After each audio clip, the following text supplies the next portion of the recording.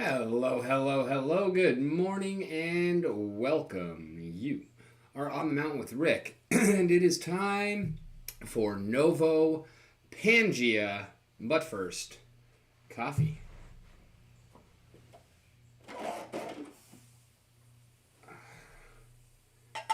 Coffee, coffee, coffee, coffee, coffee, coffee, coffee, coffee, coffee. Yay, it's fucking good.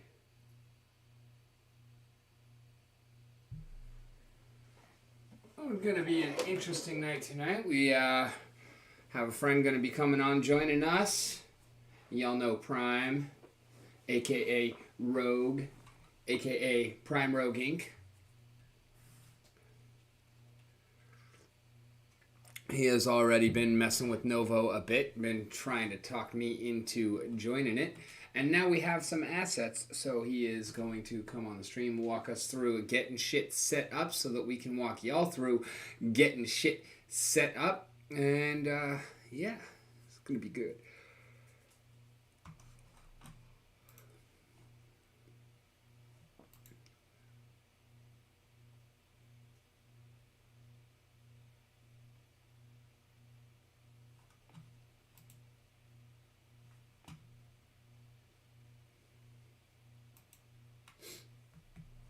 And aside from that, we're just going to go claim some shit, hop through some faucets, maybe play a little bit here and there, maybe write some shit for Dragon Memories.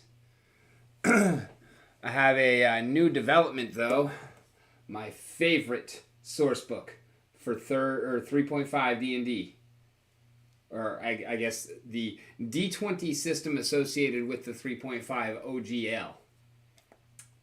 I got my baby back. So the next couple of days I'm going to be doing a lot of reading, a lot of writing, a lot of remembering where shit was in my timelines and shit like that. So I'm very, very stoked.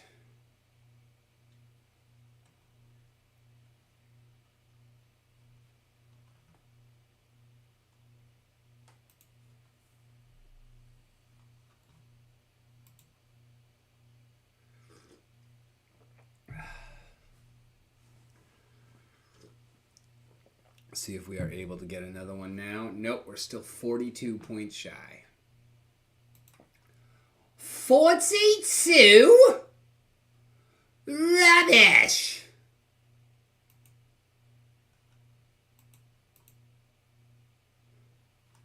Let's show our last rewards. Ooh, that's a legendary. Oh shit, we got 2 copies of AZR!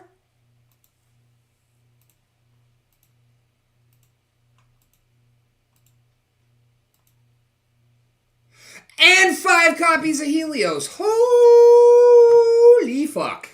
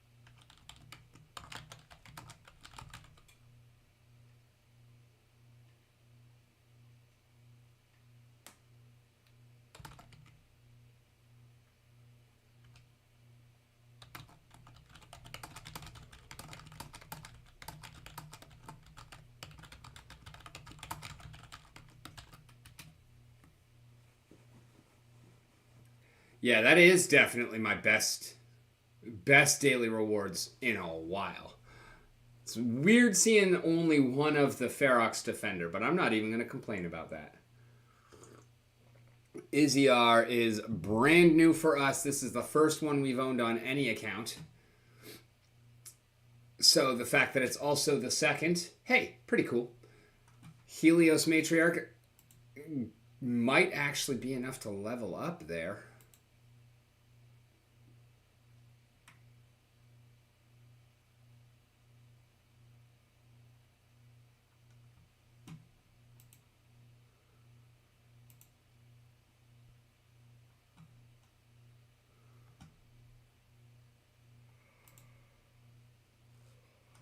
Oh, you're not even close.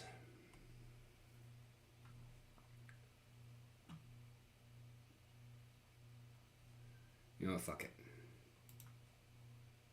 Just do it. Just do it. Don't care.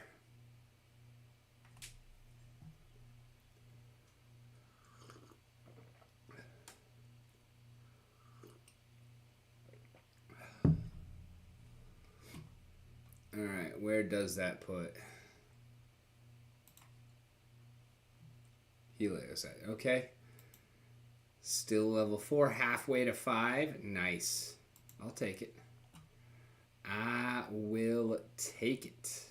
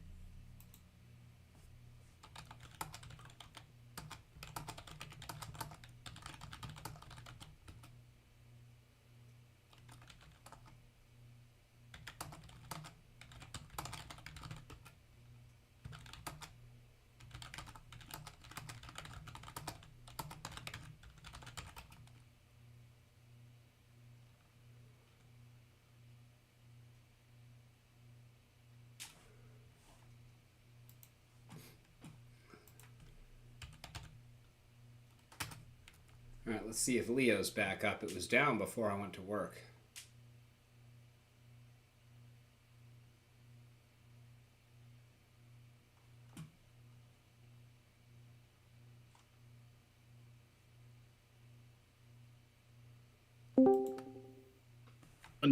Check. Yo, yo. Good evening, Rick on the Mountain. What's good? Dinner. Because I literally just finished cooking it and I'm coming to eat on stream before we chat about a certain game or two. Oh, and now I have sound, so let me mute that like a professional would. There we go. It does help to eliminate the echo chamber, so that's good. It very much does. Some when you're at a booth and people are telling you it's not from the booth, but really it is from the booth. All right. So, what are you looking at is this your... Oh, no, this is... Okay. Yeah. Sorry, just a little flustered here. Do you use StreamYard? I have not. Oh, did you know that if you just have one person on, it's free for 10 hours a month? No, I did not. Yeah, I actually think that's a pretty cool feature of it. I don't know if it's just the first month, but I mean, yeah, that sounds like not a very cool feature because Discord is free for multiple people all the time. Mm-hmm. But StreamYard can auto-broadcast to other channels. I'm trying to get some people over here. Give me a minute. Like what? Like Restream does? Which is also free? Well, I did not know about Restream, but yes, sir. Exactly that. I mean, that's all how right. I am currently on Twitch and YouTube. Oh. Do you know how I can stream from my phone? Streamlabs can do that. So I can't just dial into Discord and share my screen and you can show it, can you? Yeah. Hold on a sec. With Rick on the, and we talk all things Nova Pangea. And full disclosure, audience, I am currently employed by Nova Pangea as their lore person, head of lore. As we talk all things Nova Pangea, at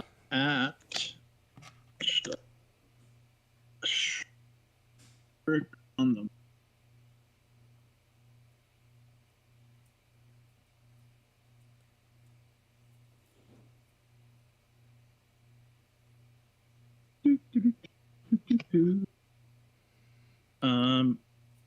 Yeah, let me just get set up here.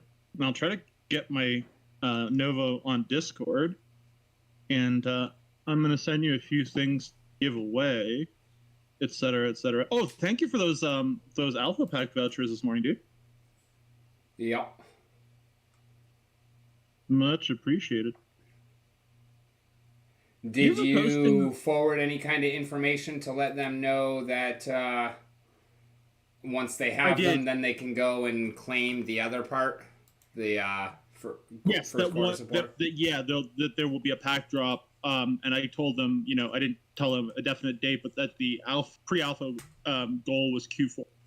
Okay, that's not what I was asking about, though. I mean, the fact that right now they can go to the wax address and claim the Q1 supporter, or the first quarter supporter. I believe I did, okay, but cool.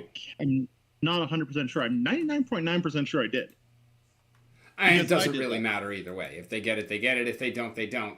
It's cool. But I'm just like, I realized as I was on my way to work that I had forgotten to actually give you, or to tell you, to kind of pass that information along. I'm pretty sure I did anyway. So I think we are good on that. Good. Yeah. I'd have to look at the VOD, but I'm 99% sure I mentioned it because I was looking at it at the same time while talking about your project. So in that respect, I'm almost certain I did it. Cool. So what wallet should I send you just use one wallet, right? Okay. No, giveaway wallet is rickotm.gm. rickotm.gm. Well, you're going to get some eclectic stuff tonight.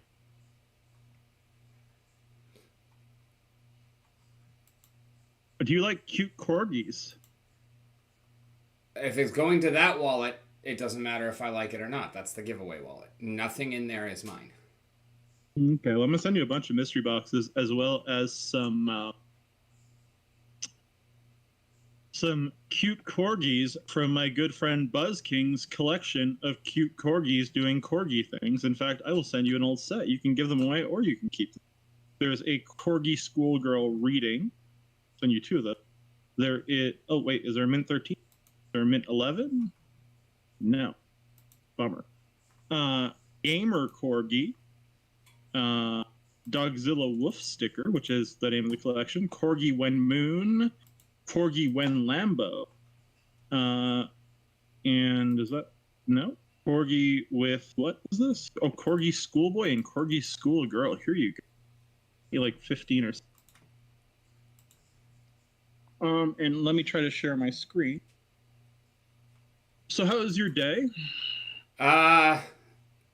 Decent for a while and then frustrating for the rest. I'm sorry, dude. It's all good. It's just work shit. Yeah, but still. How would I share my screen if I have to have Discord running? You share your screen on Discord?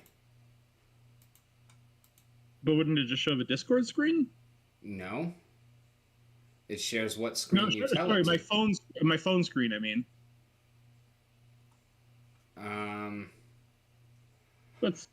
don't know. I've never shared screen from a phone on Discord, but I'm sure it can be done.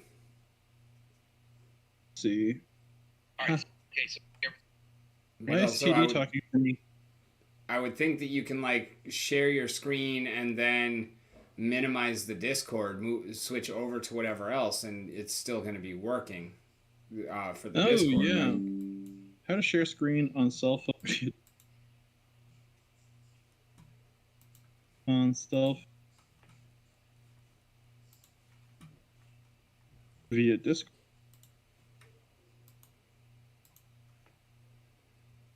So you're playing it on your phone? Right now, I don't have a choice because I'm having a little bit of a technical issue with the game that should be fixed when they launch the newest fix this coming week.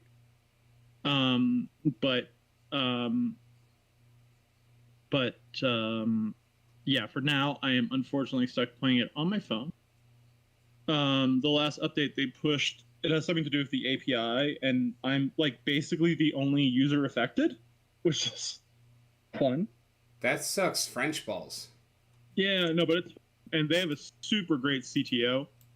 And it would be fixed already if he wasn't working on the PFPs, the founders' PFPs. Yo, Bushwhack, what's up? Yeah, we got Bushwhack, we got Walk the Grid, and we got Yahoo tonight. Interesting. Turn the voice button, and then swipe up from the bottom and select the share your screen option. Share your. Oh, and apparently I can ask. We'll see if it works. Because I have assets in quite a few of the realms. So, let us see, good sir. Well, I am a traveler of both time and space to be where I have been. Bam, bam, bam, bam, dan, dan, dan, dan, dan, dan, da, da, dan, da, da, dan, da, da, dan, da, da, da, da, dan. Please tell me you know which song that is.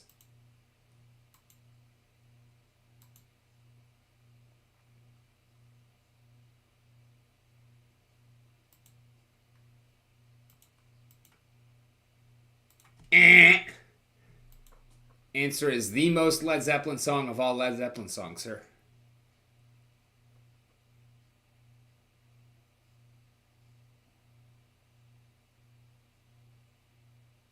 So it seems that if I'm streaming from my phone, I cannot also be on my Discord, but that is fine.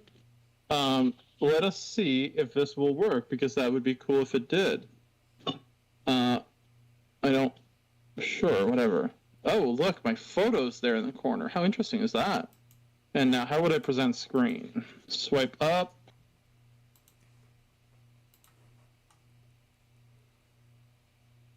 Oh, mobile screen share is here. Try it out. I want to start now, yes. I'm sharing my screen. Switch to other apps. How do I do that? Okay, yeah, I see you. Yep. Looks like it's all working. Can you see me going to novopangea.io?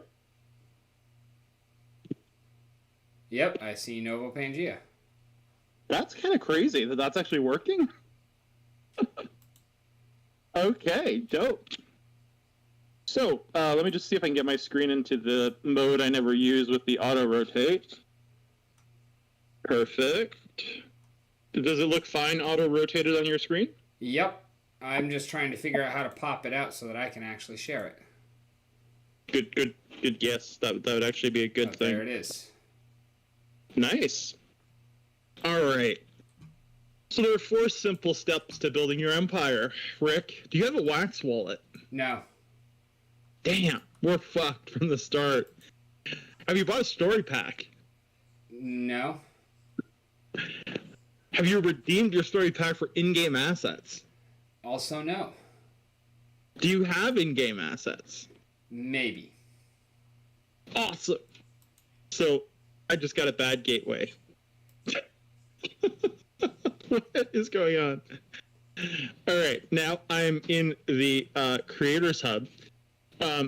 So this is really interesting because you'll see that in the game there are Creators Packs and Writers Packs, right? So this is like kind of the Sophie's Choice element of the game. In as much as the packs contain cards, and the cards hold different values in something called creator credits. Oh, let me post this in the Nova Pangea Discord too, that we're live. One sec. Because I have an admin role now there, so I realize I can spam general with something like this. So, oh.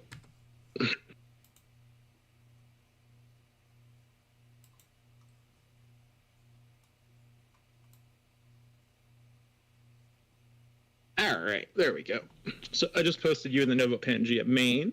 So as you can see, I'm basically, and it's kind of hard to see like this, so maybe I'll do it like this. Okay. So I'm scrolling through the different things. In Nova Pangea, there are 6 realms. There's space, there's earth, there's time, there's light, there's shadow, and there's water. I currently have a presence. My main presence is in the space realm. I also sort of have a presence in time and light and earth, but they're not fully built out yet, so we might do a bit of that later. But what's cool about the creator credits is that when you buy the cards, you have Sophie's choice to make. Do you keep the cards and the absolutely lovely art that's on them, or do you send them to the Nova Pangea treasury wallet and exchange them for in-game resources? My policy is that if it's a rare or worse, I will, in fact, trade it in. Now, I know very well that I need a land claim in the time realm. I don't know if there are any left in here, but let's go see. And if there are, I will show you how to make Sophie's choice happen. No, they're sold out. Okay. In that case, I know I need a time realm skilled worker. You have a skilled worker, right, Rick, for Space Realm? I have 2. Nice. So I'm going to get you a 3rd, and I will send it to you. But I'll get 1 of each. So, just got to find the skilled workers. And what's cool when you get them right now from the marketplace is that you can either get a level 1, a level 2, and I think there might even be level 3s in there. I can't guarantee that, though. And the time realm skilled workers are sold out, but the space realm ones are not. So let me get one of those. So I'll send this one over to you. So I clicked on redeem, and this is where the Sophie, hey, Coloring Jake, what's up? Yo, is it okay if Coloring Jake drops the link to his latest pack drop in chat? He does the awesome AI art, and he just dropped a really cool animals pack. Okay. So yeah, feel free, Jake, if you want to drop it. So now I'm looking through my cards, right? And you see how there's an amount of points below each one of them? No, I don't. Oh, okay. Because of the fact that you're on mobile, like, I can't see shit. Like, I see your screen and everything being shared, but no, I can't actually make out details on it. Okay, well, so this is kind of how it works. So you basically, I need 13 creator credits here to get a space skilled worker that I'm going to send to you. So I'm going to use a 10 creator credit refund that I had from redeeming other credits in the past that I just selected. And then I'm going to go down to my common cards, which I know are worth 1 creator credit each, and of which I have an absolute ton of duplicates. And I'm going to select 3 of those. I just don't want to pick a good mint. So here's Time Realm, Decodrix, who is the main character for the Time Realm in the game. I'm going to pick off-color Decodrixes, and that means Decodrixes that are not of the color that we've assigned to the Time Realm in the game.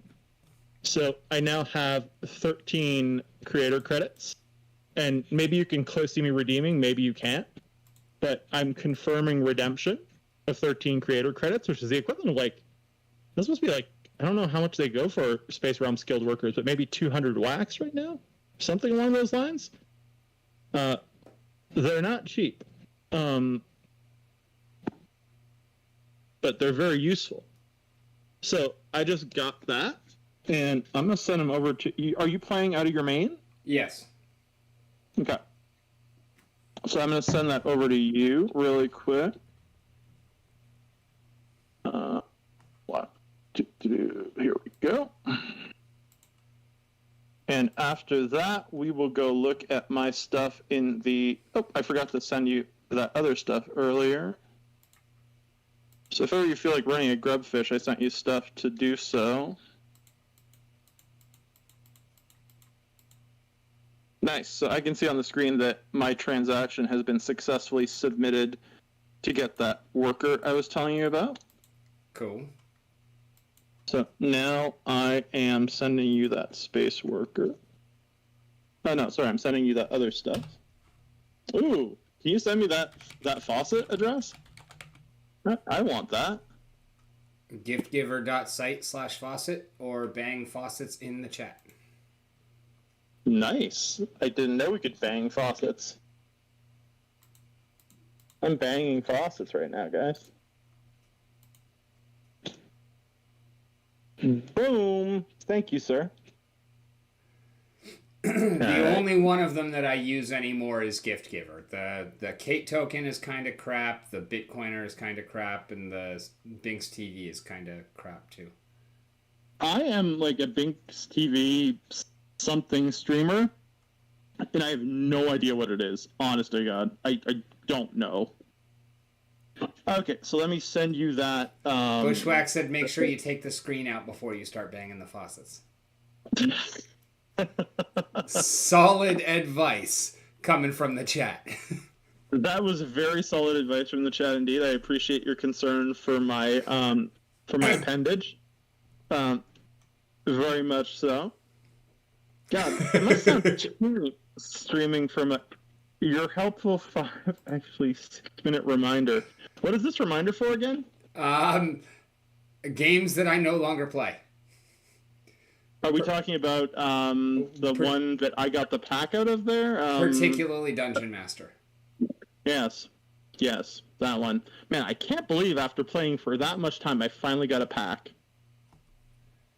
I can't believe it took you that long to get a pack. I got multiple packs in each season. Wow. I must have been massively underperforming. Alright, so I just sent you a skilled... Oh, no, I did not send you a skilled worker. I was going to send it to those... Liar! Uh-huh! Liar! Never!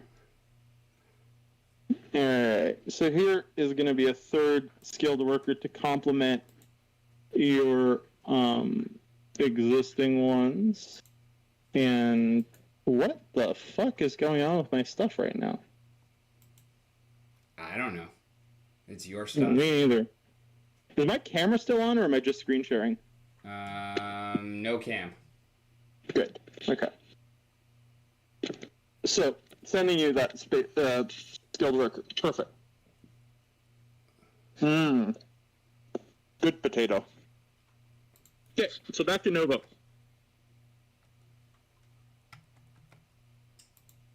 That's how you use creator credits. So most people will open packs, get creator credits. I think some will burn all of them, like including legendaries, which I just find absolutely tragic because the legendaries are so beautiful, the legendaries and the mythics. But I refuse to do that. I will only burn up to rare, and even then, not always. But I think we're about to land in the Space District, in District 9. Yes. This is Space District, District 9. Wasn't that a movie? Yes, it was. And it was a very horrific place in apartheid South Africa as well.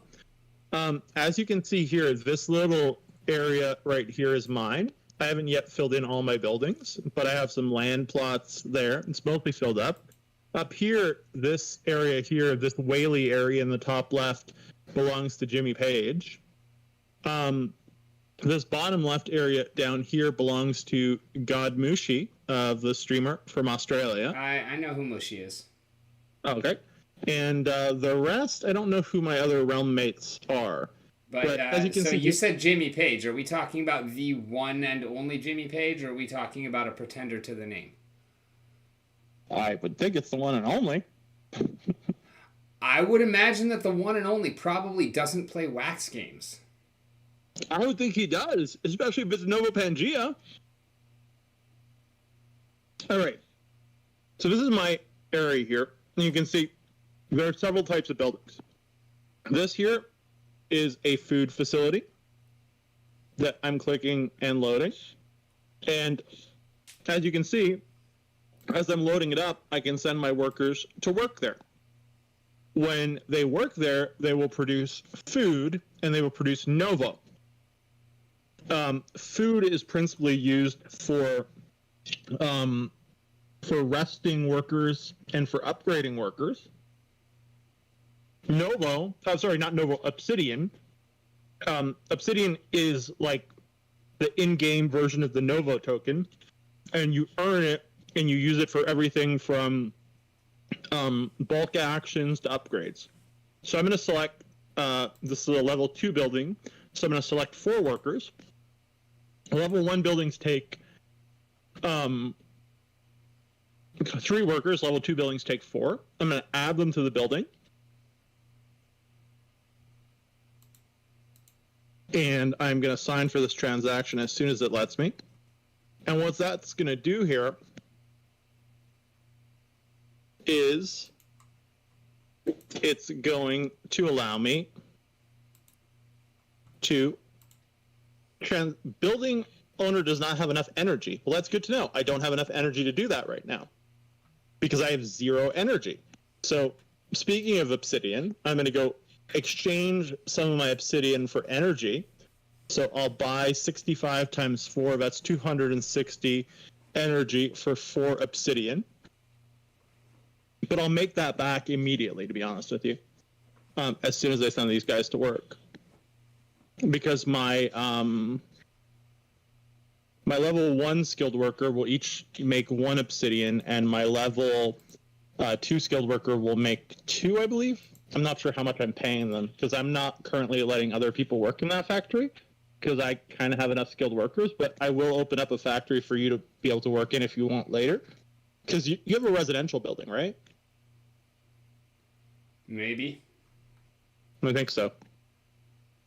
So I'm adding those 4 skilled workers to the building. And I am going to sign.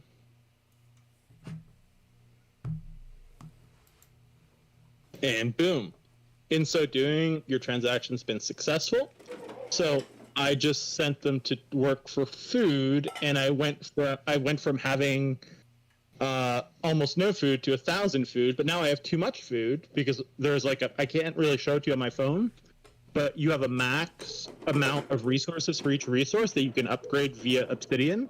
So I'm going to sell food, and I'm literally going to get the obsidian that I spent to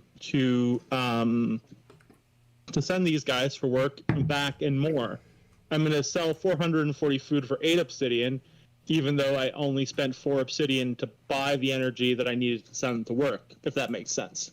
Mm-hmm. So you have 3 resources. You have energy, you have building materials, and you have food. So energy sends people to work, food rests people, and building materials are used to upgrade buildings and such. So the iteration of the game right now, until we have the Founder's Passport and PvP and realm-specific resources, is essentially accumulating obsidian, which you can then either stake in the town hall, or if you want to dump it and just exchange it for token, that's up to you.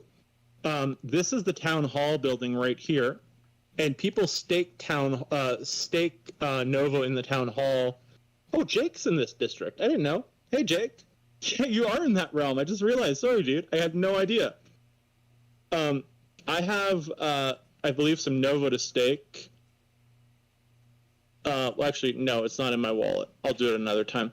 But basically, one of the interesting elements of this game is the more people stake in a given district, the higher the town hall.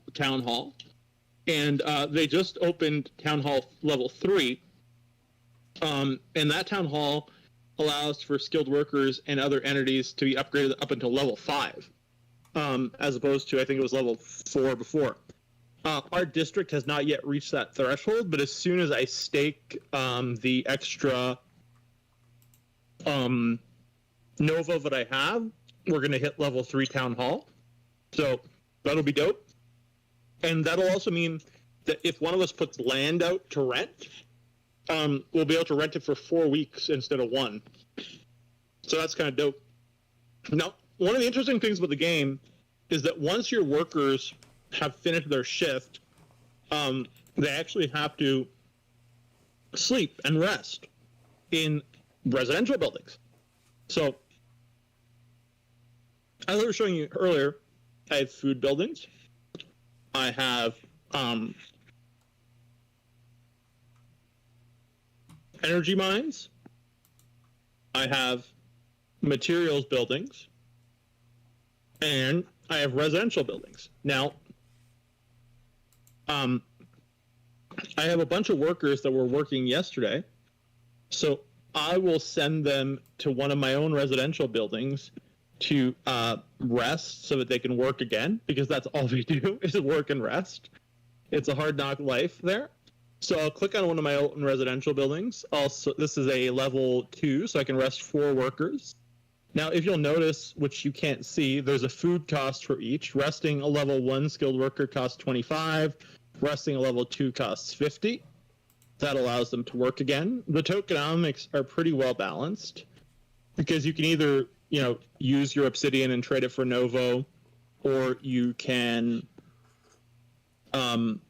use the resources to accomplish the game functions, which will then go on to earn you more Novo. So, just going to rest these guys, and they will be ready in... Let us go see.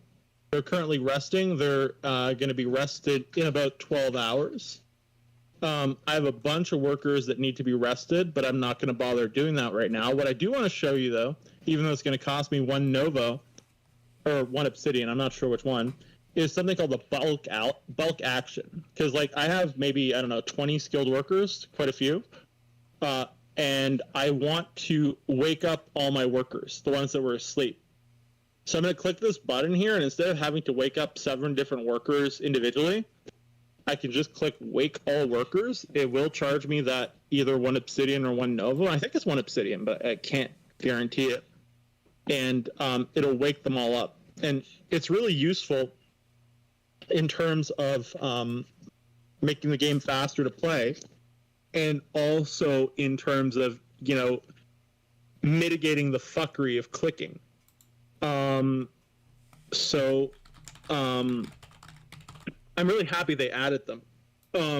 But there's going to be a new update pretty shortly. I don't have the exact date.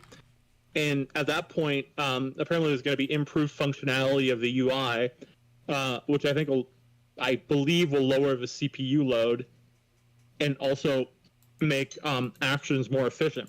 But I want to show you one last thing before we look at your stuff and take any questions you might have. So now, as I was mentioning to you, I have a presence in a few different realms. So when you set your home district, mine is Space District 9, right? You can have stuff in other realms, but to go to other realms, you need a travel pass, which some of you can get on secondary, or you can get with creator credits from the store. So you like Time Realm, so why don't we go over to Time Realm, and we will have a look at my very limited assets there. Oh, that's a dope trailer. So on mobile, to get there, all right, I'm zooming back out. This is the entire world of Nova Pangea. As you could guess, it is a Pangea. Space up top, Earth to the left, shadow, time, light. There's a kind of crossroads in the middle where all the realms meet. Now, we're going to head over to the Time Realm by clicking on it, because I have a travel pass. And we are going to go to District 3, which is where I put my stuff in the Time Realm. I have very few assets there, to be completely honest with you. And very few skilled workers, so I'm going to have to pick some off of secondary at some point. So if you look at Time Realm, it has a completely different vibe than Earth Realm.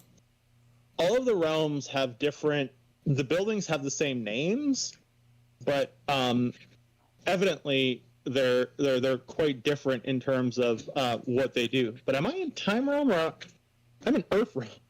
How did I end up in Earth Realm? Misclicks. I have no idea. So yeah, that very much looks more like Earth than Time. Yeah, and Earth, the treehouse residential buildings are super cool. I like them quite a bit. But we're gonna go to Time actually. Time actually, dude, the buildings in Time are really cool.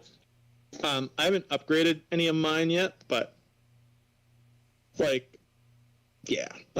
So look at this, man. I don't know if you can see my screen very well, but these are the Time Realm buildings. They're like this weird postmodern vibe going on. I dig it. Yeah, and so these should I go Time for my home then, or should I go space? Because I've got more space. You should definitely go space right now because I don't know how we can get you into Time realistically. Because Time, like, the land claims are all sold out, and there won't be any more land minted. So unless you can find cheap land on secondary, or I mean, I can hook you up with one of them, like we talked about at some point, but like it'll be really hard at this point to get into Time,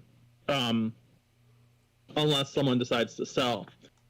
But so I have 3 buildings over here. I have it's really hard to click on my phone, sorry. I have a Time Realm material. Oh wait, that's not even mine. Where is my stuff?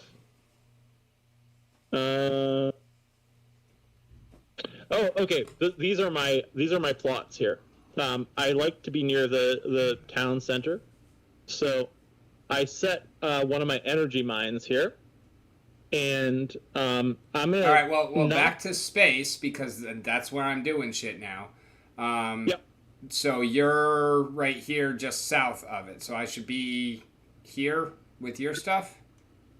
Why don't you place it right next to my stuff on the back line, or on the town hall, so you can see it better, like next to the food realm building on the left. You're welcome to place it in the middle if you want, but it might get drowned out, which is the issue. So you might have trouble finding your building. If you place it, just keep hovering left and back towards the back of the screen.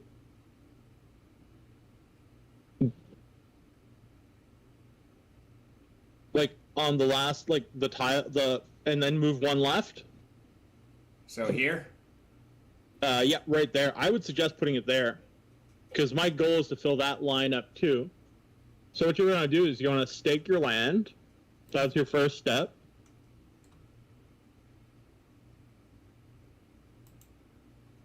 Yeah, so you can only change your district every 30 days, your home district. But if you don't have any land anywhere else, you can't really put a home district anywhere else.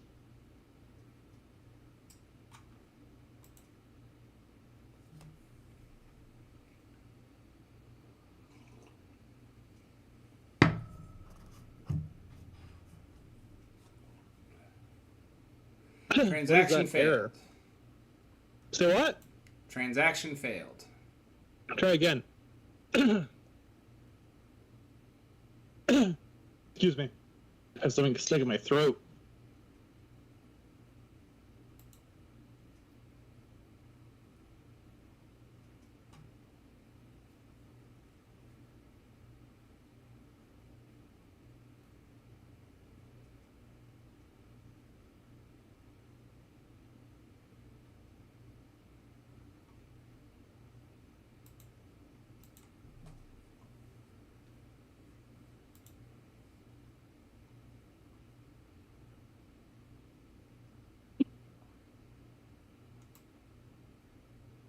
Nice. All right. So now you can click on the square where you just staked your land. You need to get your land ready. So set rent. I plan to be the building owner. Yep.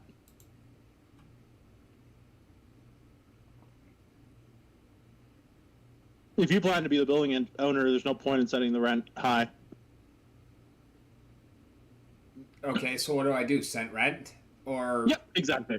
Yeah, after you click I plan to be the building owner, you click set rent. And there should be like a little dome type thingy that's going to pop up there in a sec when the transaction's confirmed. Sometimes you have to refresh, but not always.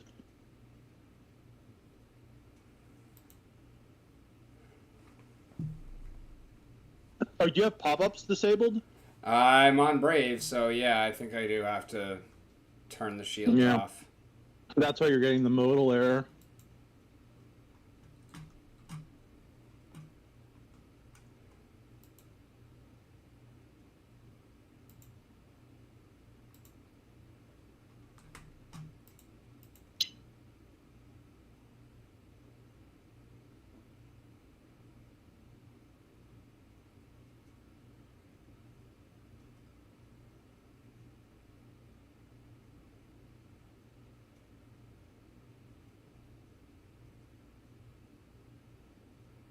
Ah, yes, we already have a 1 lit up there. Dope.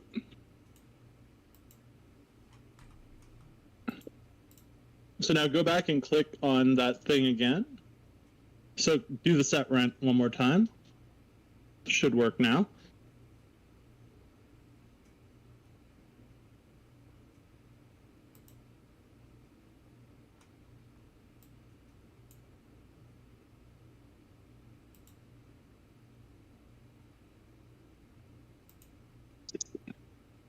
Dope. So you need to click on it one more time. There we go. Occupied. You own that now. And you have an energy mine. Dope. Okay. So stake your building.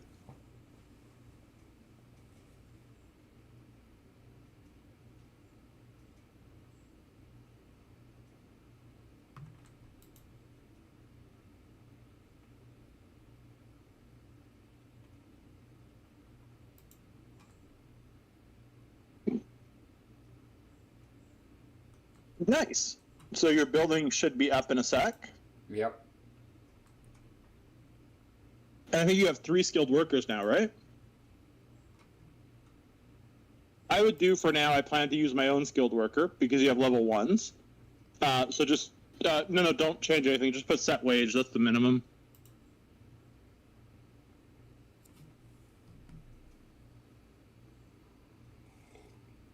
You don't want to pay them more of those. You'll just be burning yourself.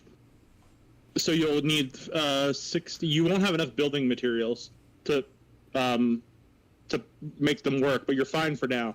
So just click set wage. Dope. All right. So now the wage is set. Go up and click on the bottom left on the little. You should have a third. Oh yeah, you do have a third. Where was your third one? I just sent you one.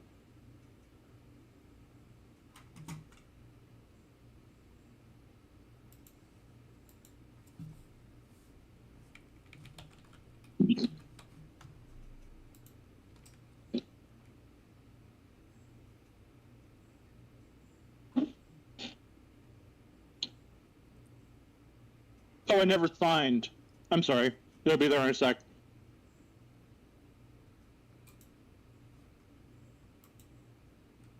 So your level 1 building is going to have a capacity of 3 workers. So that third worker is on its way. Give me a sec. There you go. So you should have it now. Transaction failed. The fuck? I was gonna say, yeah, I definitely don't have anything new today. The last thing I have is Loot Forest, the time one. Oh, now it should be sent.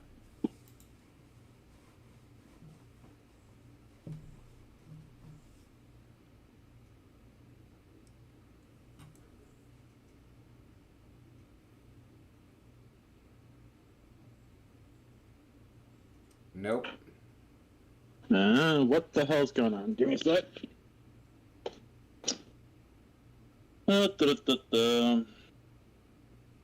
Transfer. Rick. Boom. How about now?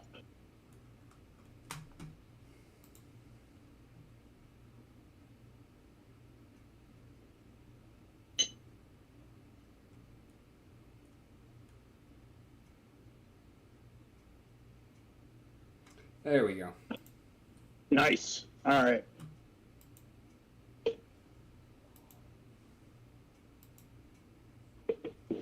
So I think you might need to refresh the game.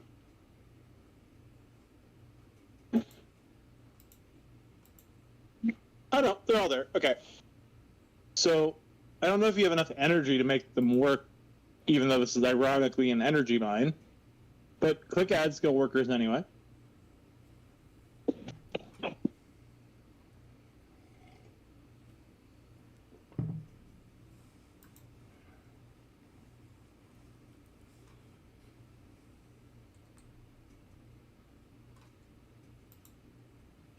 No, I don't have enough building materials.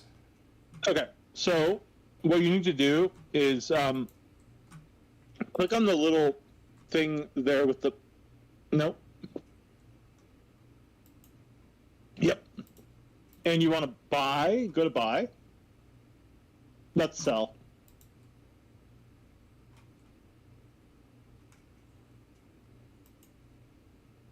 So buy 60 should be enough for 1 obsidian.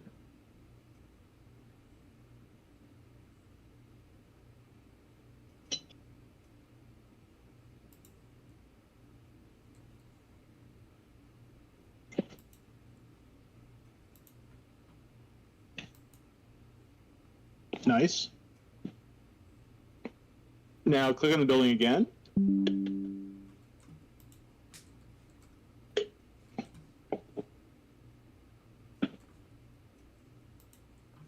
Select your 3 workers and add them to the building.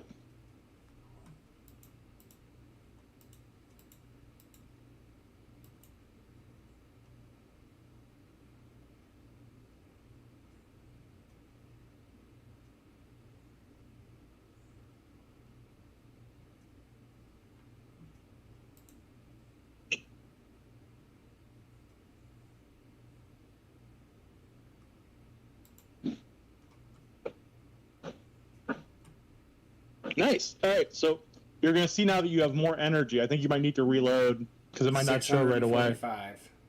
There you go. So how much did you have before that? 1690, somewhere around there. Yeah, so if you go back to the sell screen,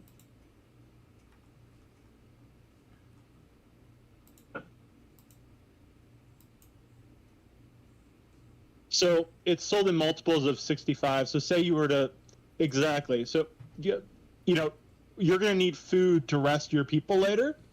So what I would do is, how many obsidian do you have now?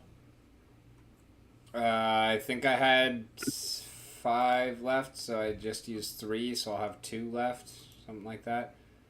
Yeah, that sounds about right. Oh no, now I've got 8. Oh yeah, no, because your guys earn the money. Yeah, right. You got 1 new obsidian for each guy. Plus, you got the energy, which you can also transform into obsidian. Which I just did, which is how I have 8. Oh, you just bought the obsidian. Oh, my bad. Okay. Right, because you don't pay your own work. Sorry. That's just kind of funny to me. So you're going to need food for tomorrow. So this game is all about resource balance. So your main priority with what you have right now is I'd buy 220 food. Okay, that works too. That way I've got enough to feed everyone twice. Yeah, pretty much. It's only 25 to feed them, actually. Oh, okay. So you have 3 workers. You only need 75 to feed them 12 hours from now. Well, it's not like I'm, at or near capacity, so... No. Well, you are at capacity for your building. No, I mean, of food. It only took me up to 420. I see. Yeah. And then I need to buy building materials as well. Exactly. And then you can always transfer the rest of what you have into obsidian.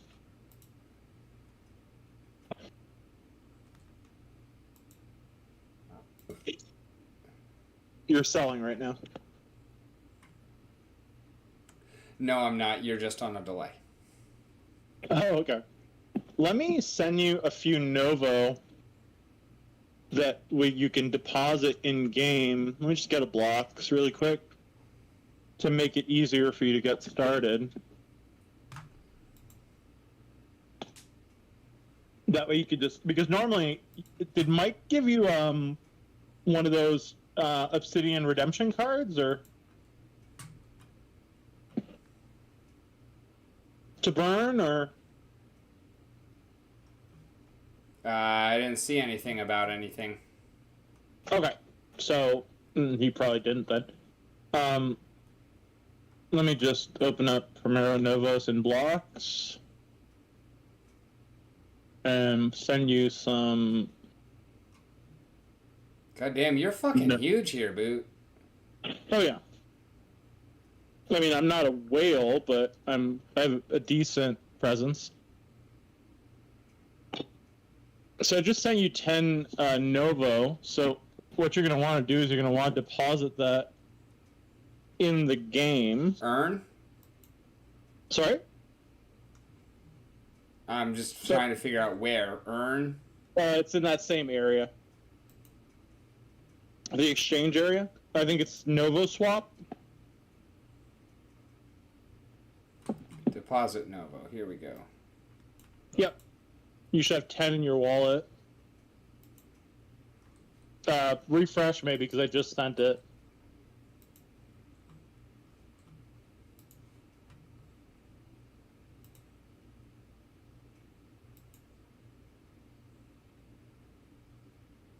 The fuck? Maybe just try clicking add all and see what it does. Or put 10 and deposit.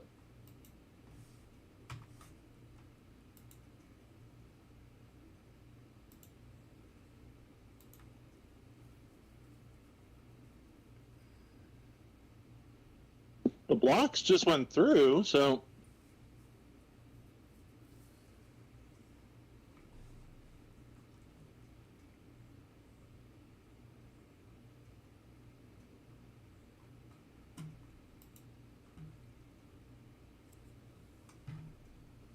And that's where it would show up right here, right? Top right corner, where the gold coin is? No, that's your in-game Novo. Go to try Novo Swap one more time. There it is. Ah, nice. Okay. So yeah, deposit your 10 Novo. Then I'd recommend switching it to Obsidian. Not staking Novo? There's no point for you to stake Novo right now. You need liquidity in the game to get started.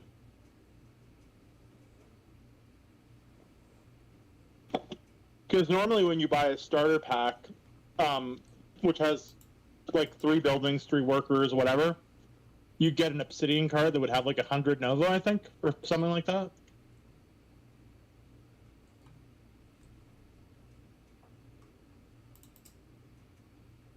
So now, yeah, you want to exchange your Nova for Obsidian. It's 3-1.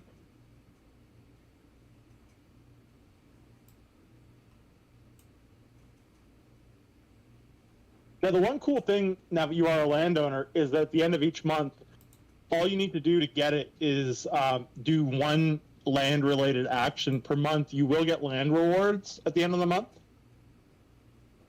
So Cool. I tend to find that pretty dope. I got quite a few land rewards last month. I got... How much did I get?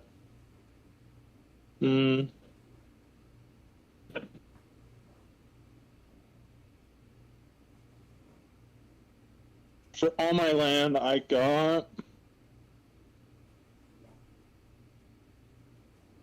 And they also just nerfed it, too, to keep the token up, which I actually... It was a good idea to nerf it, and I was telling them that before I worked for them. So, for what it's worth. I don't know how much Novo I got, because it was like, I got like 500 or 600 Novo for my buildings, basically. Just for having used them during the month. So now, basically, what's going to happen is that in 12 hours, you're going to need to use a residential building to have your workers sleep, right? Mm-hmm. And that's going to cost you food. So your cycle right now Oh, is... I don't even have a residential building, though, so how am I going to do that? Right, but you can use anybody's residential building.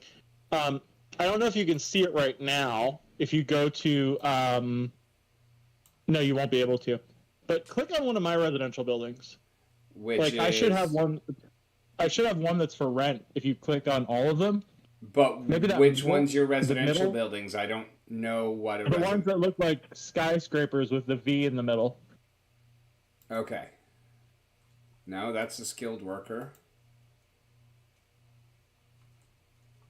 If it says not ready for skilled workers, that means I'm using them for myself. But what I was going to say is that when your workers are done, I'm going to set a building with the lowest possible rent so you can rest your workers. I just want to time it so that no one else scoops it up. Do you know what I mean? Yeah, I get you. But so, like, all right, is it this one here on the back row? In Yep, between they're all in the front rows. the gray ones? Yep, with With a the pink trim? trees. Okay. Yep, those are residential buildings. I think I have 5 or 6 of them. So I use them to rest my workers, but I'm happy to.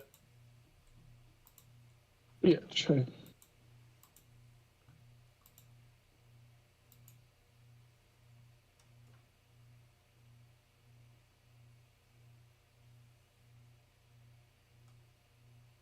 So you can see my old account there staking about 3,000 Novo. Jimmy Page is staking 5,000. He's the whale in the district. But now that I'm moving all my stuff over to Primero Novos, we should get up to the next town hall level shortly. The people with less stuff obviously have less staked. But there is a collective effort to get it done. And what's interesting is that you can always take your Obsidian, convert it to Novo, withdraw, etc., based on your resource production. So right now, let me just have a look at my phone. If I was to set the rent for one of the residential buildings as low as I could, I'm just curious as to what it could be. Because you have to pay to rent. You can't actually do it right now because you don't have any tired workers. But if I were to set... Okay, here's a residential building. Okay. The lowest you can set it is 0.5 Obsidian, which is 1/6 of a Novo. So basically, resting your 3 workers is going to cost you 1.5 Novos. I think there are already some people in the district who are renting at 0.5. If I could put it to 0.1, I would, but you literally can't. So the best setup that you could possibly have right now, to be honest with you, is 6 skilled workers total, another plot of land, and a residential building. Because then you could have two daily shifts, 12-hour rest, just work your guys, sleep your guys, and you'd be completely self-sustaining. Now you can self-sustain, it's just a pain in the ass that you have to find someone else's building to sleep in. But there are always buildings available, thankfully. You just can't see it right now.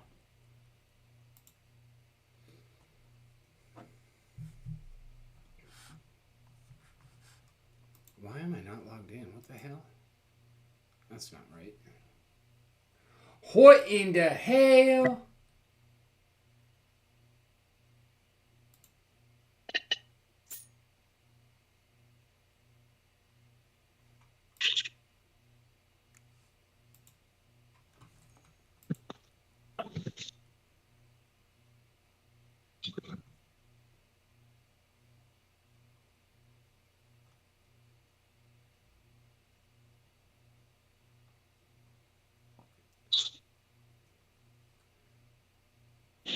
Oh yeah, and then so what is this one? Chapter 2 Writer's Pack. Oh, you have that. Okay. Oh, wait, is that...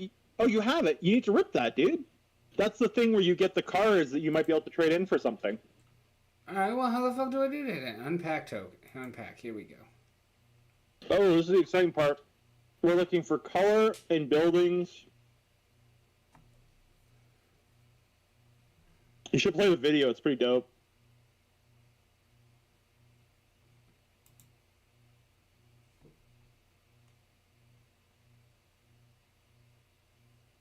Oh, did he give you one of these too?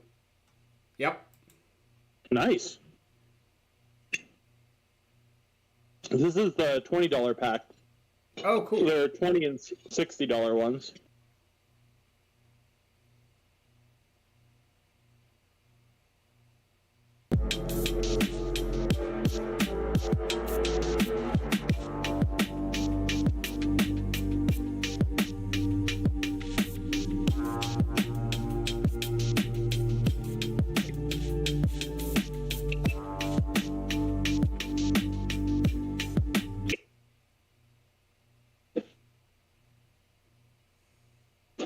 All right, let's see. Common. Go down.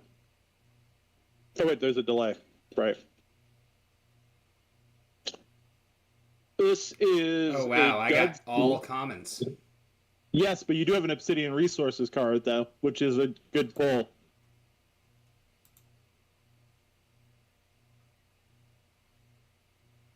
How much is that worth? I think it's 100 or 200 Obsidian. Oh, okay. You go burn it in game. I mean, how many creator credits do you have there? 10. So this is the Sophie's Choice element of the game. They're all common cards, and you have that other one too, right? What other one? The Luteferus that you sent me? Did I send that to you? You sent me one of these that's number 11T1. Oh, okay, yeah, don't get rid of that. So I think you have 4, 8, and go down. 10. You have 10 creator credits. If you want another skilled worker, if you're willing to burn all... Oh, you have a mint 9? Jesus. Keep that. I mean, the question is whether you want to burn your cards to get another skilled worker or not. What you're looking at are the main characters for all the realms. So Vibora is kind of the badass chief assassin of the space district. Amanzi is kind of she's the ruler of the water realm. And if you look, there's a turtle in that shot in the lore. That turtle with the thing strapped on its back is of critical importance. Taivu is the Giwa, the leader of the Earth Realm's pet, so to speak. Conchilla is a creature in the water realm that's capable of doing something that I can't tell you right now. The Umina card you have up there, is that the orgy card, or is that what we call sexy time? I can't tell. Does it look like a bunch of people fucking? Kind of, yeah. Yeah, that's the sexy time card. The legendary of that dude is so dope. Creati goes crazy when someone pulls it on a pack break. But yeah, that's the kind of tough choice when you're playing Nova, is whether you want to, because the art is so good, as to whether you want to get rid of them or you want to get resources or not, you know?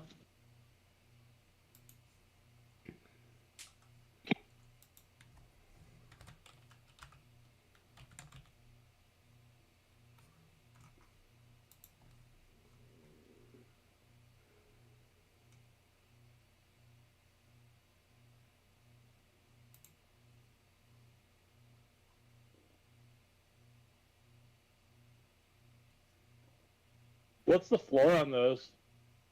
211, looks like, for a time realm. And look how steady it stayed. Can you go, I'd be curious, what's the all-time... Oh, no, they're one selling at 500, okay. That makes more sense, yeah. But they've stayed steady over the last month.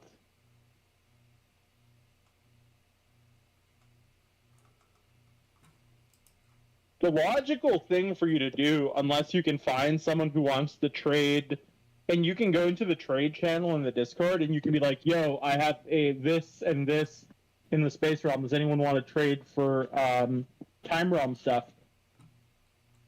That's one option. The other option, the most logical thing to do, is gradually expand your empire. On Nefty, you can actually buy things with Nova, which is pretty dope. Cool. So you can use your in-game reward. What? 175 wax for workers? That's a level 3 though. You're seeing on the left. That's actually that's newest. It should. I think the floor is probably about 150. I would think. Yeah, 160. Still too rich for my blood. Yeah. Like, Yeah. Because the payouts are pretty good. Yeah, 160. yeah, so it's going to be a long time before I can actually build anything with this, but... Well, yeah, in the meantime, though, it is passive income generation. I mean, you'll be able to make... I mean, I can also send some of my skilled workers to work in your factory when there's no one working there. So when you renew your rent contract, I just thought of that since you only have one shift going. Because if I send my workers over, just pay them the lowest wage, which is 1 obsidian, and you'll be getting more than that in resources. You know what I mean? And you also won't be paying to rest your workers. So you can kind of like double up if I send my guys over, if that makes sense. Okay. So when you renew your rent contract, instead of putting it, I'm using my skilled workers, just set the wage at the lowest possible thing, and I'll make sure that I always send my guys to work there, my level 1s. And so the wage is what I'm paying you to work, but then when you guys, basically, they work their shift, they earn their wages, anything that they produce, I keep because it's my building. And yeah, and then there's always more more obsidian produced than what's taken up in wages. Unless you're stupid and you decide to pay me like 2 obsidian a shift, then I think you won't be breaking even. But you're always at least doubling your money when people work in your buildings if you set it to minimum wage. Okay. I mean, this game very much reflects the oppressive dynamics of neoliberal capitalism. Like, your workers work 12 hours. Thankfully, they get to sleep 12 hours. And then they go back to work. That's their life. So there's a certain bleakness, which is being raised. Let's be realistic, though. Yeah. I would give anything for 100% of my day that is not taken up by work to be taken up by sleep. Oh, God, yeah. Like, if I could literally just get off work and sleep and then wake up and work, I would not be complaining about that dynamic. If you knew what the inside of one of these residential buildings looked like in the space realm, I'm not sure you'd be saying that. I am specifically referring to my inability to get to sleep, sir. Oh. Well, sir, like me, you drink coffee up until the moment you go to sleep. Is that not correct, sir? Decaf. That's not coffee. I think I need to pick this one up. Why? Because it's a level 3 and it's the same price as level 1s. Oh yeah, that's a good deal. But I don't have 175 wax. Nor do I. Right now. But that would be a good deal. Can't believe someone's falling a level. Is that a 3 or a 2? That's a 3. This is a 4 at 179. Yeah. There's one problem, though. That level 4 worker could not work in your level 1 building. Oh, okay. Mm-hmm. And do realize that you can upgrade your workers. So, say I wake one of my workers up, right? If you look at my screen up there in the corner. Let me get back to that. Yep. Uh-huh. It costs 22 obsidian and 132 food to upgrade to level 2. So when you think about that, 22 obsidian is like 7 novo, and 132 food is like 2 obsidian, so it's like maybe 8 novo to upgrade to the next level. So what am I missing here? I'm missing the... Am I missing the food? Really? Let's see. And 8 novo is how much?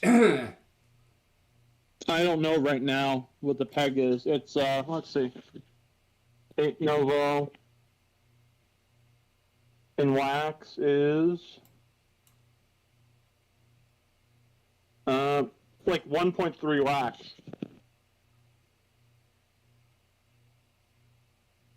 It was higher at some point, but after the first ever land reward came out, a lot of the whales seem to have dumped the token. So the token's been slowly coming back up since then. I've been picking up Novo, and they also just they just got on Taco Swap. I don't know if there's a meal yet. I need to talk to Creati about doing that if he hasn't already. Let's see, is there a meal for Novo or a salsa? There is an LP, I can tell you that much. There's no meal. It's also mint number 1985, which is a song that I'm preoccupied with. Say that again? I said that one I'm looking at, that level 3 for 175, it is also mint number 1985, which is a song that I am preoccupied with. And my birth year. Thank you, Bushwhack. Damn. Bushwhack got it. Bowling for Soup.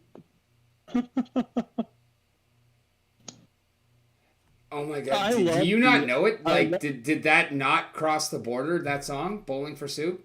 The fucking band? Yeah, it did. Oh, okay. It did. It took me a second. Okay. I was just like, holy shit, if you're actually about to hear about this song for the first time ever, like... No, sir, I know about Bowling for Soup, sir. Okay, good. I'm just looking into upgrading my worker and seeing what I'm missing. 132 fears. Do I have enough obsidian? Travel pass. Let's see how much that is. A lot. Less than people. So you need to have a pass to go to each realm. To put stuff in the realm. Or workers in the realm. But then you would still need workers for that realm. Those are cheap. That means that someone put this on secondary. They're more expensive than that with creator credits. Well, yeah, that's what I was looking at, is the secondary market, so... No, I know, but at some point that wasn't the case. At some point it was cheaper to get the travel pass with creator credits. But yeah, look at how expensive the Space Realm ones are. But I wouldn't need space, right? Because space is my home, so I can always go there? Yeah, unless you change your home. Unless I reset it, yeah.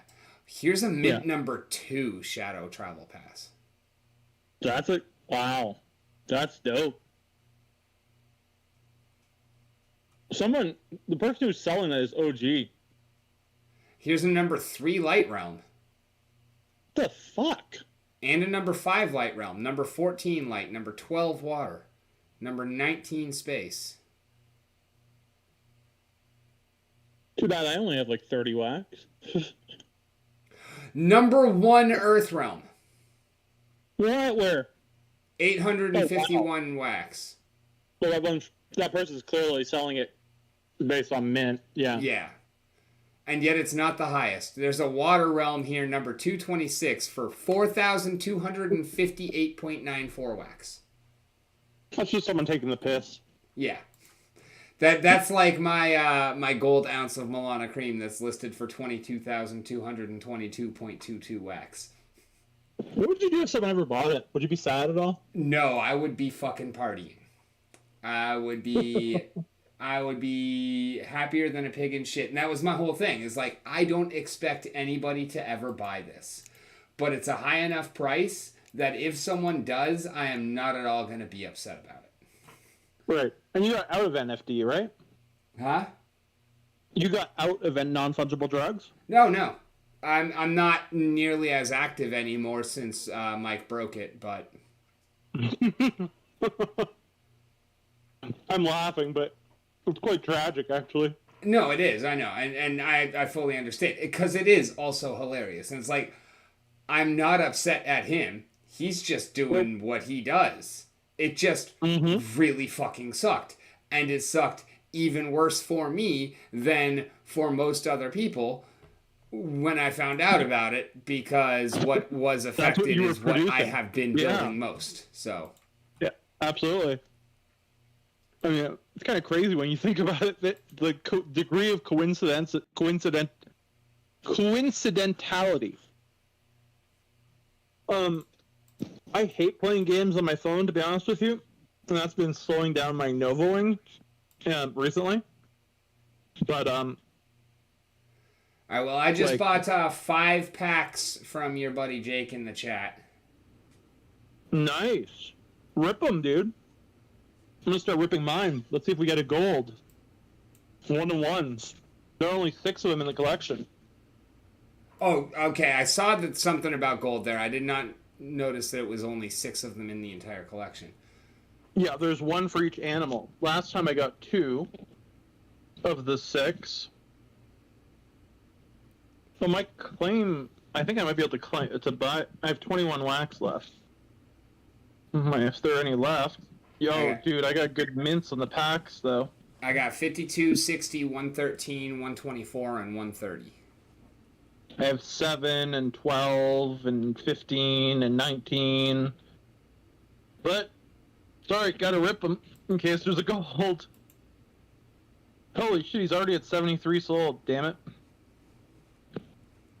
21 more. And Jake's, I think the legendaries and the mythicals are all stakeable on his farm. Oh, is it only 1 per pack? Yep. That's not a pack then. It's to hide the rarity. That is a single fucking card. A pack requires more than 1. That's one way of looking. Oh shit! I just got mint pack number 1 and 13. Dude, I just got pack 13. I'm not opening that till the end. I got 113. Yeah, but 13's my mint, and you know it. Well, it's yours too, but no, 11's mine. But I did just get Professor Whiskers number 13. Whoa, badass. Which is another common. See, Holy now shit, that I know there's only 5 or only 1 card per pack, I would not have bought 5 packs. First pack I opened. Because I'm going to end up getting 4 commons, and then I'm going to save a pack for later to give away or to sell or something. Oh, I just got Professor Whiskers number 1. Yeah, but look at my screen, dude. That's the first pack I ripped.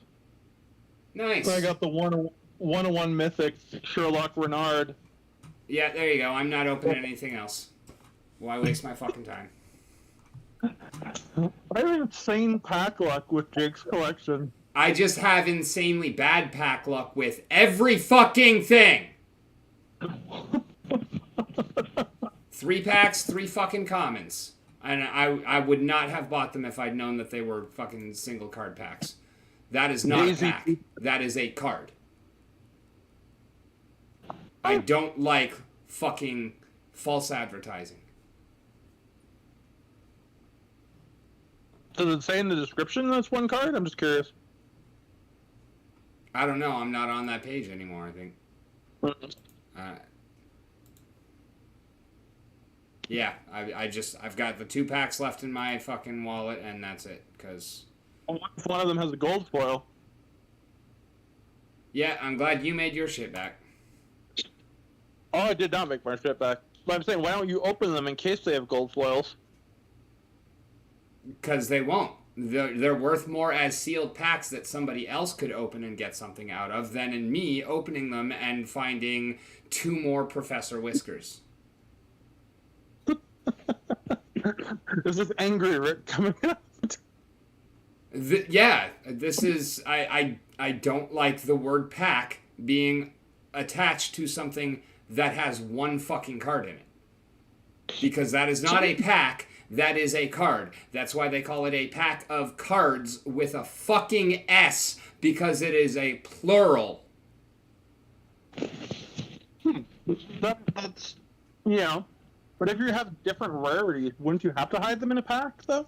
that would also be the point. Like, when you think of a pack of cards, what do you think of? You think of maybe 5, maybe 15, however many cards are in there, but you have most of them are going to be commons, and then you will have one card out of that pack that is guaranteed to be a higher rarity. But instead, I just cracked 3 packs, and all I have to show for it is 3 commons. I hear you. Well, At the very least, 3 bad packs should be 12 commons and 3 rares. And that would be 3 really bad, terrible, absolutely atrocious packs. Yeah. From the Yet Splinterlands I would feel right? a hell of a lot better about that than I do about 3 fucking commons. Especially when one of them is a fucking duplicate. I hear you. I now have a second mythic. Yeah, I see that. 101. Okay.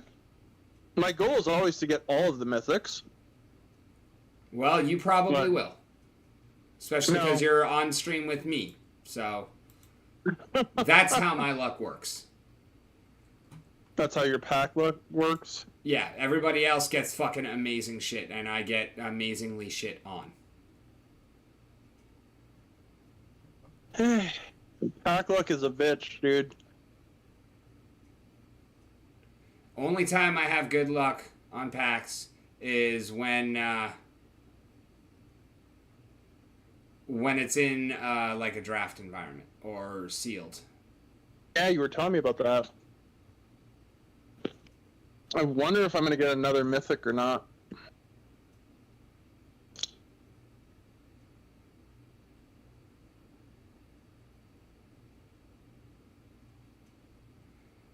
Yeah, this is why I always fucking tell everybody, don't buy packs, just buy fucking cards, because packs are never worthwhile for anybody. Fair. I mean, it depends on the game, too, I guess. Like, if it's just a brand new game, individual card prices are going to be inflated at the beginning, right? Yeah, but so too are the packs, typically. Good point. Very good point. Fucking hell. I mean, for someone who can honestly open enough packs to basically guarantee that they've got full set maxed out, like when Holozor opened 50, or 2,500 packs of fucking Rift Watchers. How much did that cost him? A lot. Did he at least get the bulk discount? Well, yeah. Okay. But, and so, like, a lot of those packs were free and whatnot. But, yeah, like, if you can actually just say, fuck it, I'm going to whale in, I'm going to buy enough shit that I'm going to max everything out, then, yeah, it could be good. But as far as, like, if you're trying to build a collection by opening packs, no, you're throwing money into the fire. Well, it's kind of crazy, because, you know, I was telling you about that quote-unquote pack yesterday I got for NFL Rivals with the super expensive card in it. Yep. I offloaded it today and picked up, like, it's just because there's a shortage of QBs. So I picked up, like, every other fucking position and still have, like, 3/4 of the myth token. Yeah, and that'll You know never what I be mean? me. What? I said, yeah, that'll never be me. The best know. thing I've ever pulled from a pack is, still on the market and actually placed on the market at, below market price. Like, 7? even with the couple of good pulls that I had in fucking Warsaken, even before fuck Warsaken, like, even before all of that shit happened, like, my shit's been on the market and nobody's got any interest in it, so. It doesn't seem like people are buying Warsaken right now. I don't know if that's going to change or not, but the fact that they're bringing out the thing where you'll be able to rent all of the cards in the deck for, like, I don't know if it's $10 or $20 a month. I don't know if that's accurate information still, but that can't really be helpful in keeping pack prices up. Yeah, I don't know. It's a clusterfuck, that's for sure. Oh yeah. I mean, Standard's a very good game. Don't get me wrong, but I'm just pulling commons now, as one would expect.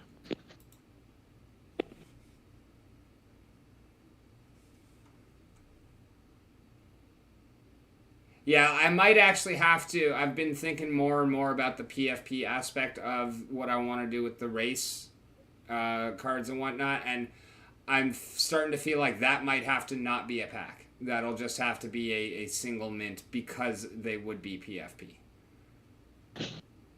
But why wouldn't you put them in a pack so that people are surprised as to what they get? Because I would also want to have people be able to choose their race. Then your best option in that case is to do an auction on the OG PFPs. What do you mean by that? Instead of selling them for a fixed price, you divide them into different tiers, and you do an auction for the highest tier ones.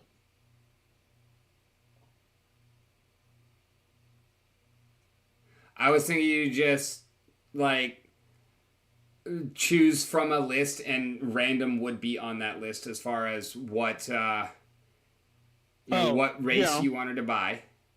So they're not separated by tiers because they should all be roughly balanced and whatnot. It's not like there's going to be some that are just better. And they will have benefits and negatives associated with each race and whatnot. But that way you could pick which race you want to be, or you could pick random and then generate your PFP, and then you would still be able to get however many more for the same race or whatever to be able to level them up and everything. So and then I kind of had an idea because I don't know how many traits we can actually include. But in a PFP? Man, ahead. you need to have Louis on. Louis from Pixel Minis. Go to Atomic Hub and put Pixel Mini in. Pixilmini. You'll understand once you get there. But what I'm thinking is like the first time you merge, say you got 2 orcs, right? You want to level up your orc. The first time you merge in another orc, you can bring 1 attribute from that orc and replace it on there. The second time you merge in an orc, you can bring 2. The third time you can bring 3.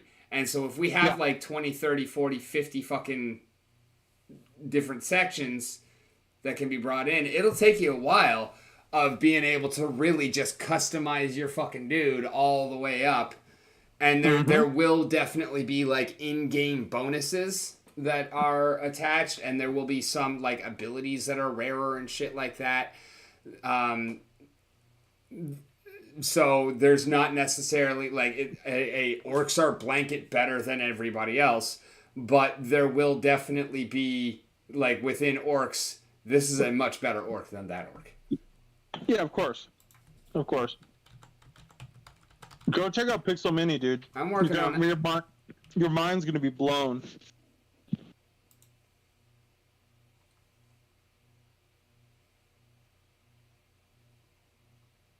Now go down to top sales all time and go click on Blythe.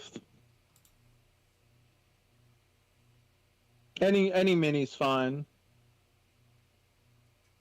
Now go down and look at the map. Well, first of all, you can scroll through all the pictures if you want.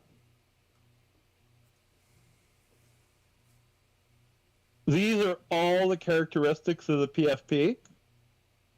Each mini in the collection is unique. It's impossible for there to be 2 minis that are the same, because Louis has basically spent 3 years creating a procedural generation algorithm that he ran live on stream with me. That basically guarantees, because look at all the permutations there are there, right? So say that there are like if you start at the top, there's a delay here. But if you start at the top, I don't know what the first trait is. It Name. might just be male, female, or something. Name, image, aspect 1, aspect 2, strength, agility, endurance, wisdom, intuition, spirit, power. Okay, well, those are independently generated. Go to the first, like, cosmetic, which would be gender. So yeah, gender is 0 or 1, male or female. So you start with two possible minis, right? Then each time you go to another category, so say hair, say he has 50 types of hair, that brings you up to 100 minis. Say there are 20 types of beard, you're at 2,000 minis. Mm-hmm. But he calculated, and there's something like, I think he said the number, if I'm not mistaken, is 1 decillion possible minis based on his procedural generation structure. Although, technically, some of that math might not be correct if he went the same way you did, because half of these from the gender can't have a beard. That's incorrect.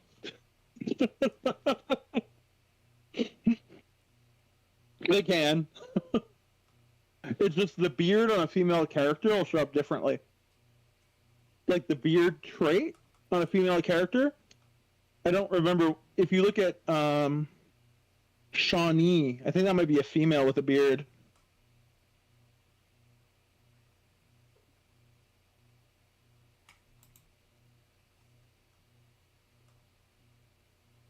Like, I'm gonna come back on my.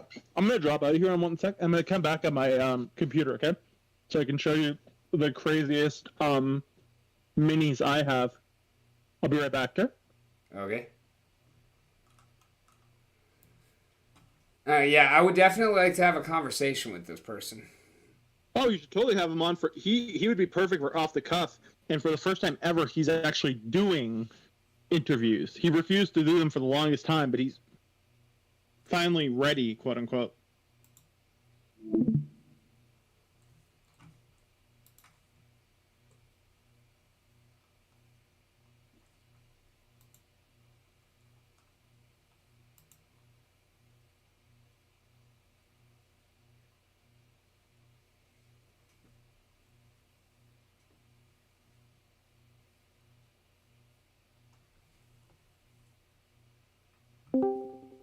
Welcome back.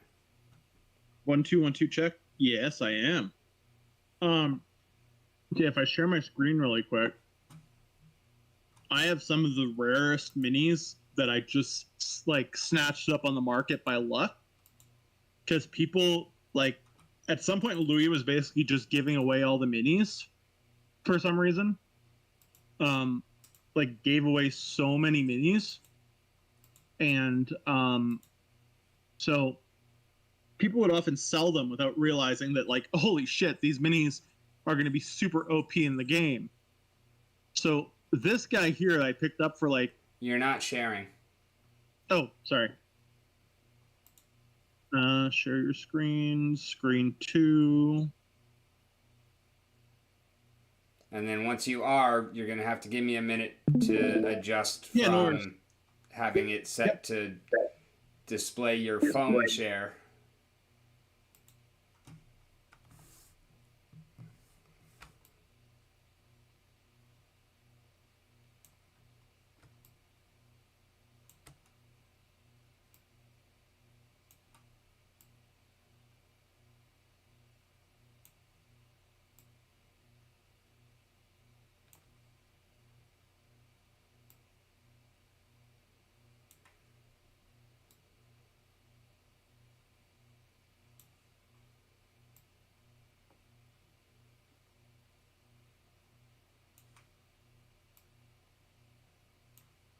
All right, now I guess we'll be able to kind of follow along with you. Okay. So if you're looking at my screen, you see the minis that have the these things have 2 special characteristics. The max points a mini can have is 42. If they have 42, they have that little asterisk here. Okay. And then the rarest of the minis are the ones that have like a colored text as opposed to a white text in the background. Okay. So all these ones that have masks have an extra bonus buff. And like I picked them all up for 15 wax, 15 wax, 35, 37, 49. But like when the game goes live, these are going to be like they should theoretically be like 300 wax minis. And this one here, which I picked up for 222, there's only 22 of these ever made for a Halloween collab with Nefty Blocks with the weird gold antler masks. And whoever sold this for 222 is a fucking moron. Because that's like one of the rarest minis around. But like, if you look at some of the decent ones I have down here, like, I mean, Jebediah here is a shit mini, but some people might want him because he has that thing over his head. But like, look at Corky over here, right? Corky cost 4 wax. This is a perfect mini. It's basically a tank. Strength, agility. Well, it's not a perfect tank, but it's a pretty good tank. It's a maxed out mini for 4 wax. Kev over here, which is, me, but, randomly generated.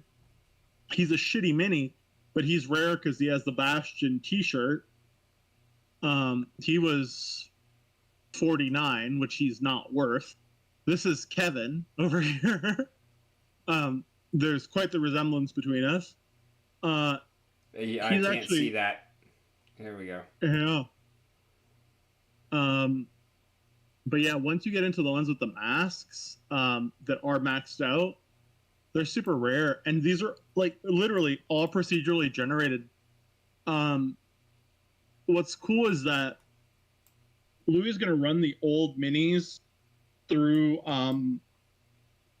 some kind of regenerator that's going to like slightly modify the card but keep all of its attributes, just kind of like modernize them, so to speak. And it won't be mandatory to do it, but it'll be beneficial in some way or another. So they'll stay the same.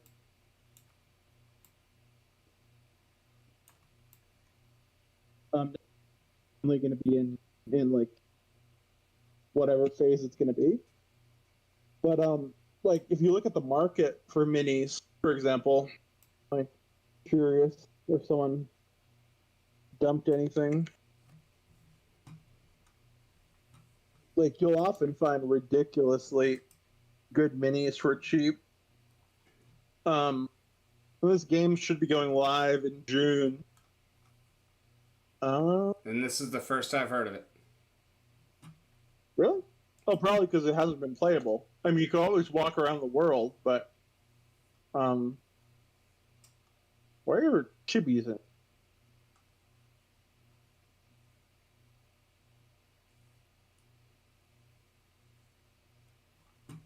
Wait till we get to the first mini. Okay. So you basically just screen for the star. But even then, Mitladius here, look at this. He doesn't have a star, right? Oh yeah, he does have a star. Dude, this is a perfectly maxed out mini for 5.54 wax. He looks badass. 10 strength. He has high magic defense. His other stats are so-so, but I mean, like, when the game goes live, this is going to be like a, I don't know, at least 100 wax mini, I think. Not financial advice. And they would be in what, Alpha 3? Alpha 2.1? What collection? I don't know. This one here is Alpha 3. But they'd be in any of them. There were 3 generations of minis. I can totally hook you up with Louis to do an AMA, but if you have 5.54 wax, you might want to pick the 5.4 wax. You might want to pick Midlet Tiatis up. I already did. Like, because if you're going to play this game, because it's an RPG too, like, let me show you something. Actually, hold on. So, right now you can only walk around the world. You don't even need. I don't even think you might need them. I don't know if you need minis or not, or if you can just use his. Oh yeah, you can just log in as a guest. But like, what he's going to be doing, and like, you need to have him on, but you need to reserve like 4 hours because he just has so much to talk about. Hold on a sec. We should be spawning in a sec here. All right, so one of my math characters is there. So if you walk around, this is like the center of the world right now. I recognize Lud Momoko. Indeed. This is the one time he was on the cover of Pixel Wax, so it's the only one that has a glass case. There's art like everywhere in the game. Space Wolf is one of his creations. He's a big fan of Super Crypto Cross. He'll tell you why Luigi's there. So this obviously he made himself, and like he has such attention to detail. They're like he basically brought another artist in to redo all of the trees and grass and all that shit so that they would be perfect, because he just didn't like the previous version. He's like he's a mad genius, really. It says prepare for battle, because in the future when you're traversing the different areas, there'll be battle or another interaction, right? But right now it's just like this is the artist who's overall. Literally, I was just saying the new trees and bushes. Give me 5 wax on my main account. Give me a second. Need to see if I have it. I think I do. One of my accounts. Block.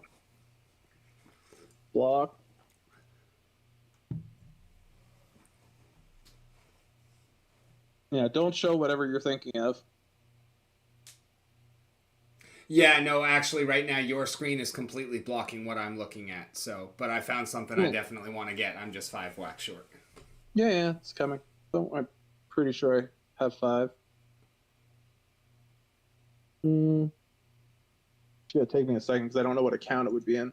No, I get you. I'm not complaining.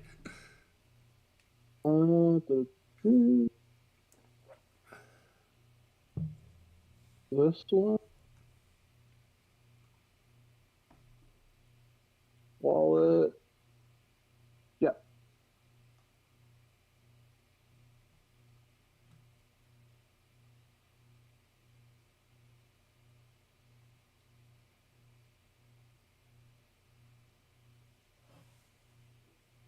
You should be good now.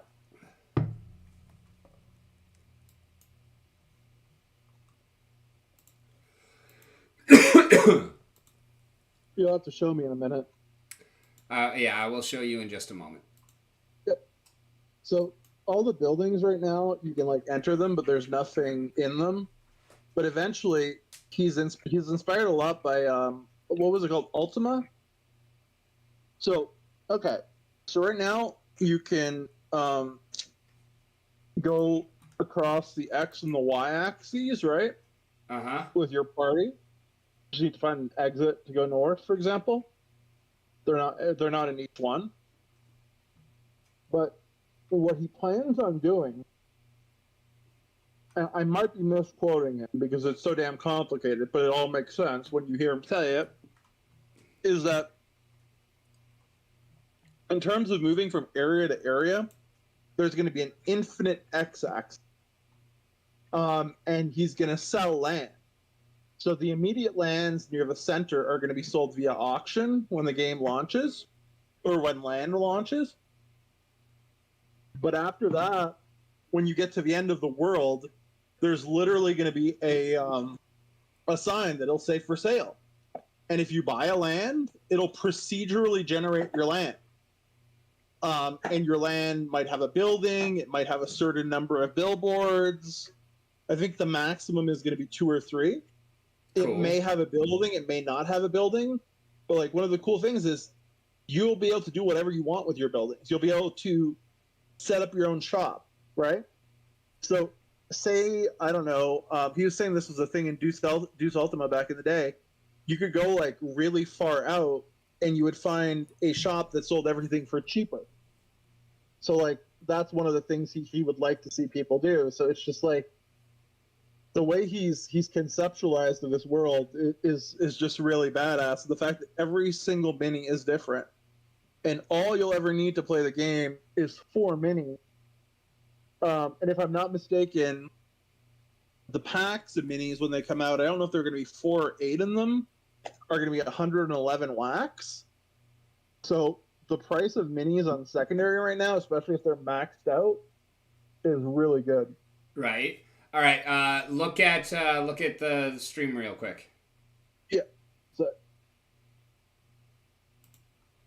Yeah. Show me. I just bought mint number 1. Well, they're all mint ones. No, mint 1 of.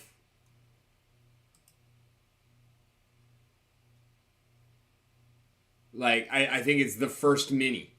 Mint 1. No, Louis has the first mini. Huh? They're all 101. No, but like you see all these have mint numbers up here. Where? Oh, on top, as in the mini they were? Oh, yeah, show me the one you have. I just picked up. Did you pick up mint 1 of Alpha 3? That's possible. You don't have the first mini of Alpha 1, but you might have the first. That would be cool if you have the first mini of Alpha 3. Yeah, I mean, maybe you can tell me what it was. I just saw number 1 and I was like, oh fuck, I'm going to get that. Can you show me again in the Atomic Hub? Or Wax Cloud Wallet or whatever?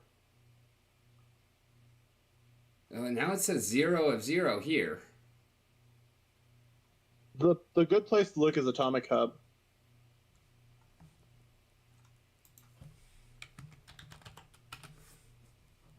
Because, I mean, since they're all procedurally generated, every mini is a 101, but you might have the first one that he minted in Alpha 3. Yeah, that's what I'm thinking. Like, Let's find out.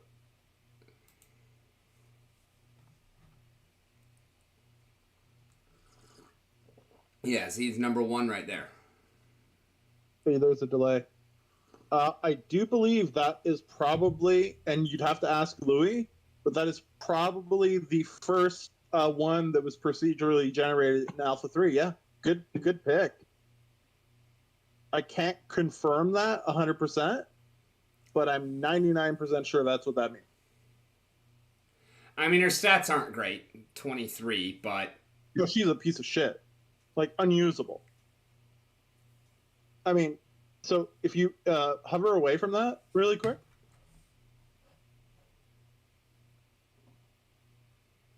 Oh, but there is one thing to note that Louis would tell you is that at some point there's going to be equipment for the minis.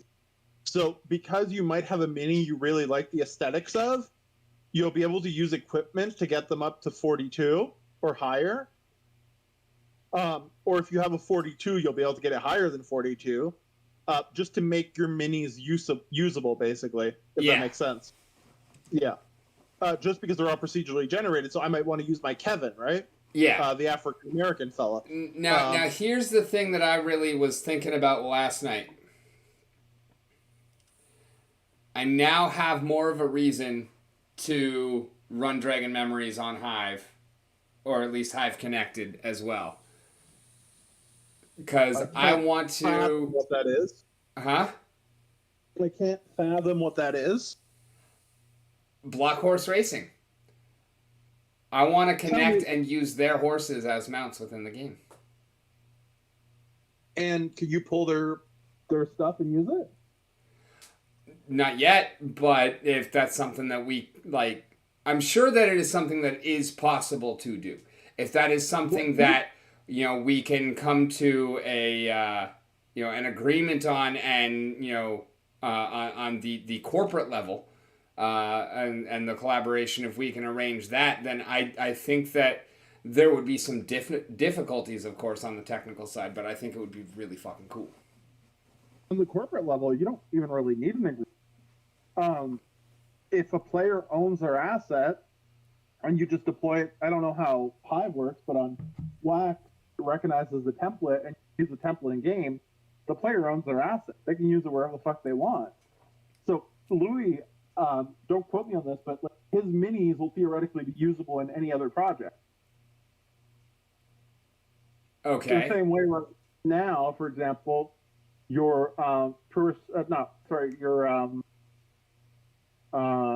Pixology characters will soon be usable on Tourist Station. Or how Splinterlands cards are playable in Splinter Forge. Exactly. And I'm pretty sure Splinter Forge doesn't have the license. No, but I think that they do have tacit permission and like the buy-in from Matt and Aggie. They don't need it though. Like maybe they don't actually need it, but I'm fairly certain that Splinter Forge was actually undertaken with the blessing of the Splinterlands team. Again, maybe they didn't actually need it, but I mean, I'd almost rather it wasn't because that would be more badass. But sure. But look at this here. So the attributes that are going to matter in Pixel Minis are basically the top 3 go together for a warrior, and the bottom 3 go together for a a mage. yeah, I mean, I understand how stats work. I mean, this is basically no different from Strength Dex Con with Int Ka. Like, Right. this is D&D character sheet that I'm looking at. IR Oh, yeah. can read. Yeah, and he's heavily inspired by that. The only thing, and I don't know, I haven't played D&D in forever. The spirit one on a warrior would be magic resistant. Yeah, I mean, it's not an exact parallel 100%. Right. But yeah, it's basically the same. So what I'm saying is that if you want the best tank, it would obviously be strength, agility, and endurance with low wisdom and intuition, but you'd also want high spirit. I don't even know if the agility is that necessary for a tank. I mean, most of the time, if you're playing a tank, you're going to be armoring them the fuck up anyways. That agility becomes irrelevant very quickly because you're just built to tank, not dodge. Except for attack. And even that is a lot less important on a tank because your tank is not the one doing the damage either. As long as they can attack enough to maintain aggro. Good point. I'm not I used to be. I'm not the biggest super nerd anymore. I'm just like a mid-level super nerd. But yeah, Militiadis there. I don't know who listed that when, but I know that I would have picked him up when I swept the floor. So it just goes to show you that for this game, man, at any point, just look at the fucking floor, and you'll find a mini that'll later be worth. I mean, assuming the project, I doubt it'll fail. I mean, he's going on NFT Gamer in 2 days, so or 1 day on the 11th. So, my point is that, yeah, I'm pretty sure these minis are going to be valuable. Yeah. Yeah. So looking back to Novo, yeah, I'm looking at, because I am in my wallet, I'm looking at these the stuff that I just got out of the writer's pack. Now I see this is Earth Realm. These are Water Realm. At first I thought that the colors of the borders were indicative of what realm they were, but obviously that is not the case because I have Earth and Water in blue and Time. I have Earth and Shadow in green. Yeah. So what does the border matter? Well, actually, that's a good question. The pure card is the one that has the right border with the right realm. So dark blue for water, purple for space. Shadow is the weird beige, I think. There are 2 greens, I believe.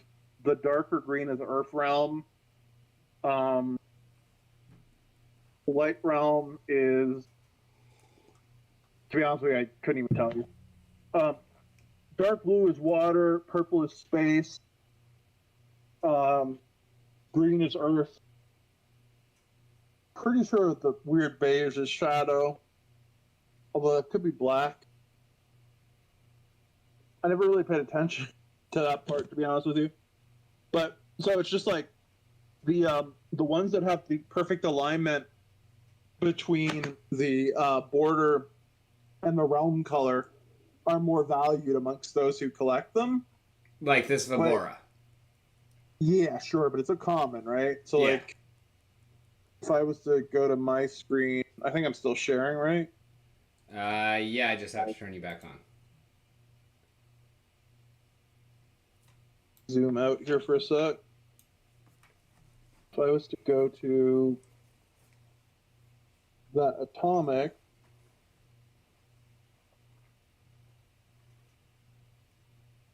and then go to my inventory.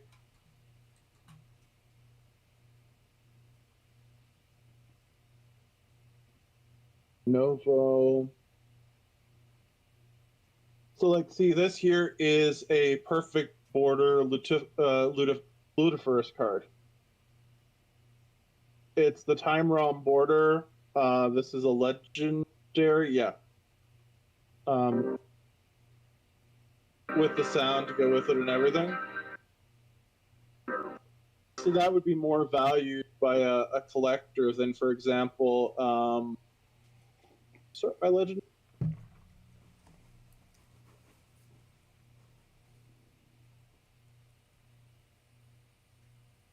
Oh wait, yeah. So this is a space realm, right? Mm-hmm. Blocks, but look at the border. Yeah, it's kind of green like the Earth. So it has the Earth realm border, but so that would be obviously less valued. But this, on the other hand, is an. I guess I have 3 legendaries, and this is a really, really important scene from the lore.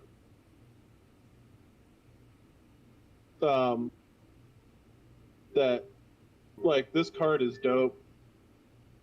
That here is the head warrior of the Earth realm, Giwa. After a certain event has occurred, and this is a really critical plot point in the lore. But yeah, I don't have any mythics, right? I don't think. No, but I do have some epics.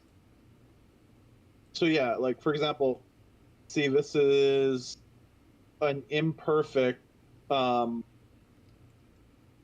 same Ludiferous. God, I can't pronounce his fucking name.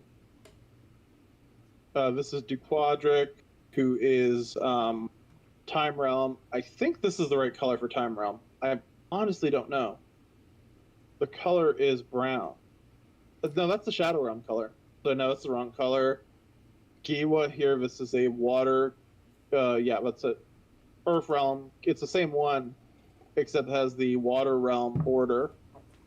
And Chivu here, which is Giwa's, shall we say, pet, although I don't think you'd like to meet it, is here with the Space Realm background. If you go to the NFT Gamer prize wallet right now, the wrong fucking board. What is it? NFT. I don't remember what it is.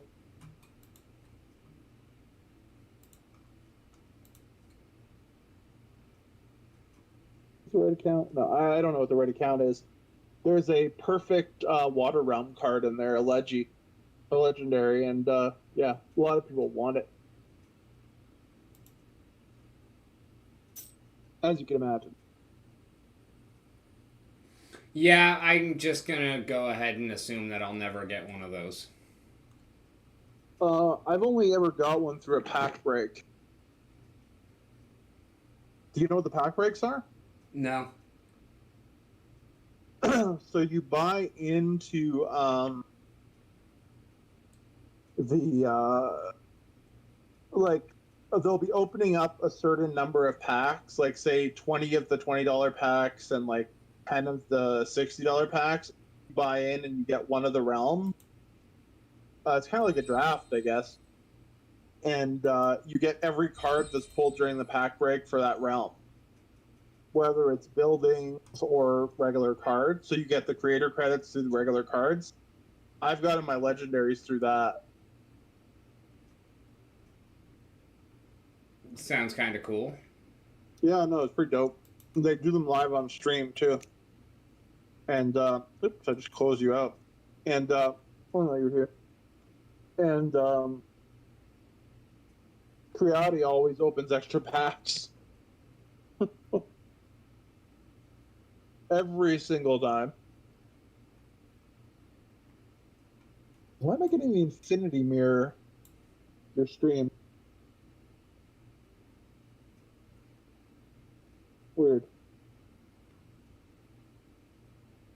It's even worse now. I mean, if this is actual Jimmy fucking Page here, then then we need to get him on Off the Cuff. Yeah, for sure. I've only ever met him in a stream.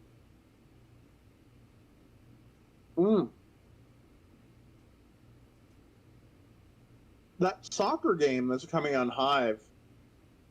Have you heard anything about it? You mean GLX? The one that has the Major League Soccer license or whatever? Yeah, that's the Splinterlands project. Seriously? Yeah. Oh, okay. That's weird. Yeah, Genesis League Sports is under the Splinterlands banner, kind of. Like, they're separate, and they're separate teams, but, like, Splinterlands is in charge of it, and it kind of runs on the Splinterlands system. That's why you're currently, if you have any staked SPS, you have been receiving GLX airdrops. I have? Yeah, this entire time. Where would I find them? GLX website. How much staked SPS would you need? If you have one, then you've been getting a little tiny bit. Oh, let's see.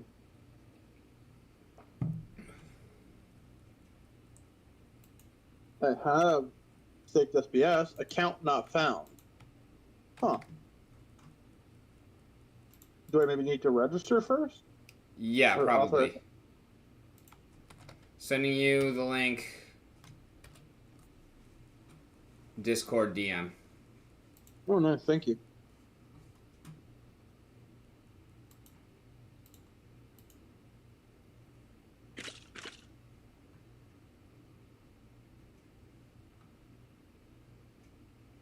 Do you happen to know when this game's going live? Not a fucking clue. I've been taking a bunch of profit from it since I got it all for free. I have not put anything into it, and I have no desire to play. Have you gotten actual cards? No. Oh, okay. There are no cards yet. There are packs. But you can't open the packs. You can hold them or you can stake them. I have no packs. I have no intention to get packs. If they had started with hockey instead of soccer, I'd be a lot more intrigued. And it's not honestly that, like, I don't think soccer is cool or that I don't think the game is going to go anywhere. Neither of those are the case. I think soccer was probably actually the best way to start out the franchise because it is the world's most popular sport. It's just, I mean, I don't even have enough money to keep up with what I want to be putting into Splinterlands. I definitely was not about to start another different project under Splinterlands. Especially when I'm already trying to build up a decent collection of packs for the Nightmare Tower Defense game. So it was really just, too many options. This one didn't cut the mustard. But very glad that I've got over 1,000 GLX staked now. And this entire time I've been selling some and staking the rest. And I haven't bought any GLX at any point along this journey, so it's all free. Nice. How do I link my wallet? You just sign up on the main site for GLS. I think GenesisLeagueSports.com. It's saying I already had an account, but I didn't have my Hive attached to it.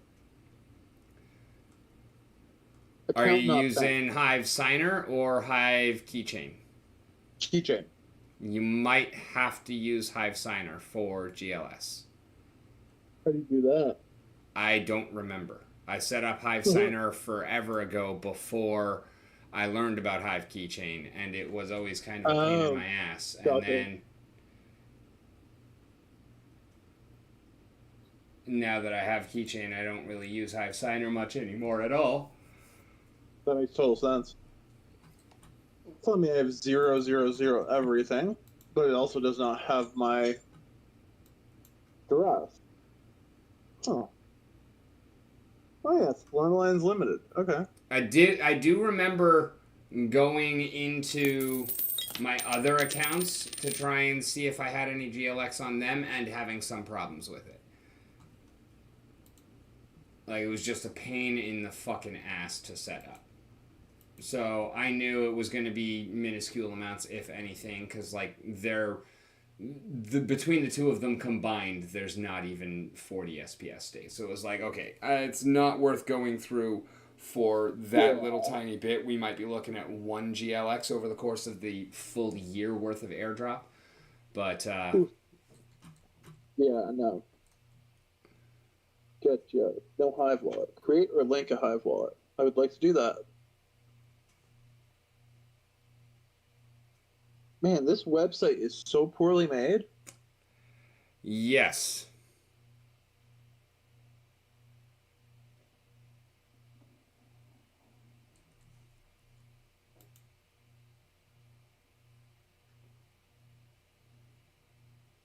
It's almost like they don't want you to find anything. How the fuck? This here says I got 3.628 scrap. In what respect? In the Hive Hive engine. So it says I have 3.628 scrap, but I'm looking at TerraCore, and it says right here, well, TerraCore Hub, stash 0.306. Oh, there we go. No, it just updated. 19.56. That's correct. That is how much scrap I actually have. It's like, I just loaded this fucking site. How is it that far off? Walk the grid. Are you asking about SBT or SPT? Because there are two of them. There's Splinterlands Battle Token, which is worthless. And then there's Splinter Talk Token, which is used in the Hive blogging ecosystem. I went 2 whole weeks without being in TerraCore, and you already know that I have bad click discipline, so that's not ideal. Okay, you gotta speak into your mic. I think you kind of turn your head there. I went 2 entire weeks without clicking in TerraCore. Oh. So I'm a little behind, a lot behind. I think I'm gonna upgrade my engineering for my damage. What do you think? I would not focus on engineering. Oh? Because you're just going to be making other people richer if you're not clicking often. Do you think I should wait till I get to 36 and my defense to 70? I wouldn't be increasing your stash size either. I would 100% be going offense for you. Really? If you're not on often, all you want to do is make sure that you can do as much damage and hit as hard as possible when you do play, and that's all damage. What's this new shit with the equipment they have? You can add to your damage. You can add to basically any of your stats. Where do you buy it?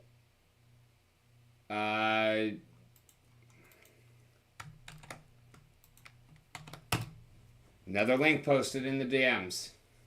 Oh, thank you. That is the new tool that I use for TerraCore, because the other one that I linked you to isn't as good. Oh. So if you go to market Nope, not even market. Board, No? items, crates, right side. Item. Crate. I see. Oh, you can get it with in-game currency. Oh. Have Oh, you got okay. I one guess yet? it is actually market if you want to buy one. And they Have are you priced gotten in one? Hive. For what? Oh, hey, you could get a Kevlar vest. The fuck is that? It's like a Kevlar vest, only not spelled right.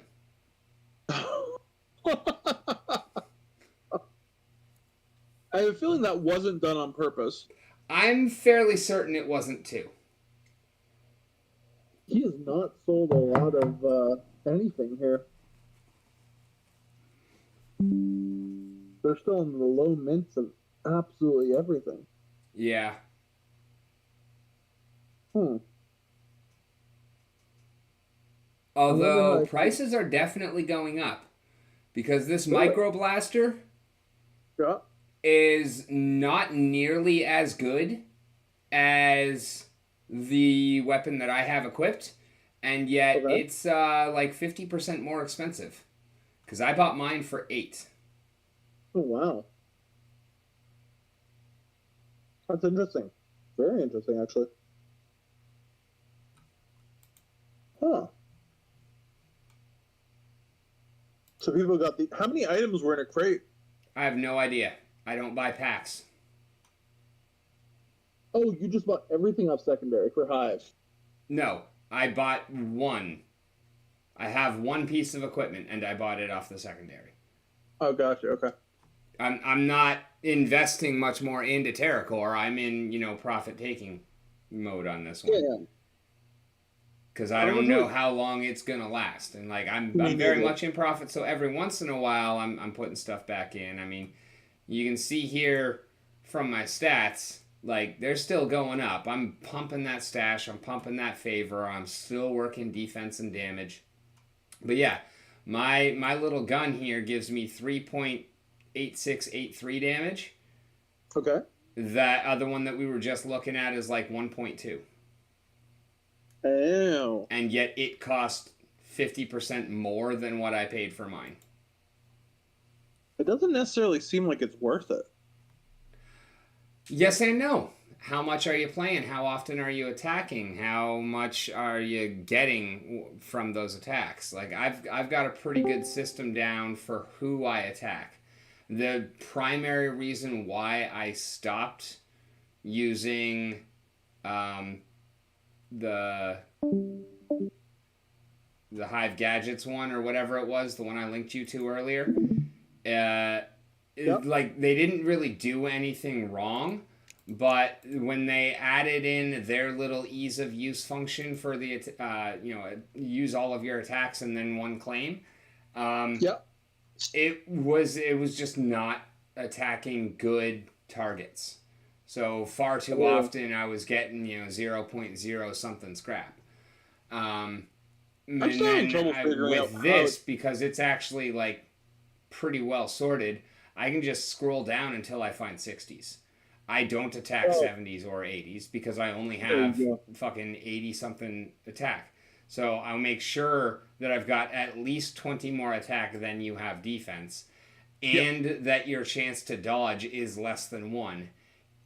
And you're still going to have, more than 1 to 1.5 scrap. So now I'm very intentional on my targeting, although I'm still not looking at names. Like I might still hit you once in a while. I hit Spirit Surge I might yesterday. hit you. I have no idea. You may have hit me. You don't note down who you hit anymore? Huh? Oh, I haven't been really active on keeping up with that for a while. Let's actually see.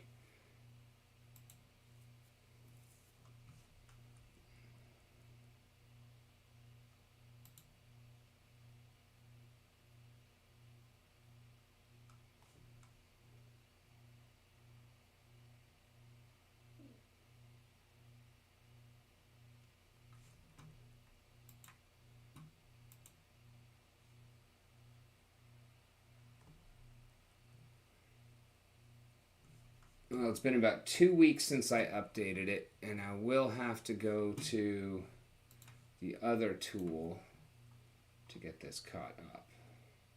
Hive gadgets.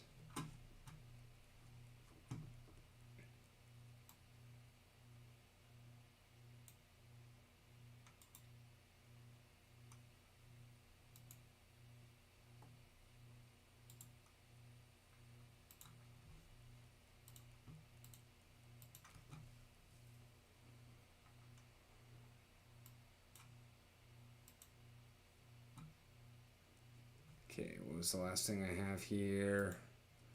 427, Hive Coding, and Mondroid. All right, well, we actually have a little bit of a break. Anyways.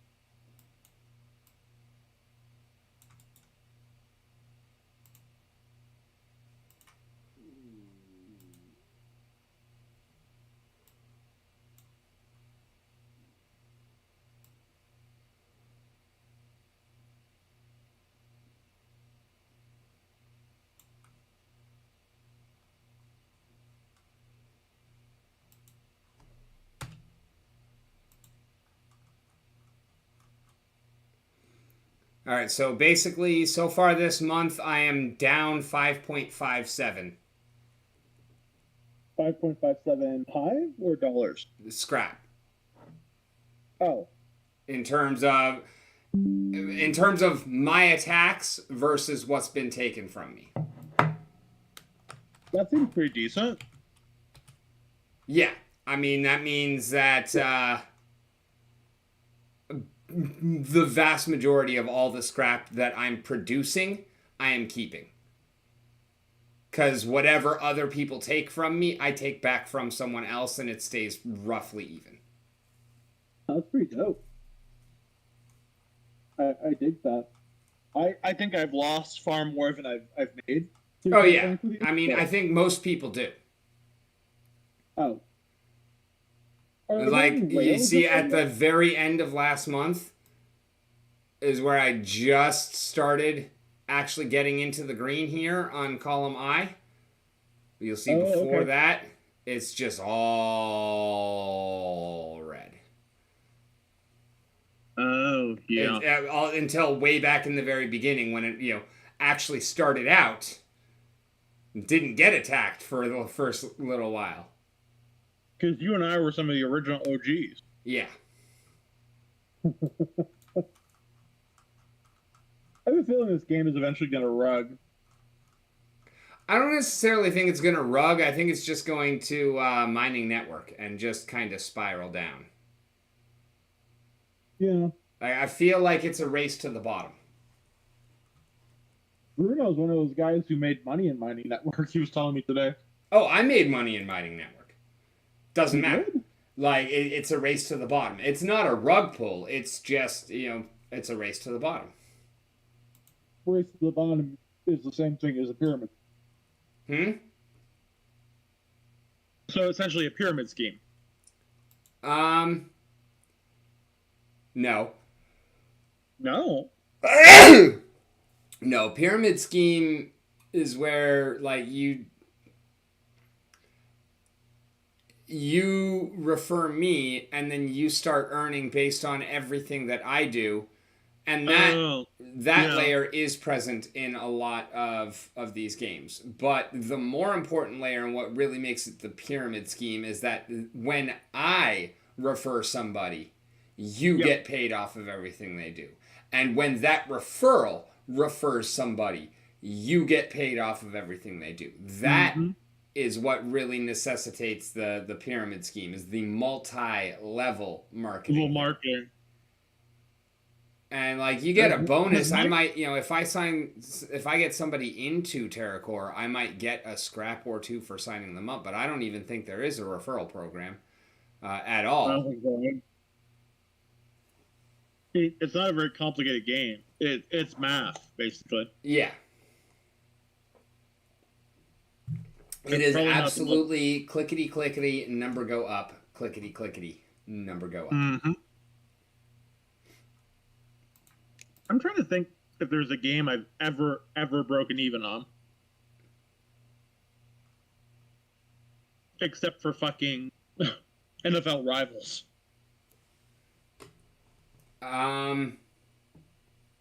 If not, I think you're doing it wrong, my friend. I am, because I don't click. Well, yeah, that's part of it. I click when I want to. I click because I want to. I aspire to be a better clicker. I aspire to click like you. Oh, believe me, Like it's right annoying now? to some people. Coming out? Believe me, it's annoying to some people. Like, Oh shit! Look at this. I don't even need to cap that track to fucking capture that shit anymore. why is that? Because it's fucking tracked right here on the tool for me. Oh my god. Does that annoy you at all? No. I'm glad Okay. that the tools are evolving. Yeah, fair point. I mean, that seems like a game the college student could have put it together in a weekend. Yeah, probably. But yeah, no, I mean, and I feel like it's not even gonna be a race to the bottom. It pretty much already is a race to the bottom. I mean, I don't know if you have actually seen this lately, but let's go. Scrap is currently 6.2 cents. Okay. What was its historical high?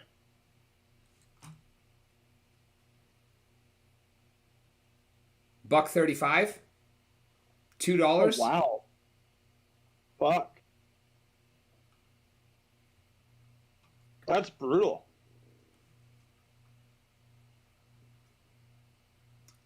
Or is that maybe Hive? I'm not sure. It might be Hive. So it might have been it was 2 Hive, and now we're at 0.164 Hive. Oh, wow. That's not impressive.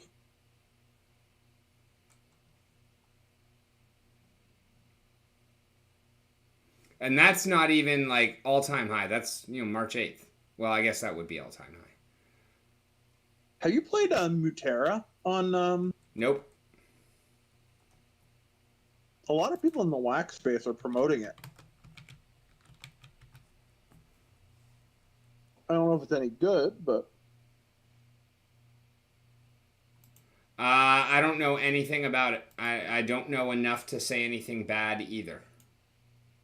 Surprises me that you wouldn't know about a game on your chain, good sir. My chain is not wax.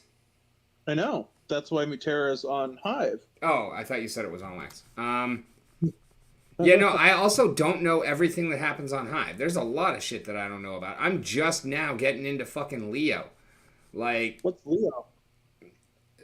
Twitter, only in the Hive blog. So your upvotes have financial incentive. Can you drop me the link in chat?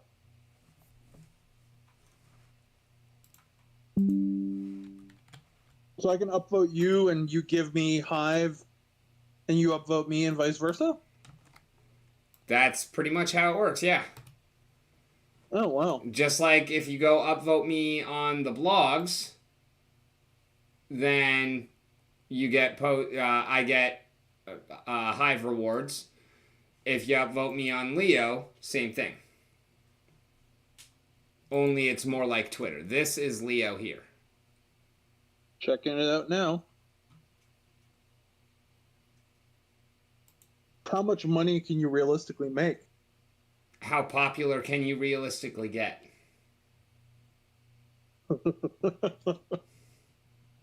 Popularity is something I've never sought out.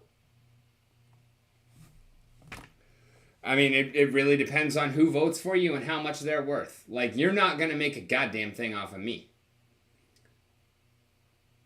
My votes are not even worth a penny.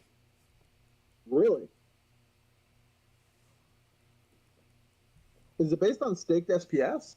No, it's based on Hive Power and staked SPT and shit like that. Staked Leo. Oh, fuck that. Yeah. It's based on, your Hive weight. So we have like 0. Wait. I don't have 0, but I don't have much. Yeah, but you can see here, Dust Bunny voted on my post for 2 cents.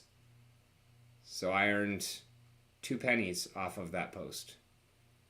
And is he a whale or? No. That's somebody I don't even know. Holazor. I'm going to find you close second. Holazor is also a 2 cent vote. Although he doesn't vote with his whole nut. Like he doesn't vote 100% power. Why the fuck am I getting a gateway timeout? 504. On Leo, I don't know. I was having problems with Leo earlier. Oh, here we go. Okay. Now find Rick on the mountain. On the mountain. Yep.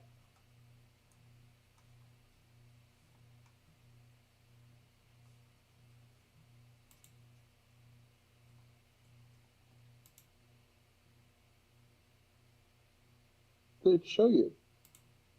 That's because there is no Rick on the mountain on Hive. It's just on the mountain. Oh, jeez. All right. They didn't give me enough letters to type it all out. Motherfucker.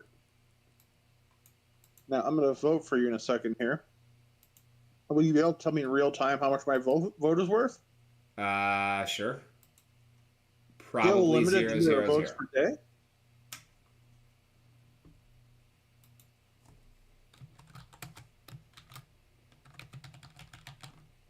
Here, I'll make it easy for you to follow or to find too.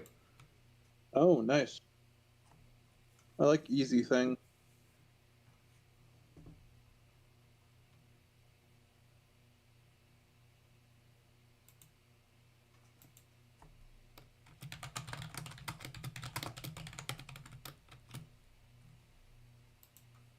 Taking ever to load.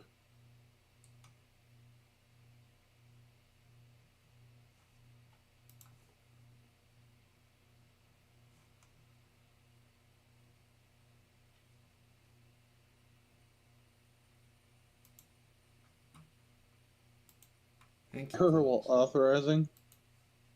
What the fuck is a posting key? It is the key that you need to post to the Hive chain. And where does one get one of those? When you got your email, well, okay.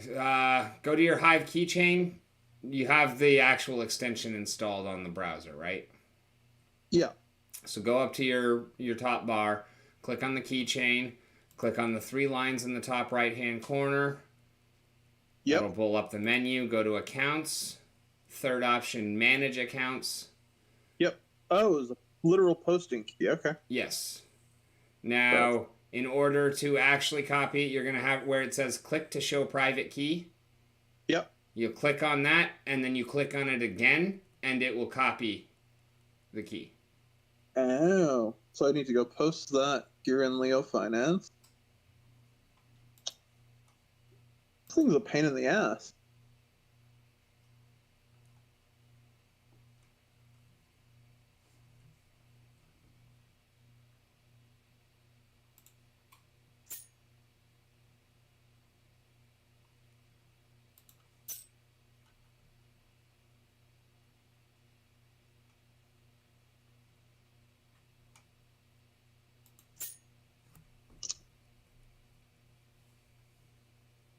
Damn, it takes a long time to load.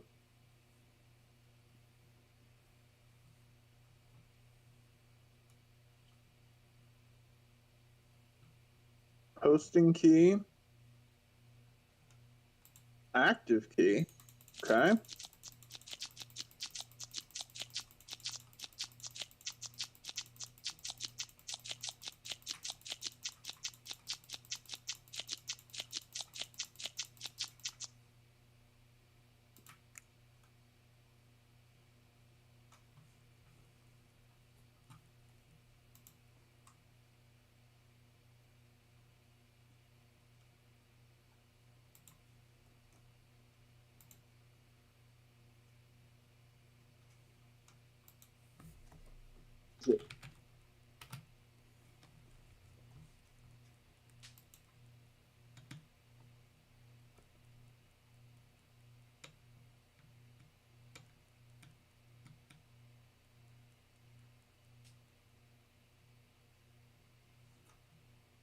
Real question.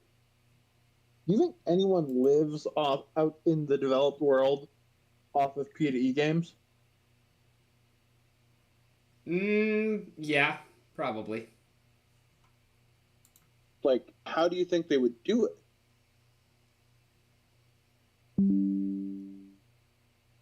Have a big enough bag to, invest in it to begin with. Fair enough. Okay, so High carries a 0, posted 4 minutes ago. So I like it, and that'll be my vote.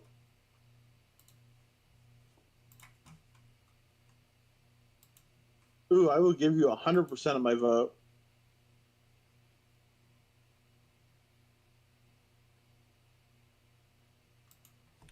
God damn, this piece of shit is slow.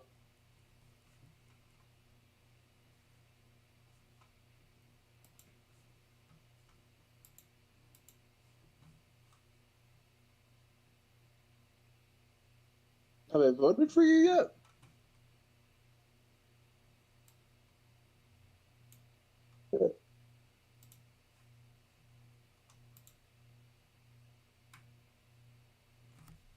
I'm going back.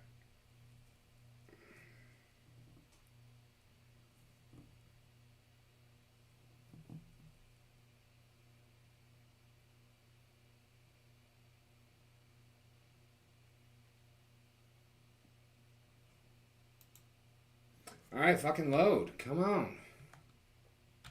Being a little cunt here. Little cunny cunt. God, sunflower seeds are so good, dude. How often do you eat sunflower seeds?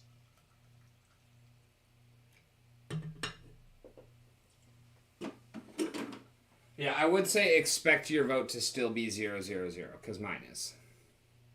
Okay. I mean, Which yeah. doesn't actually mean that it's nothing.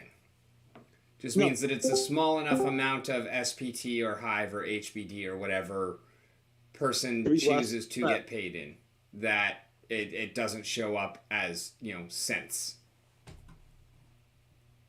It's so fucking slow, though, that, like, I don't even see the point. I've never seen it like this before. I don't know what the hell is going on with it. Okay. Because I'm like, dude, if he has the patience to use this...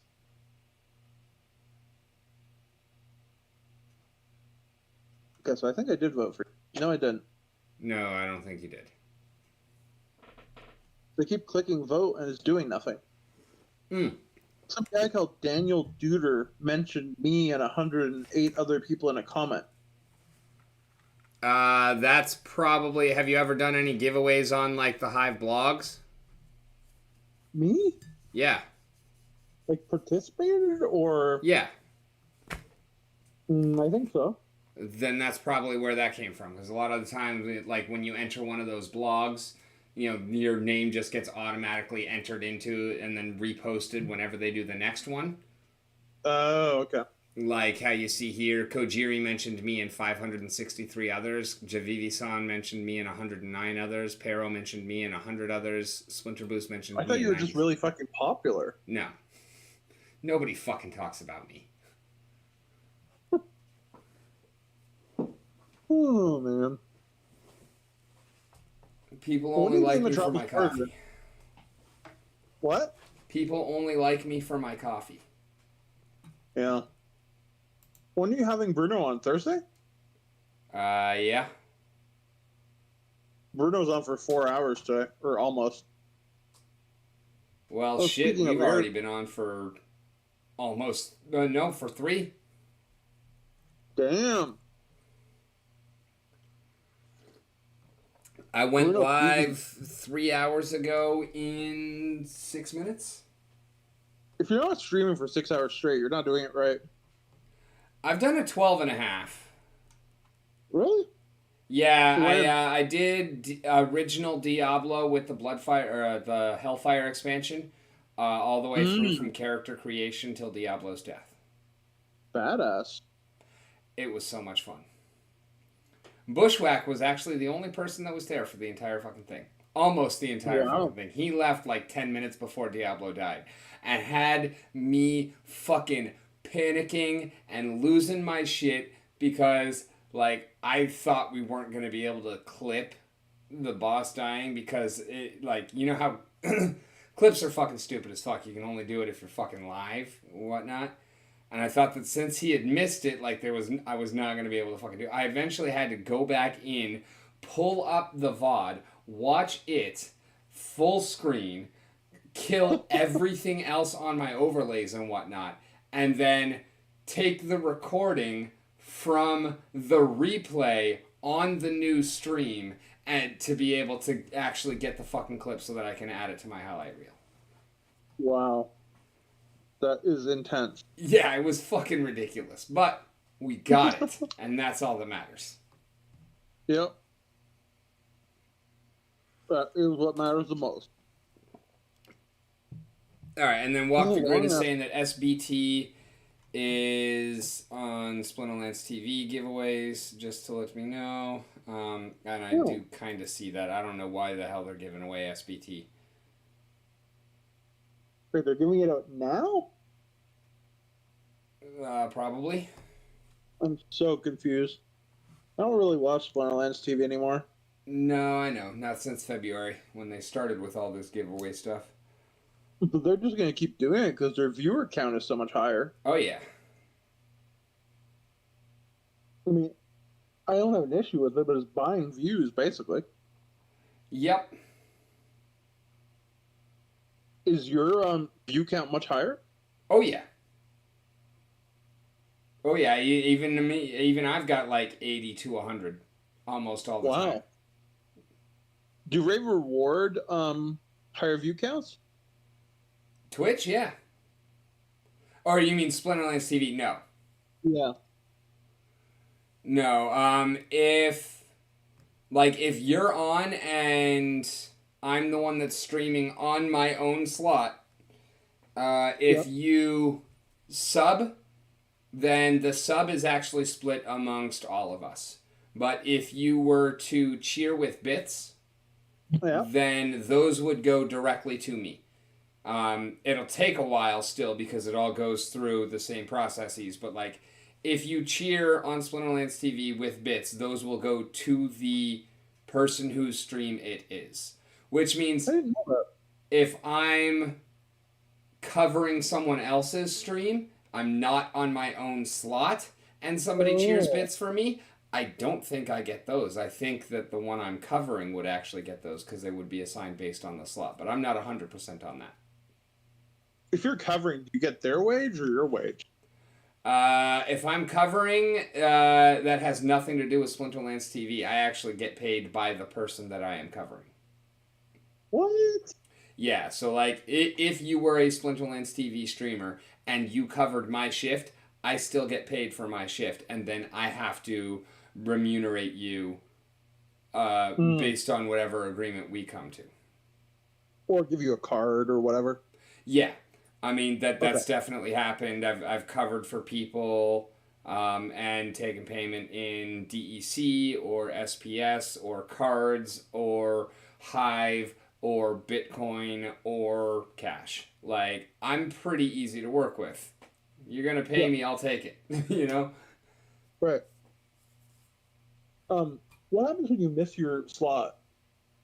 Then nothing really serious. Like, like this last Saturday, unfortunately. Like, I won't have any negative marks on me or anything like that. I won't be like punished for it or anything. Now, there was a giveaway at the end of last month. And nope, not last month. At the end of March, there was a giveaway for every streamer who had not missed any of their streams. And that was when I got my gold quicks. Oh. Actually, no, it is not. Oh. I got my gold quicks from a random drop in FOMO February for the streamers. I got something else, some other legendary for not missing a single show throughout the month of March. But I don't recall there being one for April because I would have been eligible for that. But yeah, this is actually the first time that I have missed this year. And it's only the second or third time that I've ever missed overall and not been covered. I've done a couple of times where someone else has covered my stream, swapped out and whatnot. Yeah. But yeah, this is only like the third time that I've actually missed. Will someone who missed consistently get fired? Yes. Okay. In fact, even like it started coming up that some of the people who, even though their stream is happening, they're not the ones streaming rather consistently, because I'm not the only person who fills in for a lot of people a lot of the time. In fact, I have not been filling in for anyone lately since I got a new job. But there are others, like Kira is on all the time. Gentle Pusa is on all the time. And they're great. They're wonderful. They do a great job. I'm not saying anything against them. No. But it has kind of been noticed and has been an issue, especially since, like, for the first probably 2.5 to 3 months of the year, I covered more than 90% of No Empathy streams. And it was because he had shingles, he had health problems and whatnot, he was out.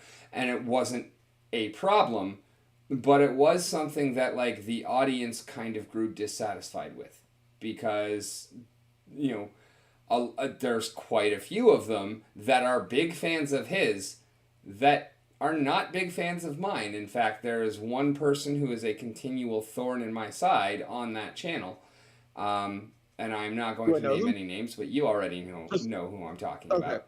Yeah, okay. That like is a big fan of Empathy and is always in his stream and really doesn't like me. So I'm sure that's part of where that came from also. But yeah, so it has been raised that, you know, if you are consistently missing your show, even if someone is filling in for you, then it starts to feel not like your show.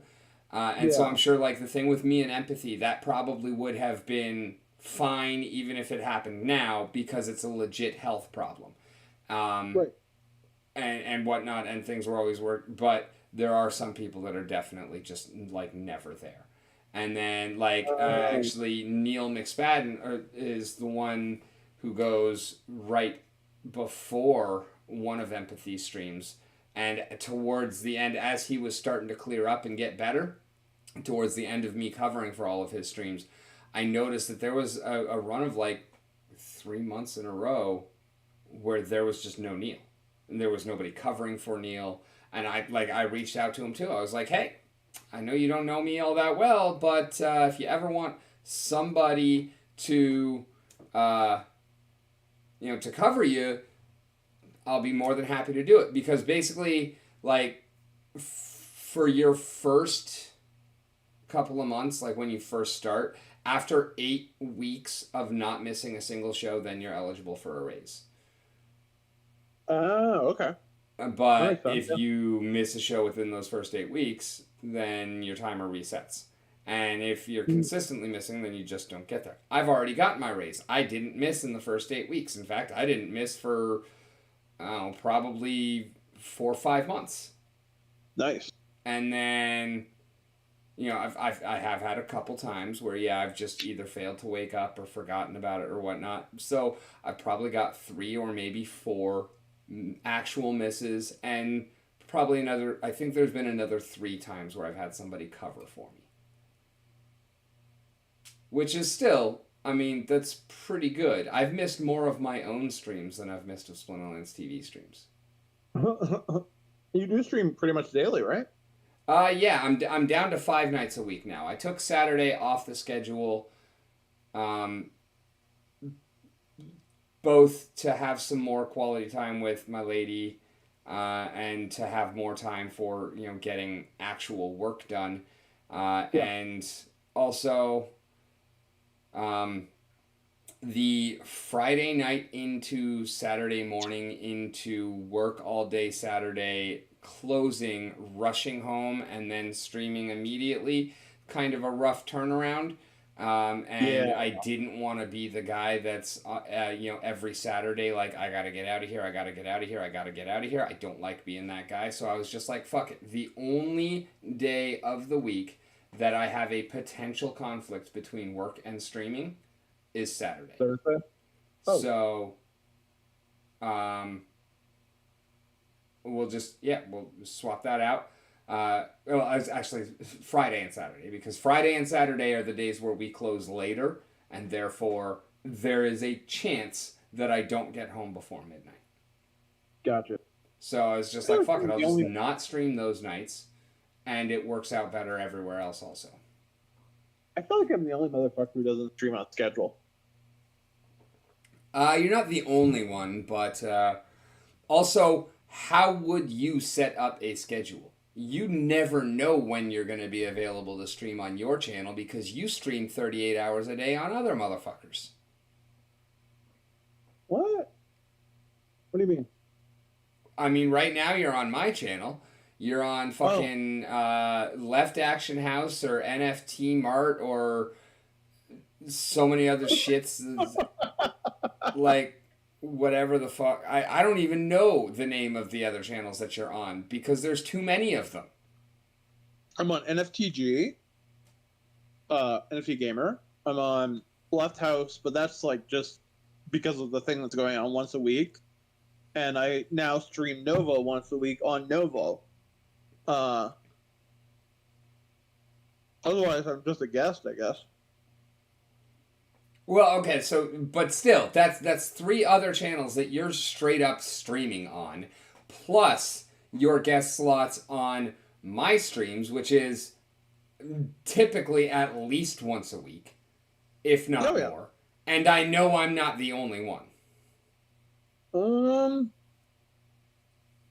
Probably the only one I spend this much time hanging out with. Yeah, probably. But, like, I know I'm not the only person that you hang out with and whatnot. Maybe not, maybe even regularly I am. But I know that you've definitely, like... I just can't think who else's stream I went on recently. Other than Lefties. And NFTG last night. But that was a celebration thing. It's a celebration, bitches! For the 1,000 tickets sold. And then I got into a heated discussion with Jaws Chain Champs about NTTs versus NFTs. NTT? What's that stand for? Non-transferable. Okay, so soul-bound NFTs. Basically. And he was saying that this is like, honest to God, for me, one of the most ridiculous arguments I've ever heard, that it makes no sense to make an NTT because the whole purpose, he kept like contradicting himself, but the whole purpose of an NFT is that you can own and sell it. Okay, but we're not talking about NFTs, we're talking about NTTs. And then he was saying that you shouldn't make an NTT because what you would do through an NTT could just be coded into a database. And I'm like, okay, but the whole point is putting it on the blockchain. So his argument kept shifting. I think he was saying that it's stupid because it uses up unnecessary network or resources. Everything we do takes up unnecessary network resources. You want to know how to not take up unnecessary network resources? Don't have a network. But the thing is, this guy, and I'm not like dissing him. He's really smart, like a genius level. when it comes to coding. But like, it just made no sense. It was such like it was almost like if you have a hammer, everything's a nail kind of view, right? Right. I just like I don't get it. It's like if you want to make an NTT, the point is that you're creating because you don't want someone to fucking transfer it, but you want it on the chain. And like at the same time, someone else talked to him like about perpetual royalties, right? For like That is one of the secondary things market. I'm super stoked about. I ain't even gonna lie. What? Perpetual royalties. It doesn't exist. What do you mean? The legal concept of perpetuity is slowly being replaced by the 99-year doctrine. Because like multiple entities have been sued for claiming perpetuity when it's kind of impossible to guarantee eternity. Does that make sense? Okay, but I mean,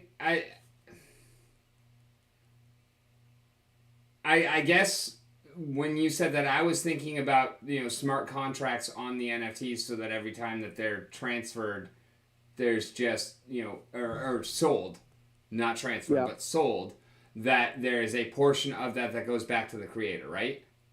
What if he stops paying his server fees? The marketplace, I mean.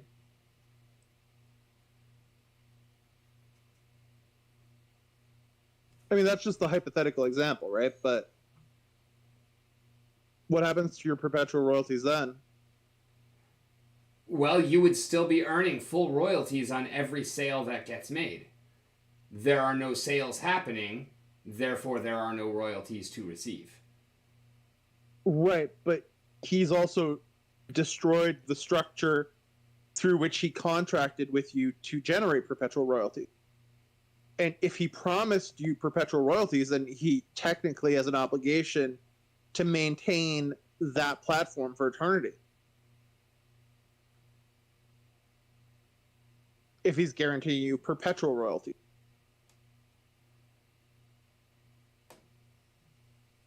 So the point is perpetual royalties can't really exist. I think that you're getting hung up on the word of perpetual. No, I'm getting hung up on the case law. I know it's pedantic as fuck, don't get me wrong. This is literally like people have been sued, and I got into this because I have where my grandparents are buried in Montreal. I inherited theoretically the perpetual deed to the cemetery plot, right? But Yeah. it's not perpetual anymore. It's for 99 years. That's because the bullshit, doctor- though. That because Yeah. But you can't have perpetuity anymore. you 'Cause how can do you- just as much as you ever could. Yes, that is a true statement. All of this, it sounds to me like this is just fucking lawyers wringing hands Well, what over the fuck how else do would we it be? fuck everybody even Yeah. more.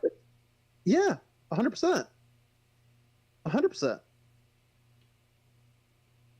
Dude, 100%. You're completely right. But that's not necessarily the point either. You know what I mean? Yeah, no, you're 100% correct there. Like, does it matter? No, it's the situation we got to deal with. But seriously, fuck lawyers. Yeah, fuck them. Fuck people with law degrees, right? And not every one of them. There are some good ones out there, but most of them, yeah, fuck them. Yeah, I know. I mean, you know, you're talking to one of them, but You're a lawyer? well, not practicing. It was my first ever degree. Well, wouldn't your first degree have to have been the undergraduate degree that led to the law degree? that's the interesting part, because in Quebec, it is an undergraduate degree. What? Yeah. It's like the only province where it's like that. And they only take at the good school, McGill, they only take like 20 people a year. But still, they have no choice but to do it. Isn't it strange? So then what's the graduate degree? You could also do it as a grad. You could do the same degree as a graduate degree, and most people do. The whole point is that you can do it as an undergraduate degree. Does that make sense? No, it doesn't, though. So in Quebec, we have something called Cégep, which is pre-university. It's 2 years after high school. So high school ends in grade 11, and university starts in sophomore year, as like from an American perspective. And so you do your 2 years of Cégep, and because you've already done pre-university and done your, what do you Americans call them? Your, are they electives or whatever the fuck they are? They're like your general classes at university. Like, you know how freshmen like often have to take math and they fail and they're miserable. Remedials. No. Like, you got to Something take the else. classes that you're not fucking strong enough in from high school. No, you have to take like 30 credits of like, you have to take like one science, one art, one physical education at a lot of universities when you're a freshman. Okay, so yeah, your requires. Yeah, whatever they are. Like non-major related classes, although some of them might eventually count for your major if you're strategic about it. I just forget what they're called. I'm having a brain fart. But so yeah, you do those in Cégep, that 2 year, like whatever it is. Like, and then because of that system, and because all the universities are basically funded by the government, like, because tuition in Quebec is like $3,000, 2.5, $3,000 a year, they have to accept people straight out of Cégep for any program that's not a master's or a doctorate. Meaning that the law schools have to accept people straight out of Cégep. And there are like 2 good universities, one English one and one French one, and then a bunch of like okay ones or bad ones. And the good one takes like 20 people fresh out of Cégep each year. And yeah, that's pretty much the story. It still doesn't make sense, because basically it sounds like you got your associate's degree and then went on to a different school to get your law degree. Yeah, but a law degree is an undergraduate degree unless you get a JD. You can still then go on to get a JD, which is a graduate law degree. But like, there's nothing inherent to a law degree that makes it a graduate degree. Like, it's just the way it's treated in the United States. For better or for worse.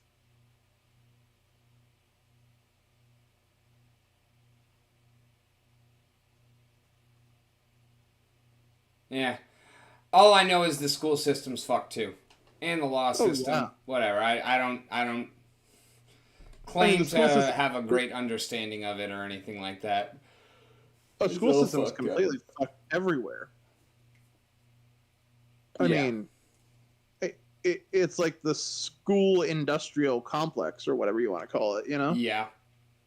It's actually very fitting words. It's kind of gross. It's disgusting. But yeah, not a whole lot you can fucking do about it, though.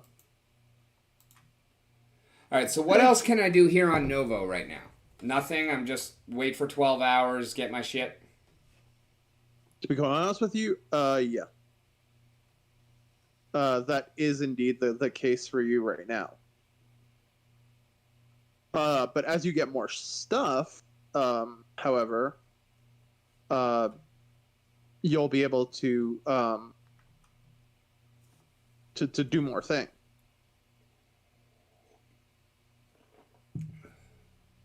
But again, the stuff is, shall we say,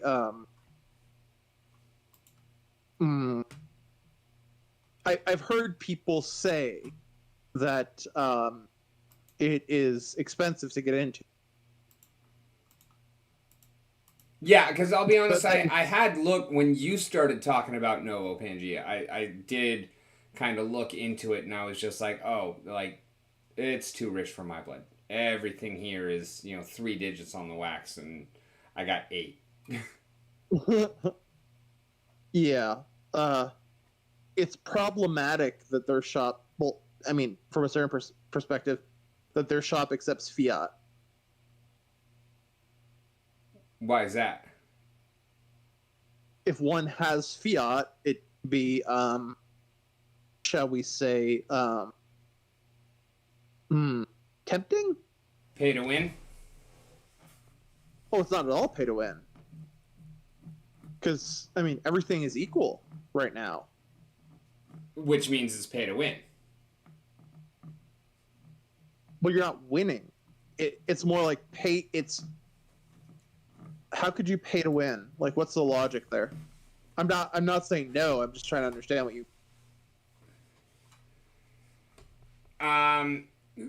Because you are, like, for example, able to buy out an entire district and populate it all yourself, so then you don't even have to worry about other people getting in there.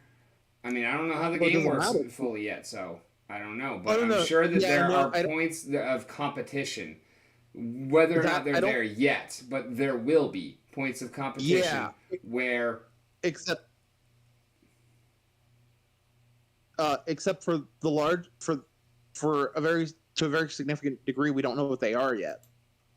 Yeah, but we do know that the more you have, the better off you're going to be. Right. So let me give you an example of that. Right now, the resource that pays the best in terms of the different 3 resources is food. I'm pretty sure the ratio is slightly more elevated to very, very slightly. So people went ape on the food processing facilities, and those are really, really rare across all the realm. Like even Creati is having trouble finding. Like to do his little bundles on the fiat shop, he needs to rip I don't know, dozens of packs or hundreds of packs. So. The food facilities are OP now, but let me just look at your stream really quick. Am I a moderator? Yeah, should be at least. Let's see. I want to see something really quick.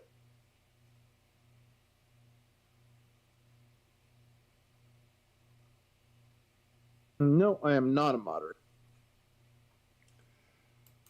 But can I?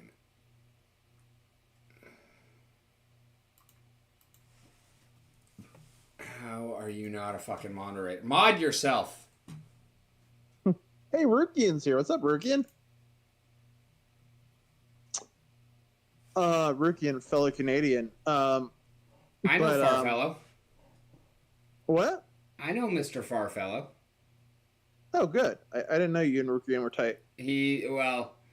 It's been a long time since I've seen him, but he's another one of the OGs that's been on this channel as an audience member for a long fucking time. He was watching me before Splinterlands TV existed. Oh wow, is he Splinterlands OG? One of the OGs that's been on this channel as an audience. 1 2 check. Yeah, you're good. I was pulling up the stream. Oh. Yeah, so right now people are going ape about food, right? But look at it this way. Right now, food serves to feed your characters when you rest them, right? Mm-hmm. And materials serve to upgrade buildings, right? Mm-hmm. What does energy do? Runs the energy? Or runs the buildings? It's the power. Right, but in terms of sinks, right? The only sink for energy right now is the small amount of energy you need to send your skilled workers to work. So what would that make you think? That there's going to be another one coming later? Another what? Energy sink? Right. Well, logically, I would think that too. So if everyone's aping in on food, now would be the time to sell food, buy energy, so that no, I don't think you'd want to. I don't think you'd want to sell food. I'm just saying, if I had the choice personally right now, and I don't have any insider info on this, and this is not insider info, this is just me. I know that this game is about balance. I'd be aping in on energy facilities right now, personally, not financial advice. Yeah, it's kind of like when Matt on the town hall said, "I have given y'all long enough, and now I am saying that when we get off of this town hall, I will be going and buying all of the $2 maxed out commons that I can afford. So if you want to front run me, you've got half an hour." If only I had that kind of info, right? No, but I mean, Matt literally came out on a town hall and said that.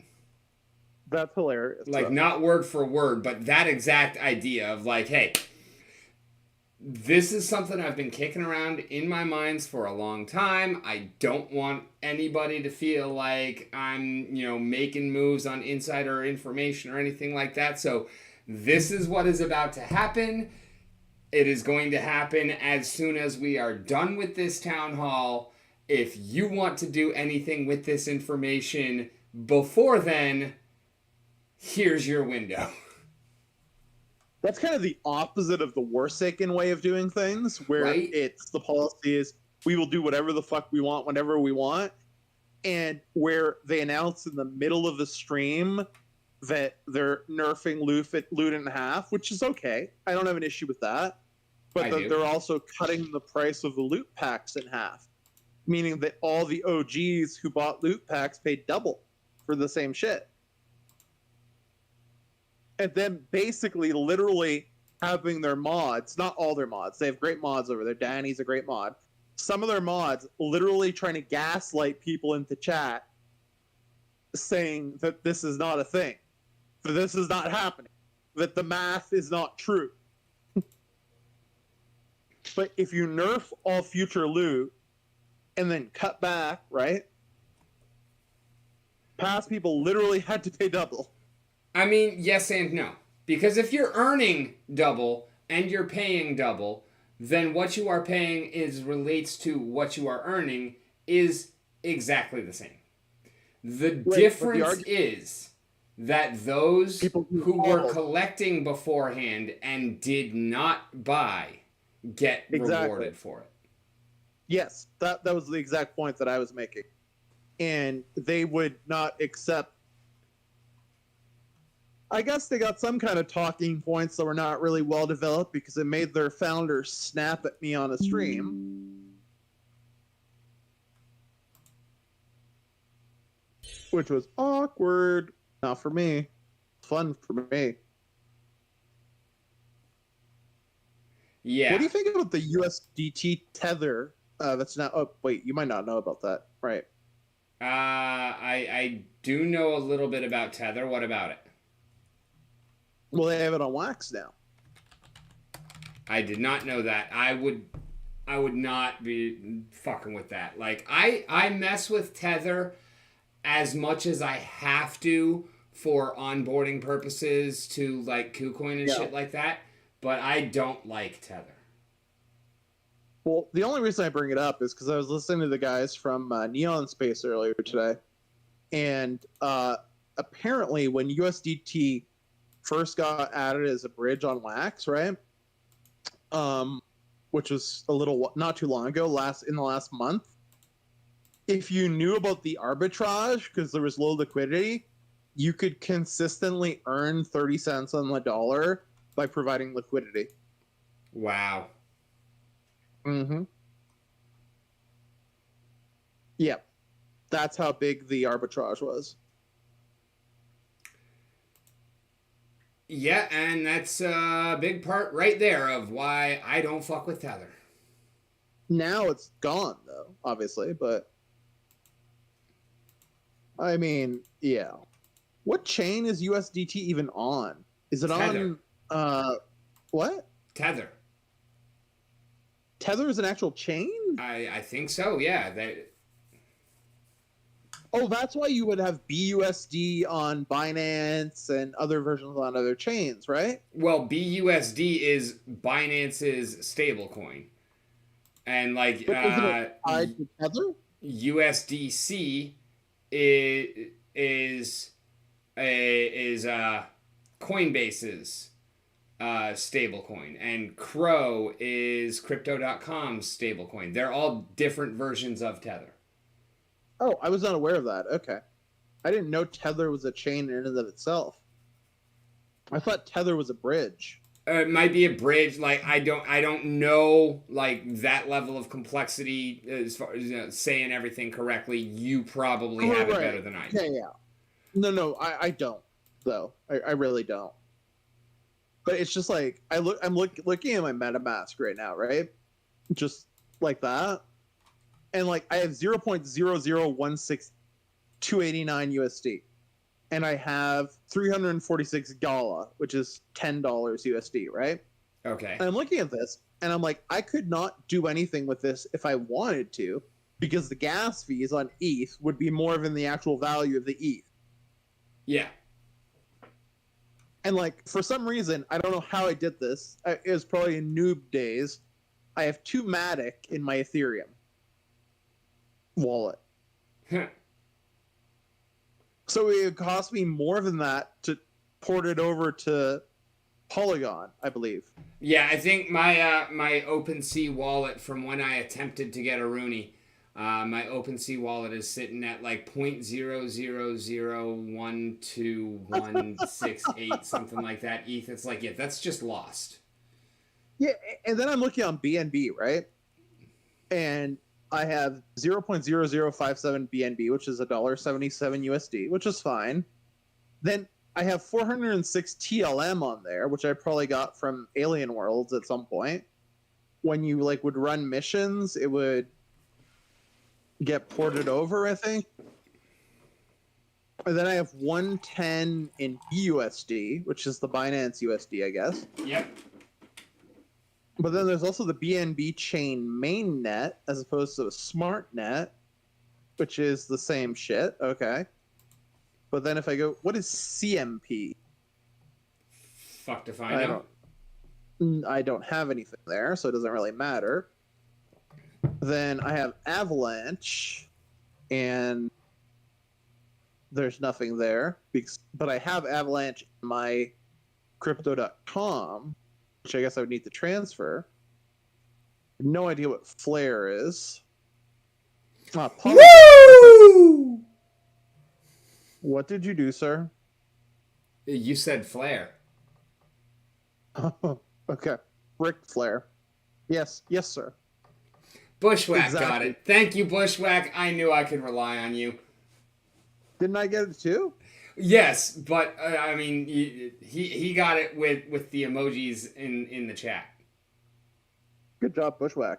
Is Bushwhack still playing the Future Rug Avalon? Well, you can ask Bushwhack that, not me, because I don't know. I am asking.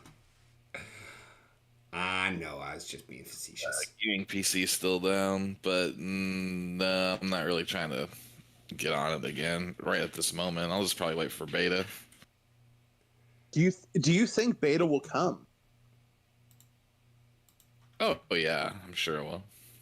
That's awesome. I did not even know that you had joined us in voice throw. I didn't know he either. This is all of a sudden Kinda heard did him it speaking on up. I'm like, accident. oh, I guess you can ask Bushwhack directly. How are you this evening, sir? Doing all right. Good to hear. No, the reason I ask is, had we ever talked about my suspicions about that project? You didn't go into great detail. You did mention you were finding it sketchy. Yeah. Why not? Why not talk about that briefly?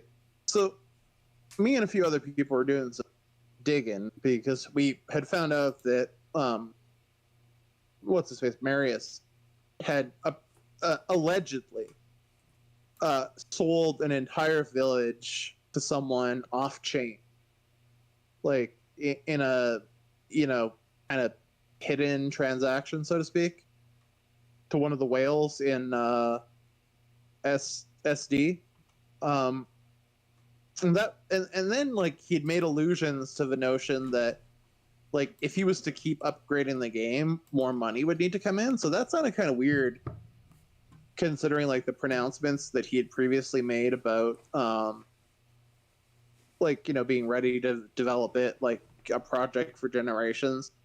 So we just like kind of looked into shit, and there's some like weird ass shit like the company, Danu Games, which is supposed to be a subsidiary of Merrick's Inc.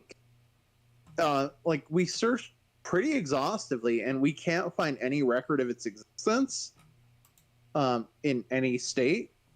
There are no property records associated with his name, Marius Kalamala, in any of the 50 states. The only trace of him that can be found is he once operated a billboard company in Louisiana, Baton Rouge, I believe, and that the business he does own that's called Merrick's is not an Inc. It's not a corporation. It's an LLC, and it's not a tech company. It's a weed company based out of California, and they haven't updated their inventory since 2021, which we thought was kind of sketch. And then we looked into the office building that they give for Danu Games, which is supposedly a subsidiary of Merrick's Inc. And it's one of those fake virtual offices. Like, Suite 300 in that building, like, it either doesn't exist, or if it does exist, it's just a mailbox. And someone physically visited the building and confirmed. And then, we asked him to comment via email, and he completely ignored it. So it was just, I don't know. I just find all that kind of sussy. Yeah, I don't know why he'd have a problem reaching out to you guys. Well, your suspicions. I don't see why you wouldn't reach out. Well, yeah, we did write to him. And we didn't even write in the sense that we were suspicious. We just were asking questions, and we were asking as to whether the people who are in the white paper are actively working on the project or not. But yeah, no, he declined to comment. I mean, he got the email because we had earlier tried to contact one of his, the head writer guy, that Justin Vernon guy or whatever his name is, supposedly working on the project. And he said, and we quote, that he was not sufficiently involved to comment. And 2 hours later, we got an email from Marius saying that the contractors were under NDAs. But the fact that the other guy had let slip that he was not sufficiently involved kind of aroused even more suspicion. So I don't know, dude. I have like a really bad feeling about the project because of the fact that it's like basically all pre-bought assets. But it was really fun when we were playing it. So that, like, I'm conflicted, Yeah, and I like, even if it's all upstanding and nothing shady, like he said, it's all pre-bought assets. These guys are just asset flipping. Yeah.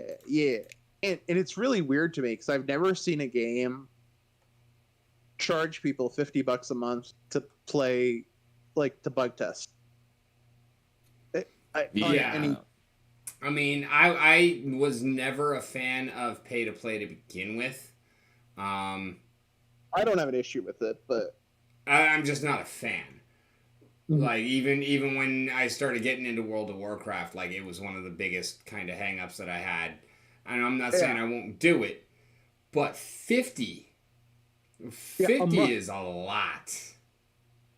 I would understand, because the ostensible rationale for this is that it was based on player demand, because they wanted to keep playing after whatever this last thing was called, alpha or pre-alpha or whatever the fuck it was. So he was responding to player demand, quote unquote, and that he was going to charge $50 after having charged $90 for the Emerald Pass, like $150 for the Gold Pass, or something of that extent. Those are not exact prices; those are approximations, but they're pretty close. So yeah, these people have paid, like, who are paying $50 a month have paid, like, they're just continuing to pay for something that can't be costed. Like, the server costs to run that game can't be more than, I mean, a fucking private API is $300 a month. So I don't think those server costs could be more than like $150 to $200 a month, if that. So I'd understand. Also, like, they keep opening the game for just regular people to play as well, not the subscription base. They do? They've had it. Yeah, these past couple, it was a couple weeks ago they had it open during the weekend for everybody, and they've been doing like horse races. If you check the Discord, they're doing like horse racing competitions. I left the Discord, but that's interesting. Huh? How are they measuring the horse race? Is it smart contract based, or do you have to like take screenshots again? I don't know. I haven't participated. I imagine it's, hey guys, let's meet here and I'll race to wherever.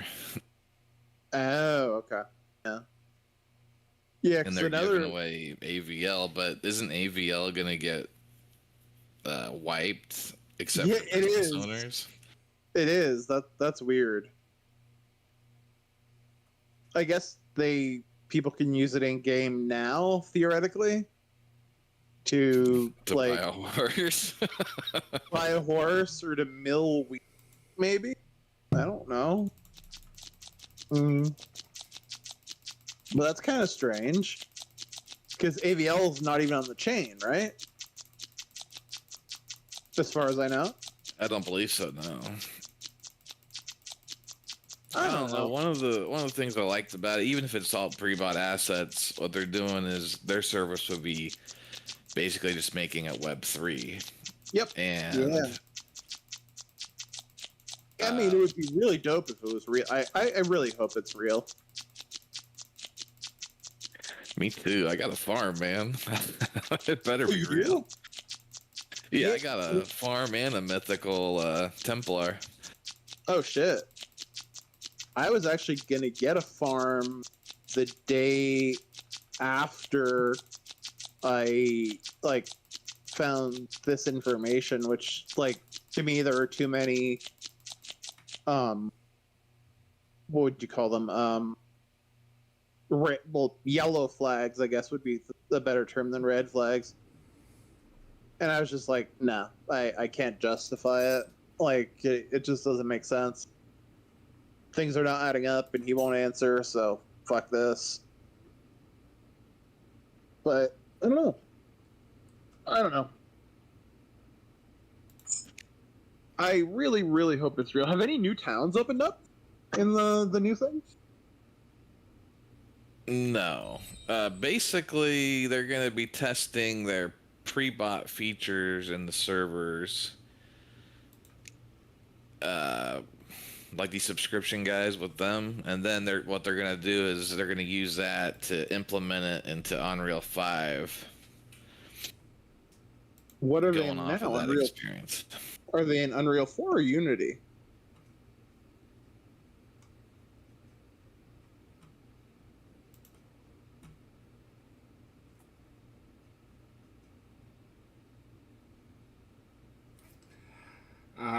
I just pulled the Discord back into itself, and I think we lost sound on them for a second, but they'll just be continuing their conversation, not even noticing that we're gone, I'm sure, and we'll be back here in just a moment. Hopefully.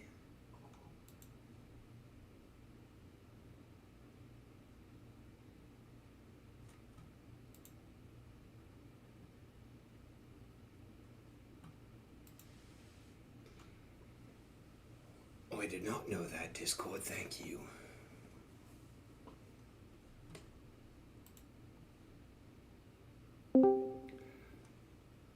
Even if it is, I've kind of tempered my expectations. Like, it doesn't seem like they have a very big developing team, and Part of me's wondering if it's just him and his wife. well, whoever the hell is his name? Something Avalon. Yeah. That's in the Discord. I think he's like the main programmer. Oh, okay. Yeah, man, I don't know. We'll find out. But I mean, Unreal 5, man, it's just so easy. Okay, I won't say easy, but like you can get pre-bought assets and hit the ground running, and these guys aren't pedal to the metal, so they might get passed up. And while they're on track to be the first MMO RPG, they might not be the first. no. I mean, don't we already have Big Time? Are they really on track to be the first? Yeah, that's a good point. Yeah. Big Time. I totally forgot about that. And I mean, Big I Time, never played it. I don't know anything about Big Time. I just know that it's out, and I have seen a little bit of it. And it's like, yeah, is it WoW? No. Big Time, I played the first version of, I don't know if this is alpha or beta, whatever the fuck it is. And I did not like it, but I got on with the dudes from Neon Space and played with them last Friday. And man, that game has improved a lot over 3 months, like night and day. So it's getting better. I can tell you that much. Can confirm. Cool. Is there any talk with that game, like going to console, like what Avalon's trying to do? Oh boy, Avalon going to. I honestly don't know. Like I was actually in the server where they're talking to Nintendo or whatever about doing like basically making it a browser-based game. So like you don't have to have crazy specs as long as you have fast internet you can play. And I've actually seen to play Avalon. Yeah. How the fuck would that be possible? I don't know. I mean, you'd have a download, but also you like I know some games already, like they have, what do they call that? Or like they improve the textures of objects. Oh, yeah. I know you. I don't remember the name either, but I know what you're talking about.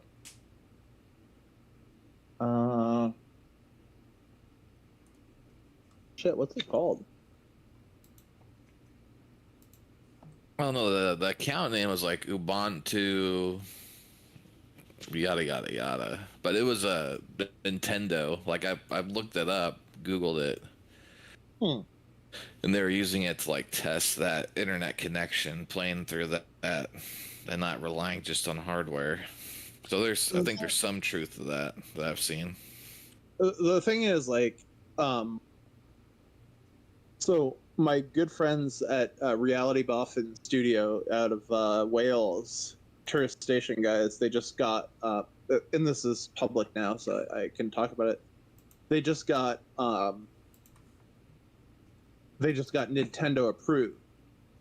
Nintendo approves you. You don't talk to Nintendo. Like, well, I mean, maybe you talk to them as much as you submit an application, but Nintendo approves you, and only after Nintendo approves you do you get access to what they call a Nintendo Dev Console, which is kind of like what's the name of that Nintendo platform that exists right now? The Switch. So you get access to like a Switch with a developer suite, but you have to sign like a massive NDA before you can get it. So if they're already talking about what they'd be doing in Nintendo, that's kind of weird because they would have signed an NDA that would prevent them from doing so until Nintendo approved of the build. So that's weird.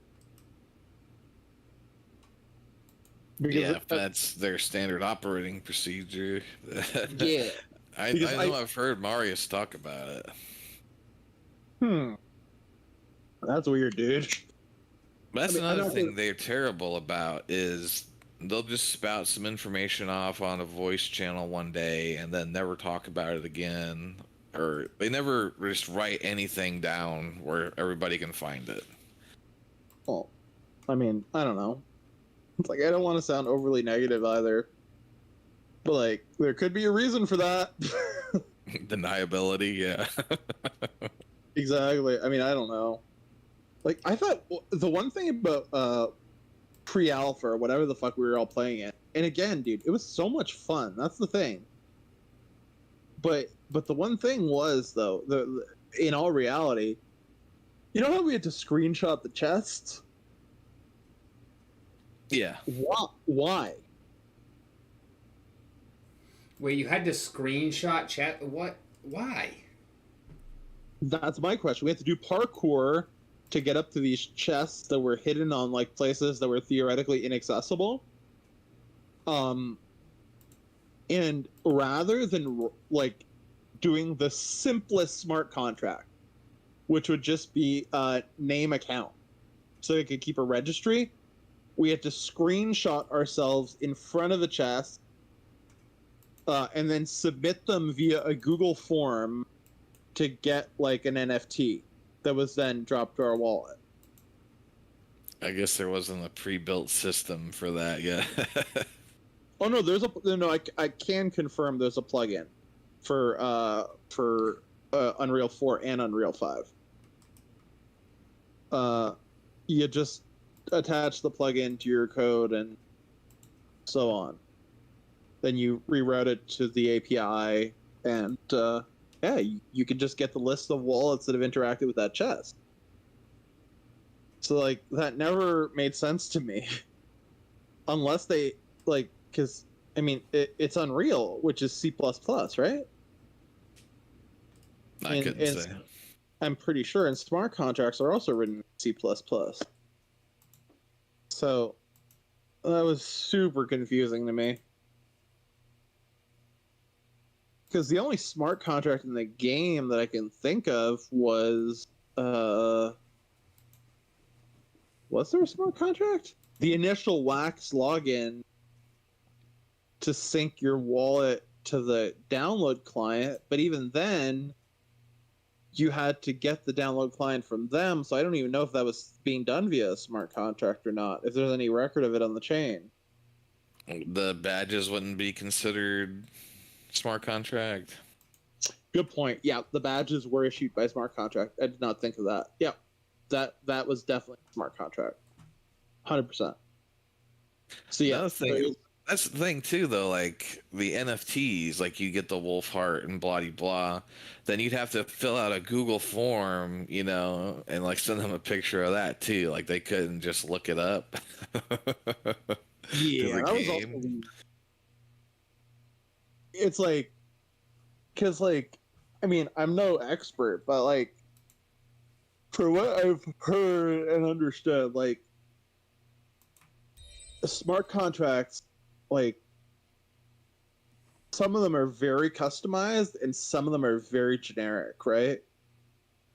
Much like any other contracts, I would imagine. Yeah. So the one that issued the badges, the weird thing is that it would have been more complicated to write than the one that would just list the wallets that interacted with the chest.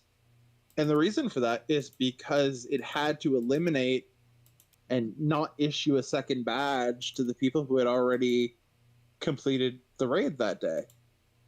So it would have been a more complicated smart contract no matter what. So if they could write that, why couldn't they write one on the chest?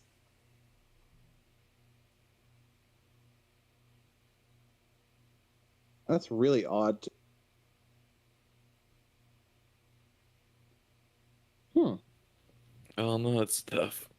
Or maybe they just didn't see the point in investing that time coding it for whatever reason. Yeah, possible, but I mean, I'd have to ask someone who writes smart contracts about how long that would have taken. Because if they were using the plugin, which I don't know, but I would presume they would have been, since they were using Unreal 4, like it would have just been copying the code. Huh. Have they ever done testnet gaming?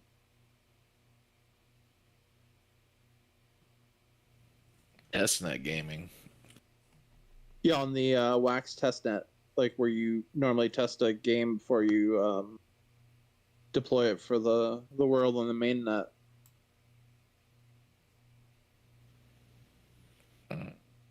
I don't know. The only way I'm aware of to get the game is to get that download link from them, not from. Okay. So yeah, I guess they've never got you guys on the testnet. I wonder if the game is even on the testnet. I'm gonna go check. That's actually really interesting. I never thought of that.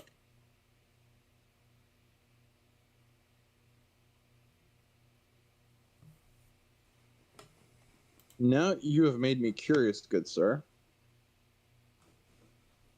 I am logging into the WAC testnet as we speak. It's a separate account that you make via WAC Sweden in Anchor. Because I'm involved in the testing of a few different projects.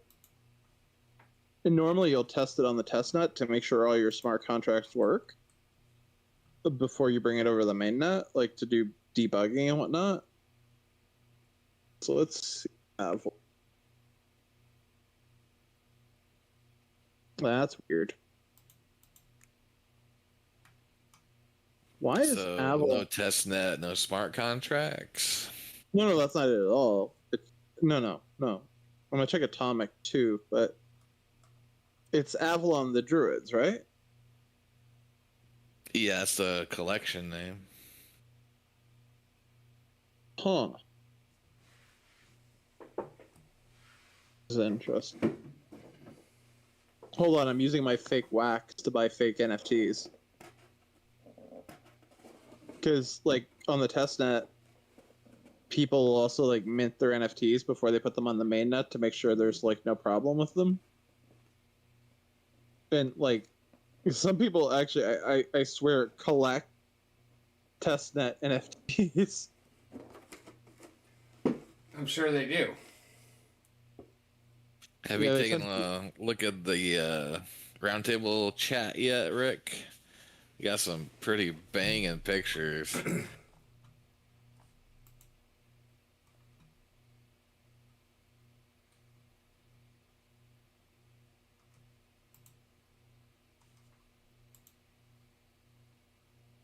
Oh, this one. Okay, I was trying to look at the roundtable open forum. Ooh. Oh, wow. Yeah, I really like that last book. That thing's fucking dope as shit.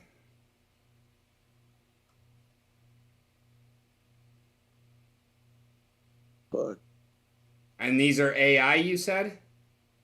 Yeah, they're all AI. If you whatever you want, let me know. I'll send. Well, yeah, you can just pull it right off of here. But like the books above that, if you like any of those, I can get you the bigger version of it. what are these? Mid Journey, AI pictures. Oh, dope. You fuck around with Midjourney too? Kinda. I got a subscription for the month. Let's see if it's worth it or not. Oh, gotcha. I have it as well. Oh, wow. These are well done, dude. Very well done. I dig these, man. What prompt did you use? Let me see.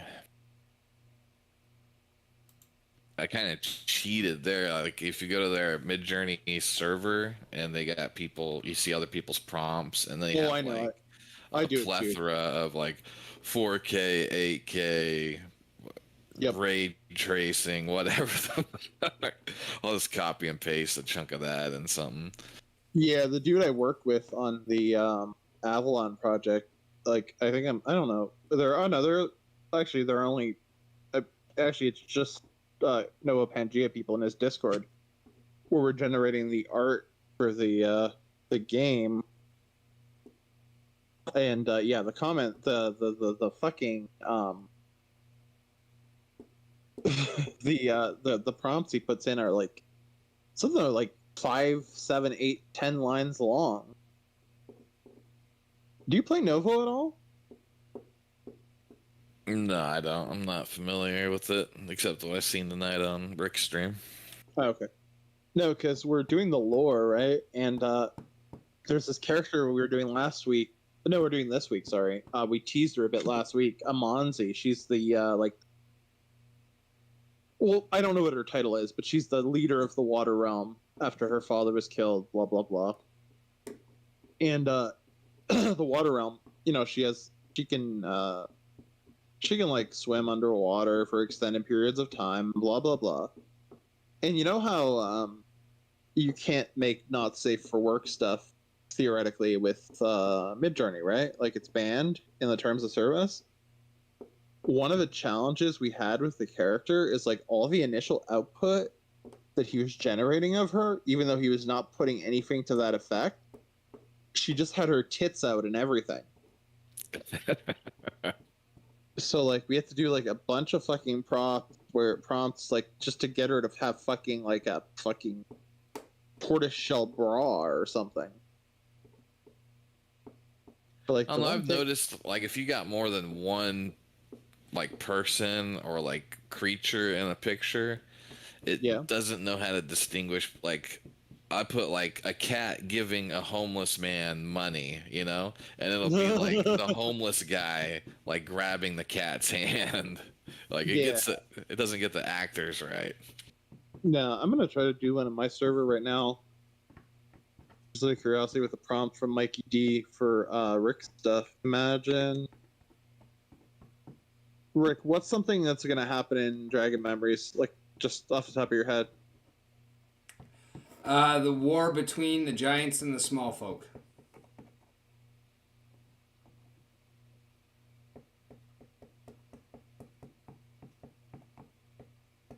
Let's see what it produces.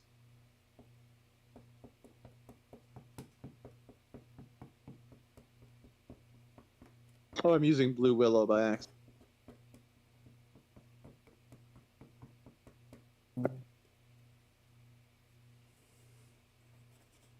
Oh, fuck.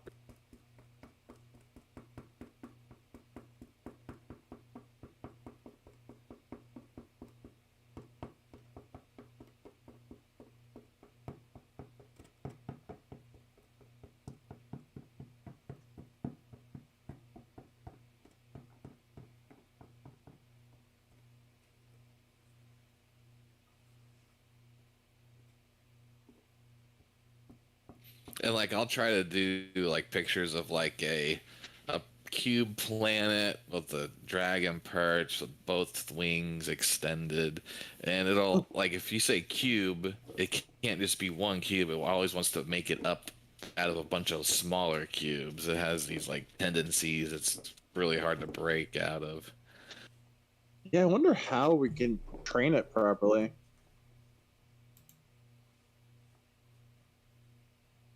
Yeah, and if I say planet and it like kind of gets it right, it'll always be like the Earth's geographical layout.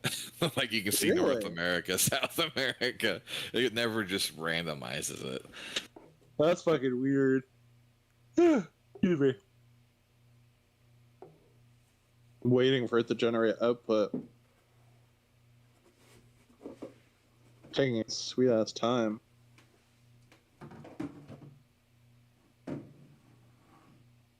How long you been fucking around with it for?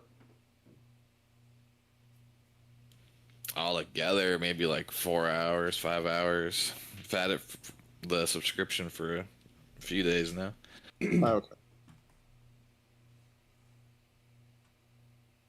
I've minted quite a few NFTs that I've generated from it, but yeah, it's hit or miss. And then Atomic Hub has really weird policies about it. They're apparently about to change, but haven't changed yet, so it's kind of confusing. Oh. I don't know which one it is, but there is one AI drawing app where you can like highlight an area and then you can tell it what you want it to do to it. That's what this needs. You can do that in Midjourney to a certain extent. If you find a photo you like, I don't know if you knew this, you do the / imagine, then you copy the link to the photo, and then you like say do this to it, kind of. Does that make sense?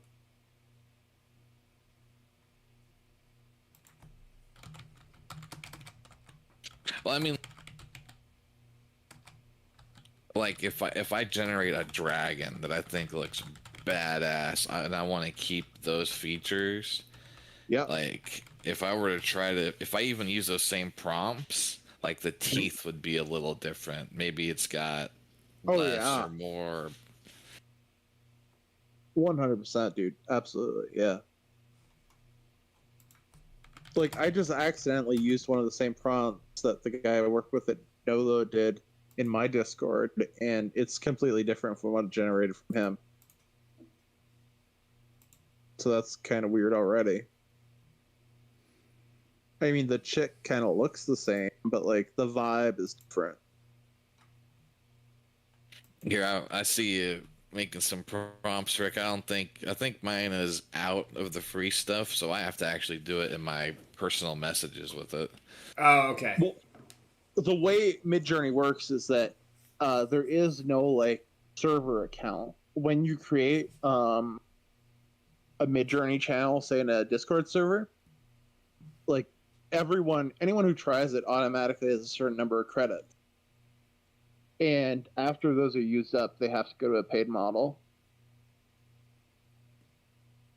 at $10. Like, yeah, you can't.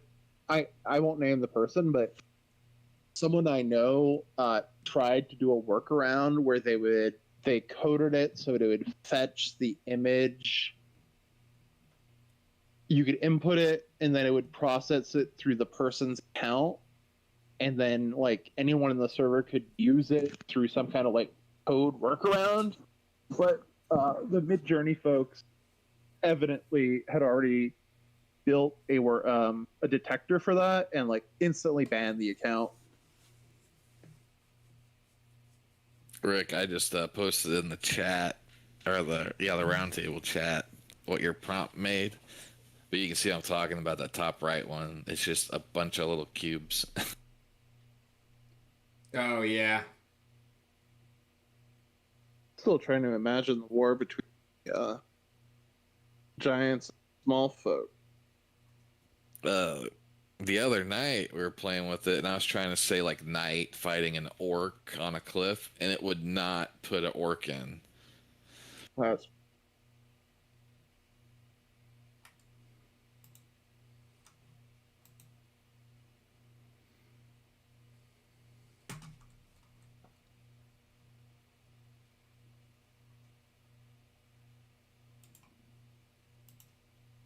Honestly, you know what? This top one I think is good enough. We can probably use that as a as a standby logo for Dragon Memories. Oh wow, you're doing a AI standby logo. That's pretty. You like it that much? Which one? This one.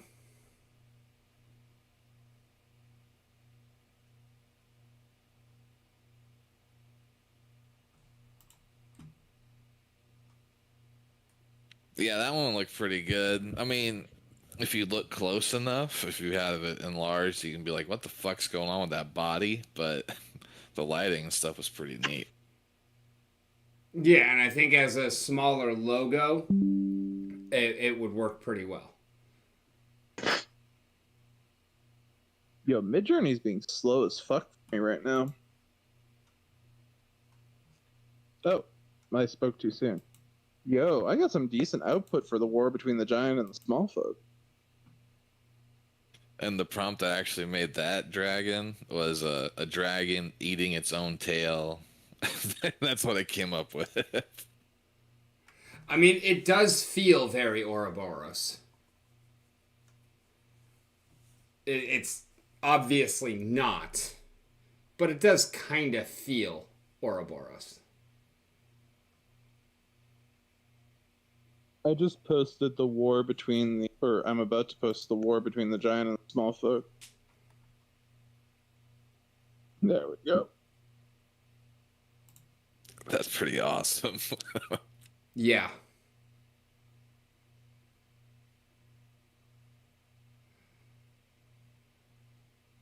You could do some dope shit sometime.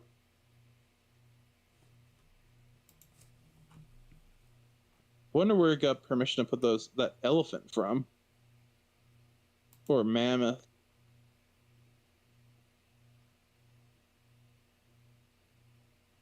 You think they have permission?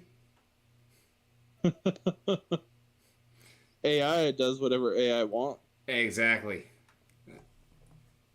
AI ain't nothing to fuck with. I love you, AI. You're amazing, AI. AI, please never change. Do whatever you want. Take my job. Take the house. Take the kids. Take the car. As long as you bring about Rocco's Basilisk, it's all good. Where the fuck is my coffee? Dog is sleeping. Yeah, I really like this one, and I really like that second one too. Like the whole dragon head.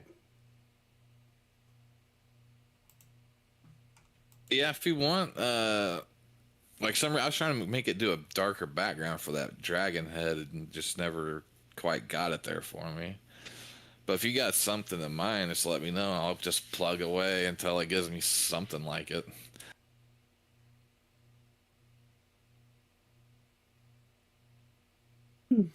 Like this one definitely has the better, more detailed dragon head, but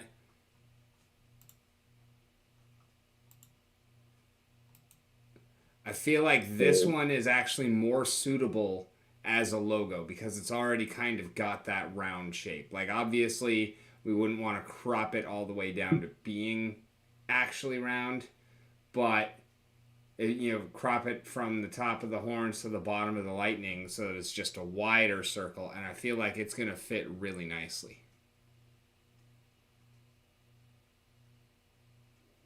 Oh, I could definitely see that. What about, like, when you talk about recollections like that you get in the game, is that gonna, oh, I guess it's not. I mean, would you need a placeholder image for that too, or? I don't even have tokens for them yet. Like I don't have the coins, but they will have logos. Well, that's kind of what I had in mind when I was like screwing around with the book covers.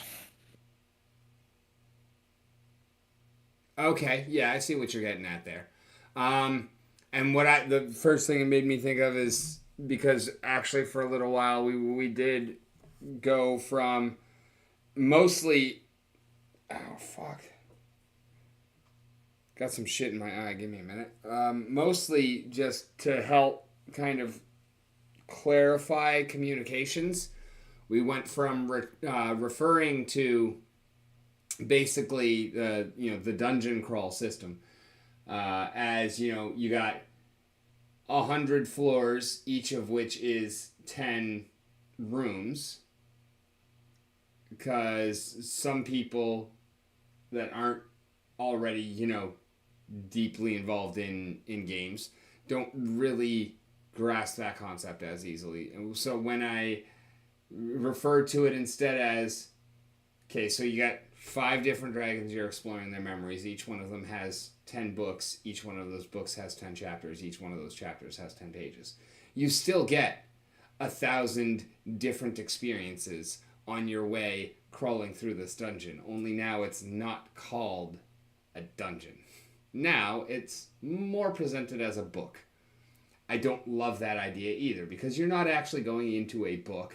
You're not going through these pages. You are literally traipsing through the memories of the Elder Dragon. So I have not actually figured out the nomenclature Physical and the terminology representation.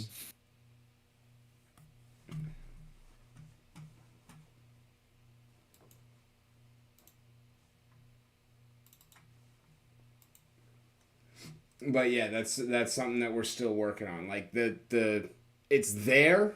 I just need the names.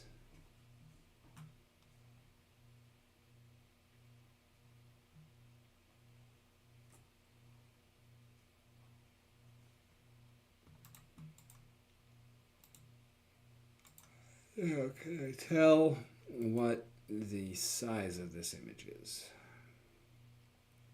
Probably 707 by 707. Yes, I can.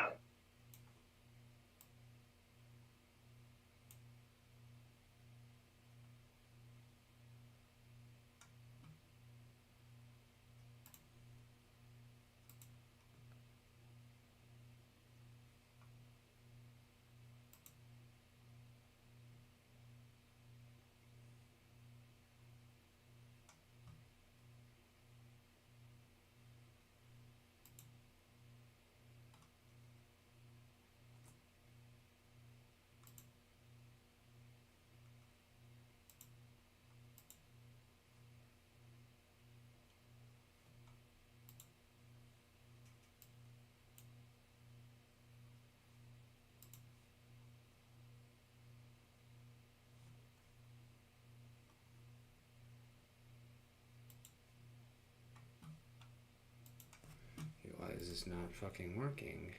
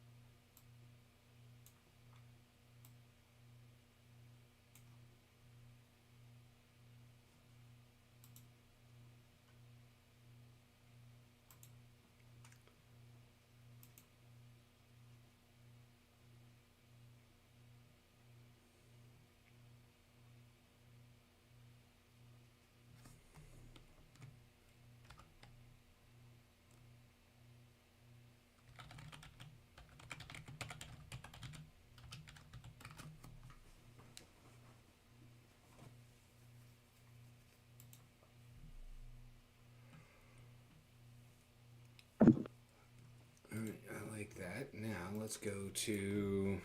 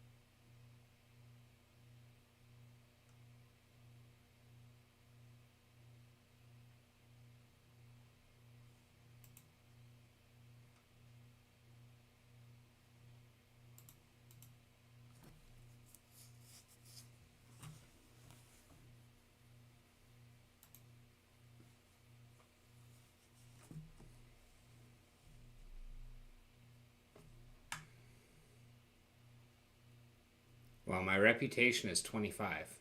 How?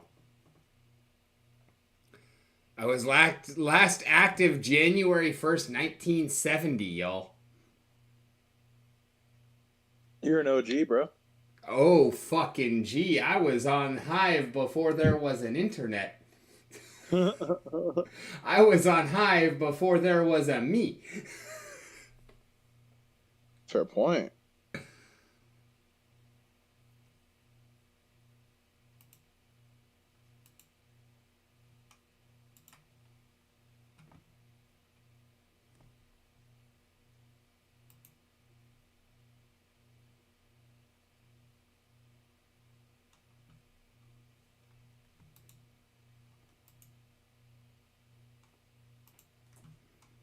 Maybe it'll just take some time. Maybe we'll switch user back here.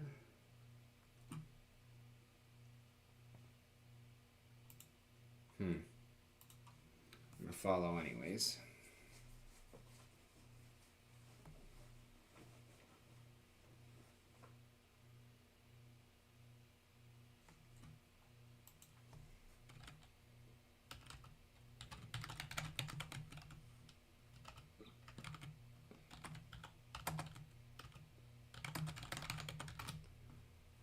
Hey, oh my god, it's after 4 already. Holy shit. Damn, boy. Yeah, if you ain't streaming for at least 4 hours. Right? 4 hours ain't enough, boy. 4 hours after an 8-hour day of fucking working in a goddamn kitchen is damn sure enough. Isn't working in a kitchen so fun? Huh? No, I was fucking with you. Yeah, it's not all it's cracked up to be, that's for shizzle. You mean it's not all Anthony Bourdain promised us? No, in fact, there's very little of anything that Anthony Bordeaux might have promised you. Although, I would still love to, like, have a meal with him or fucking chat with him. Like, he's a great host. Yep, he died the day after my grandfather did. Yeah. Really weird.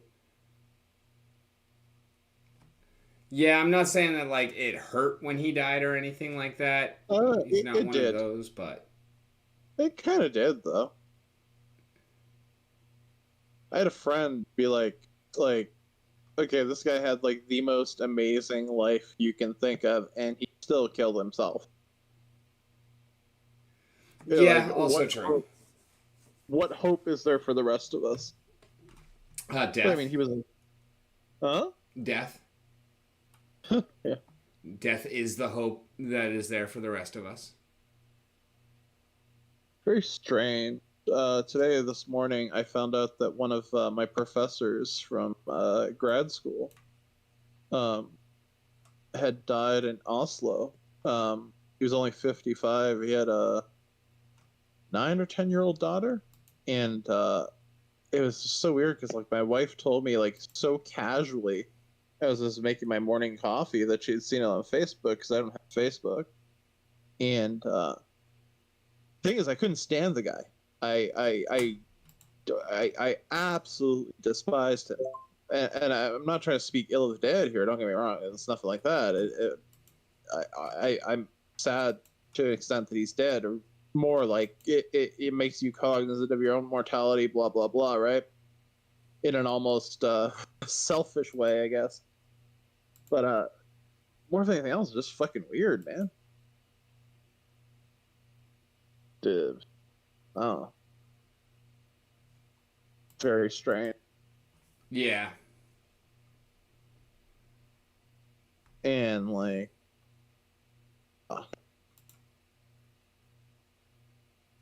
Like, if it would have been somewhat, like... I mean, this sounds so callous to say this, but if it would have been, like...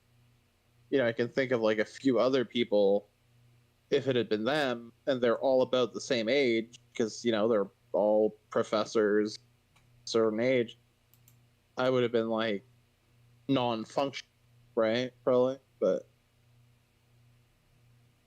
I don't know. So out of all celebrity deaths, which one has impacted you personally the most? Oh man. Define celebrity. Like a band that I Guy's gonna like. say Epstein.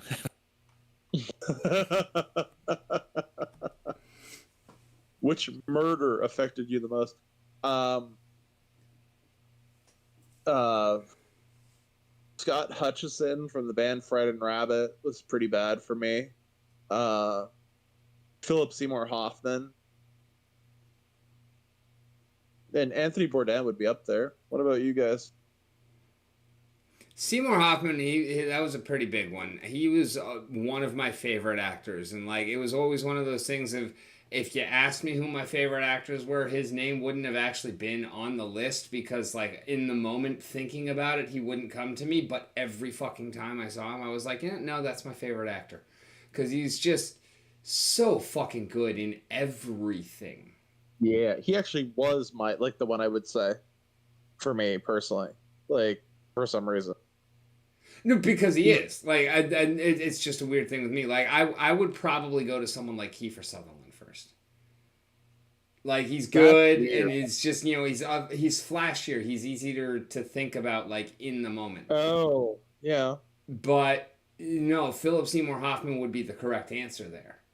It's like William H. Macy. He's not another one that he's not going to be the first one you think of necessarily. Because he's usually also not like the big flashy roles. Like he's not the one that makes you go see something, but you've never seen him be bad in anything ever. Yeah, he could have like the worst part written for him and still be good. I get what yeah. Yeah, that makes total sense.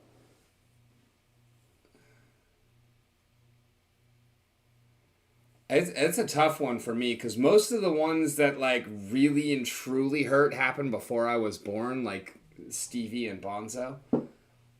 Oh yeah, like because those two are big. The fact that I will never get to see my favorite artists live ever, that's rough. Yeah, absolutely.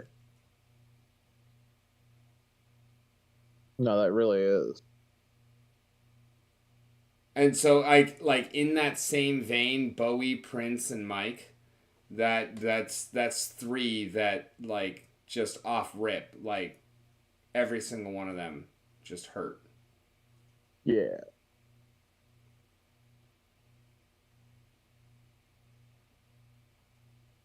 But I'd have to say that's pretty much really it. Like outside of the music world and the I'm never gonna get to see these people live, I don't really care all that much.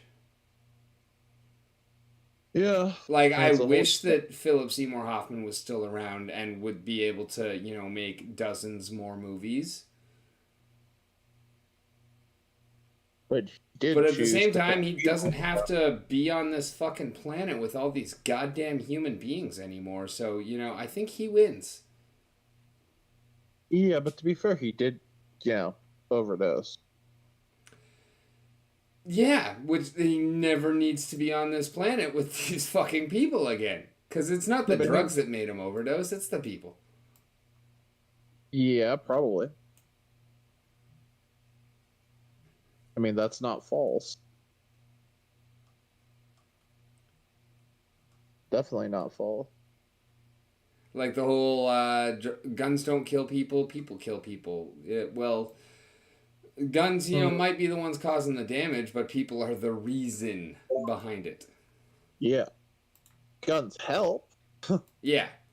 They increase the efficiency of the process. Absolutely. They certainly do. If a person is going to kill a person, having a gun is going to make that job a whole lot easier. Yes, an AR-15 is a very effective human killing.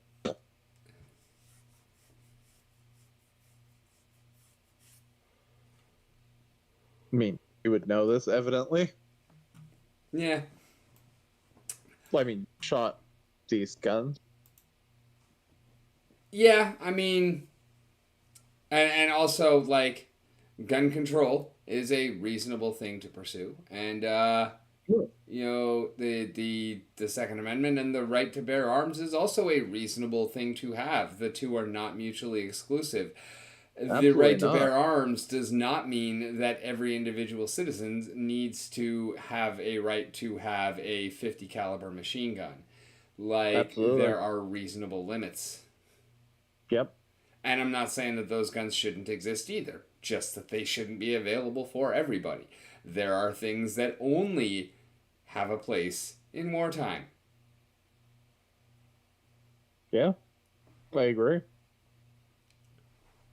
100%, in fact. And like, honestly, I don't even see the purpose of an AR-15 in our society. Like, it does too much damage to most animals. Yeah, no, you're not hunting with an AR-15 unless you're hunting like fucking moose or elephant or something. Even like moose. Even then, and you rip don't want to. Yeah, exactly. Better off with 30-08.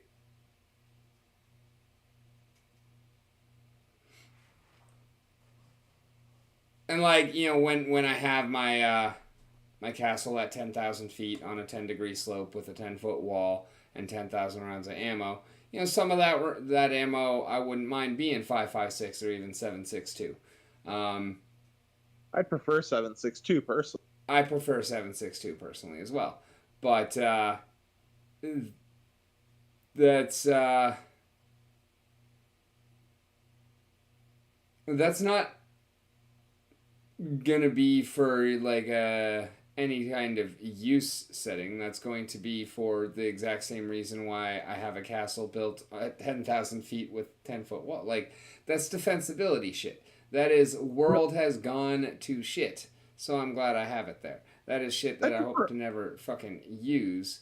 And yeah, like, I'm not taking it out. When you going were to in a the fucking military, did you guys learn how to use claymores? flamethrowers.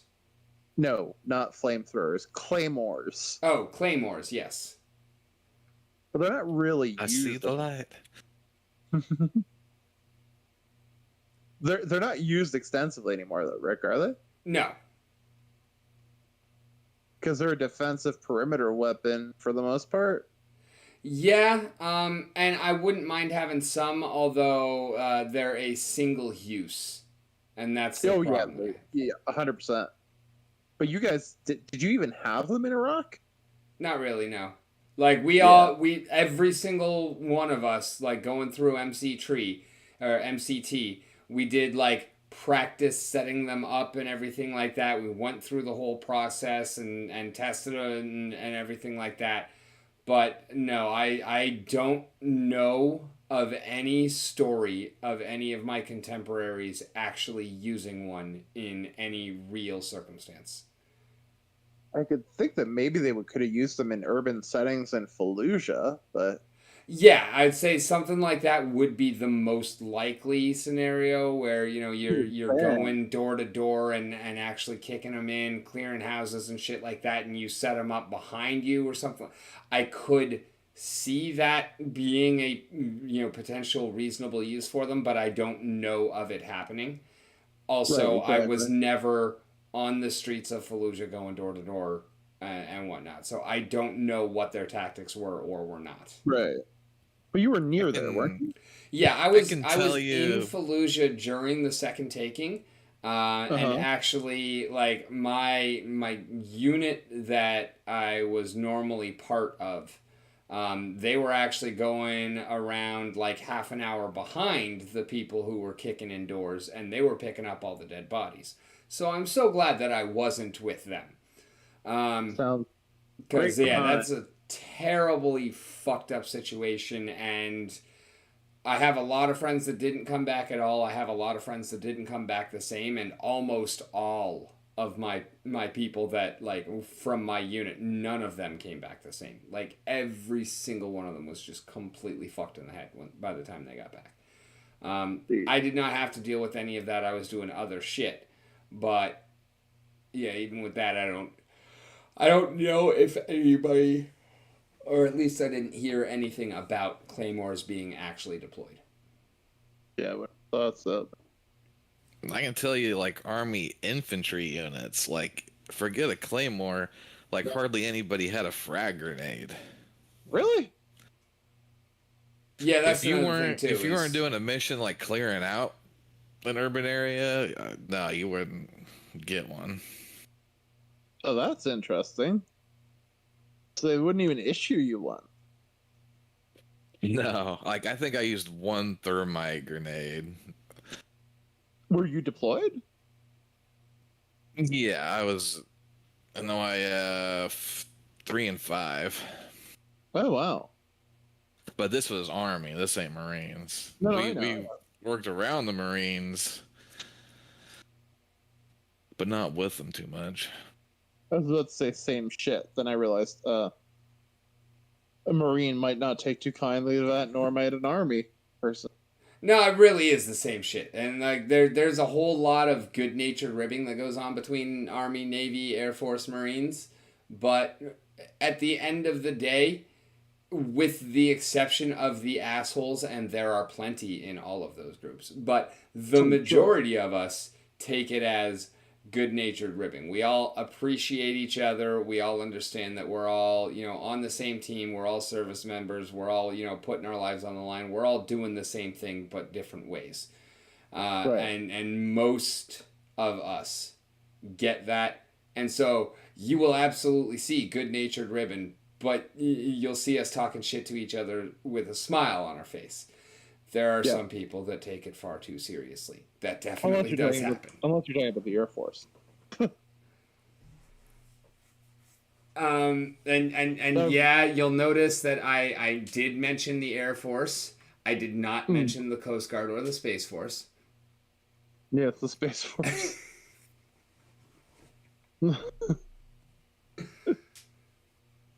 Oh. Do you think they're ever gonna not be a punchline? Don't know. Didn't they had a show on Netflix, I think, with Stephen Carroll or whatever that guy's name is? Yeah. That was awesome. Does some funny shit. I mean, I don't know. And what are they called again? Guardians or something? Yeah, something like that. I don't even know. The fuck are they guarding? Earth. Duh.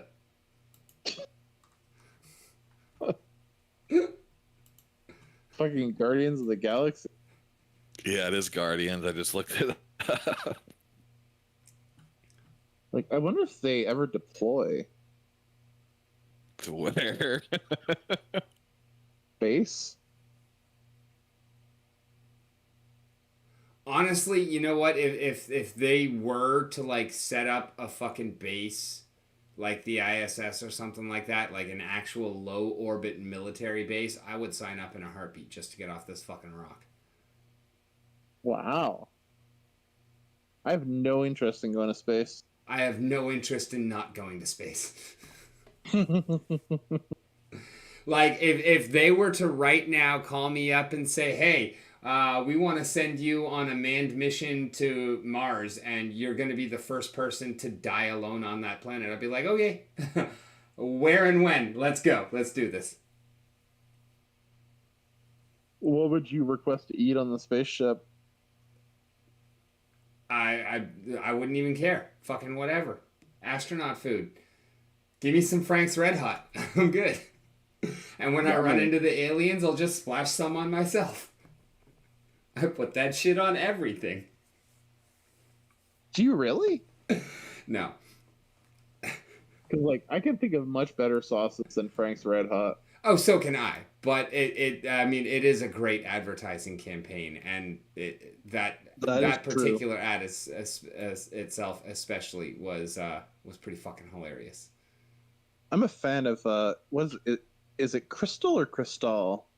It's Crystal. Cristal is the alcohol. But Yeah. yes, I do like Crystal.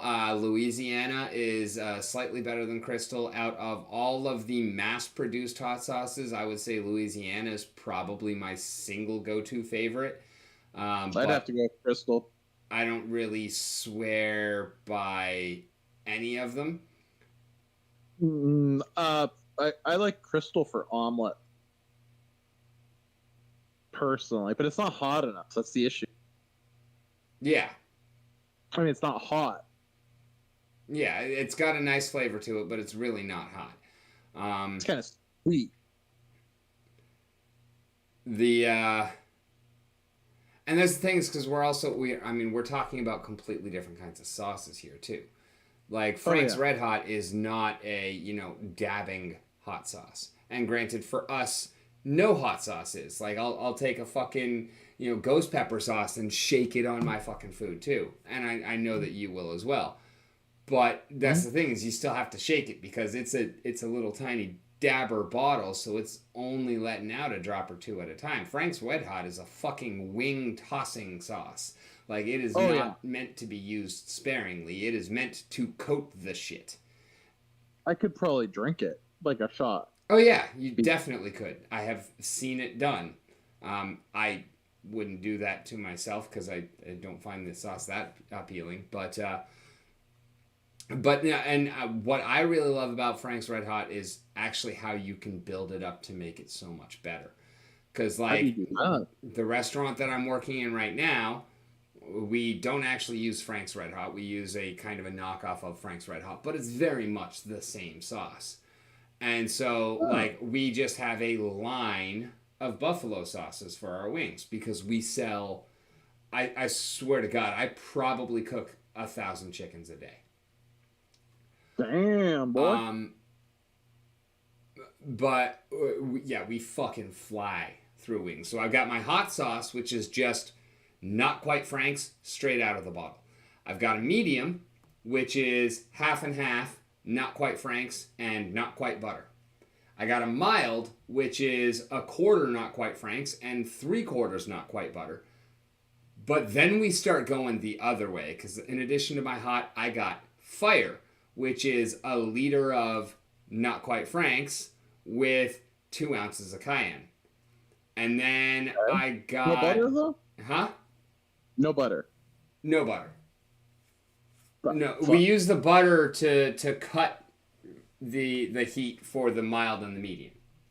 No, I like it when it's spicy as fuck, but still has a little bit of butter in it. Oh, well, there's butter in the basic sauce, I think. We're just not adding any. What I like to do is make it even hotter, then add butter to cut it a second time, if that makes sense. Oh, okay. Yeah. Well, here's my favorite one. It's our Smack Your Mama sauce, right? It's a liter of the not quite Frank's.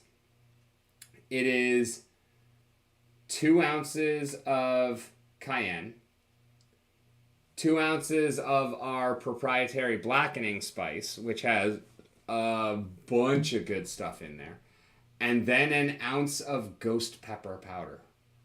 Oof. You don't want to breathe that shit in. Oh, I've been using that shit for quite a while now. Ever since even before I started, or no, actually, no, it is. Yeah, when I started like brewing my own hot sauces and whatnot, there's a shop right around the corner from where my lady works called Spice is Nice.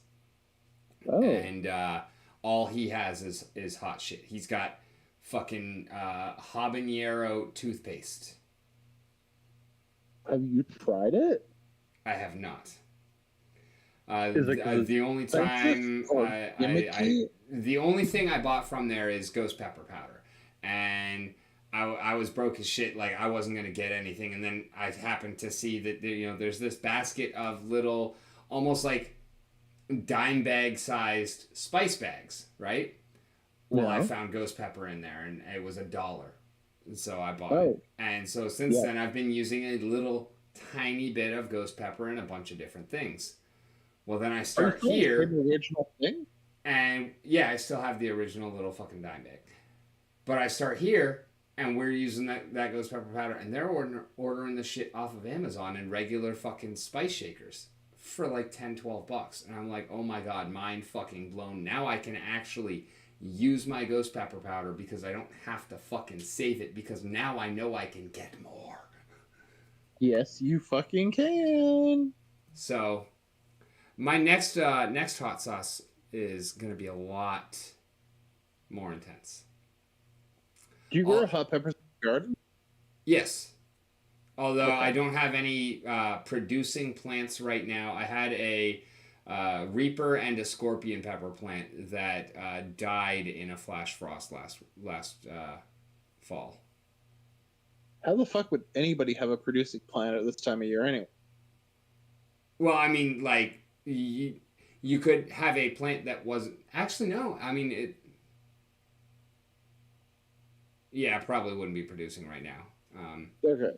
But Yeah. I mean, like, I had plants that were producing last season, but they died. So I do have another plant growing, but it's not going to be fruitful for another couple of years, probably. Oh, I got you. Okay.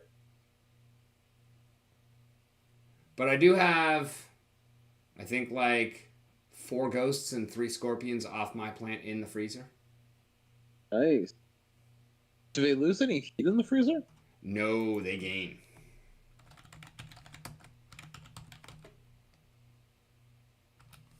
That is very. Just like I mean, it's not just like chili and whatnot. And it also really depends on how you treat them. Like, if I take them out and let them thaw out, then they get kind of meh and not really super spicy, anything like that.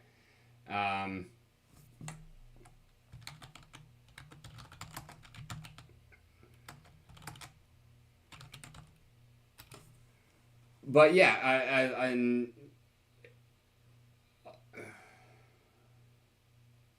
it's like I'm sure they've got a flash freeze the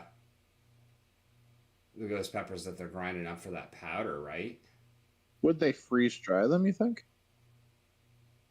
Yeah, that's what I meant, not flash freeze. Freeze dry. Okay. Yeah. Yeah, we're not talking about fish, man.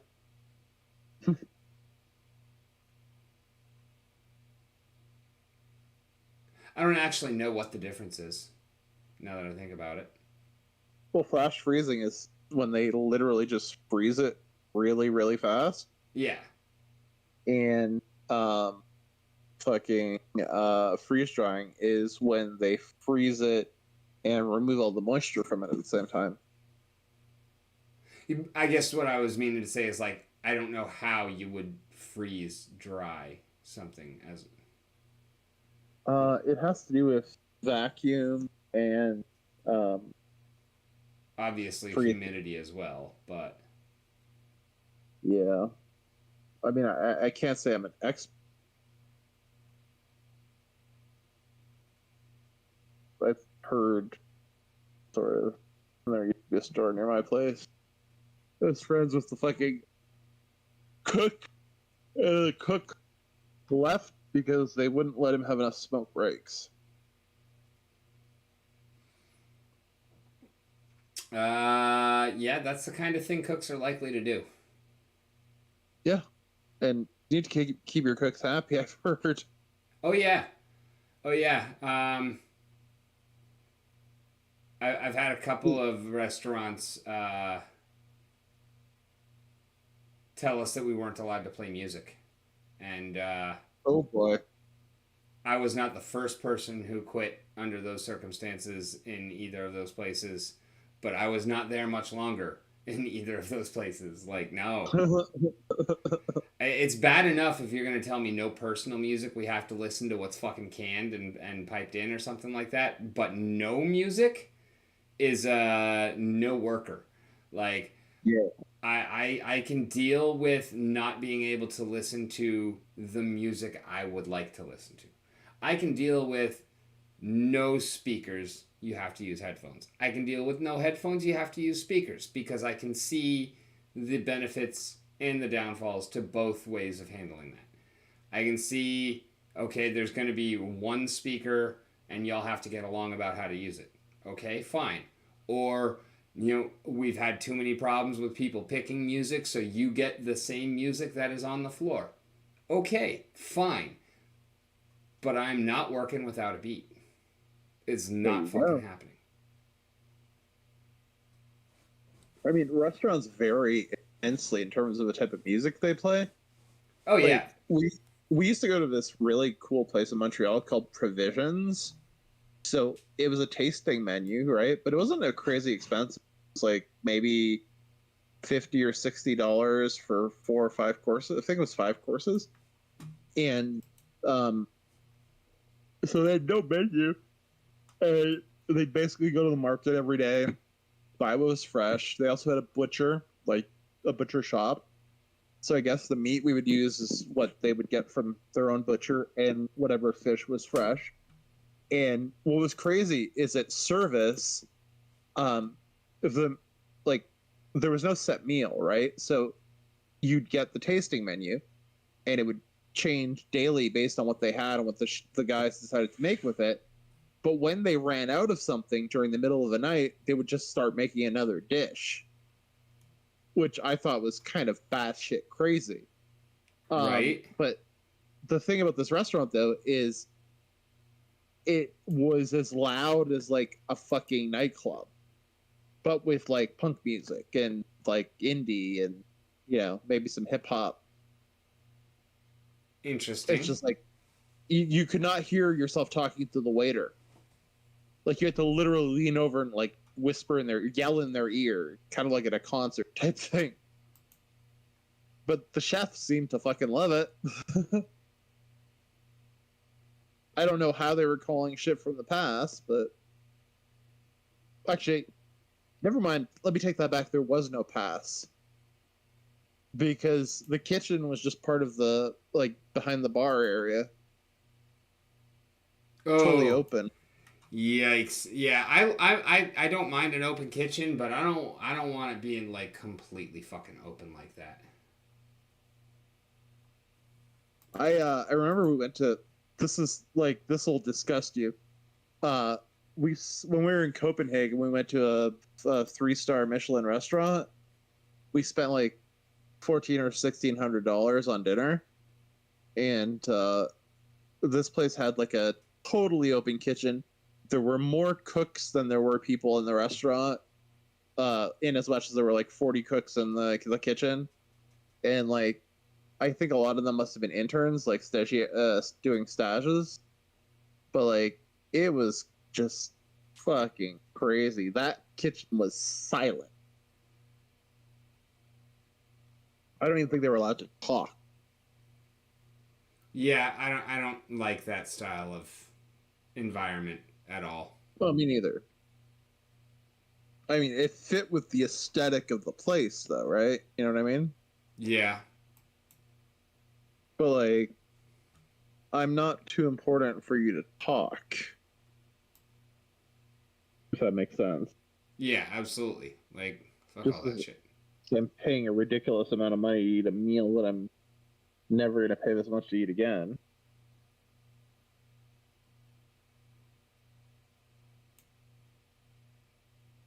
Like, it's kind of insane. That's like several months' rent for some people. Yeah. On one fucking meal, when you think about it, it's just like, gee, how stupid can you be? Yeah, it's kind of crazy what kind of excesses there are out there. Yep. It's also kind of crazy, like, so at that same restaurant I was telling you that was so loud, right? I'm ethnically Slovak on my father's, like my paternal grandfather's side. So if ever I see a wine from Slovakia, I'm likely to order it. And Quadrell is a Czech guy living in Slovakia right now with his girlfriend. And I was telling you of some of the wines I've had. And, at the restaurant, we were paying like $60, $70 a bottle. And these are like wines that are like 12 euros in Slovakia. it's just kind of crazy to think like it's not just you're paying an excessive amount of money. It's also like you think of all the people involved. So the restaurant probably bought it at like 35 to 40. The distributor probably bought it at 20. So like how much is actually going back to the producer? Right. Yeah. Yeah, everybody's got to get their cut. So product man. gets trampled every step of the way, either trampled or inflated. It's insane. Like, if we lived in a world without the crazy markups, I wonder, like, well, I guess the economy wouldn't be any more efficient, but, well, in some cases it would be. It really depends. I need to find some kind of, like, long-term work that just involves, like, perpetual royalties and fucking, like, how can I put it? Just like passive work. Yeah. Like I just want to operate taco venues for a living.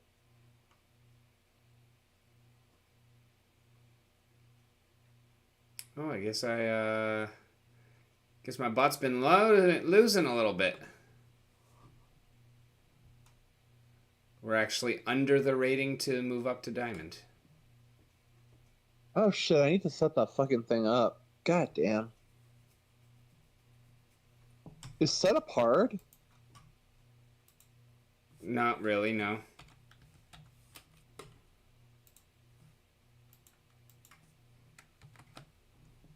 And do you get to specify until what portion of your SPS it plays, or? No, because that's not a thing, but you can tell it what energy it plays to. Oh, that's what I meant. Not SPS. What's it called? The other thing. ECR? Yeah. No, you can't tell it what ECR to play to because ECR doesn't exist anymore. There's only energy now. What? Since when? Like a month and a half ago?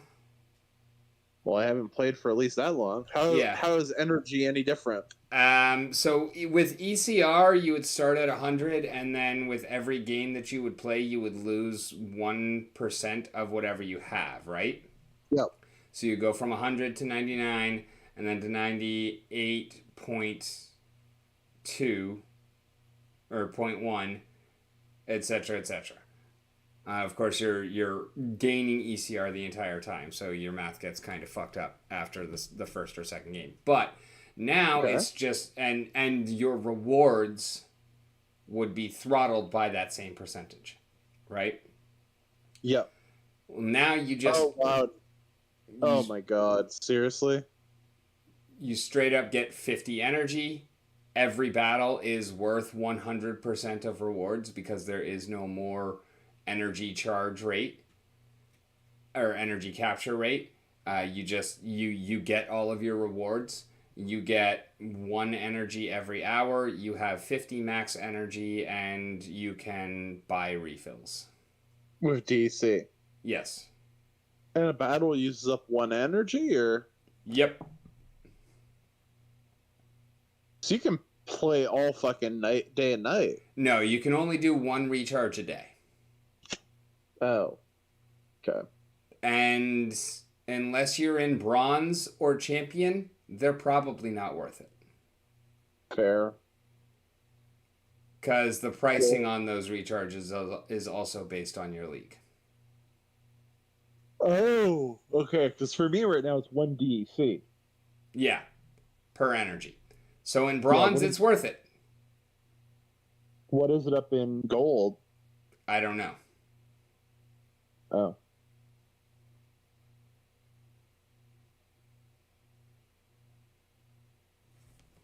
I guess I can I can check though. How much is the DEC in cents again? Probably like 0.09 cents a piece. Okay. Because they're supposed to be 0.1 cents each. Supposed to be 1,000 to $1. Right now, 1,000 is worth like 90 something cents.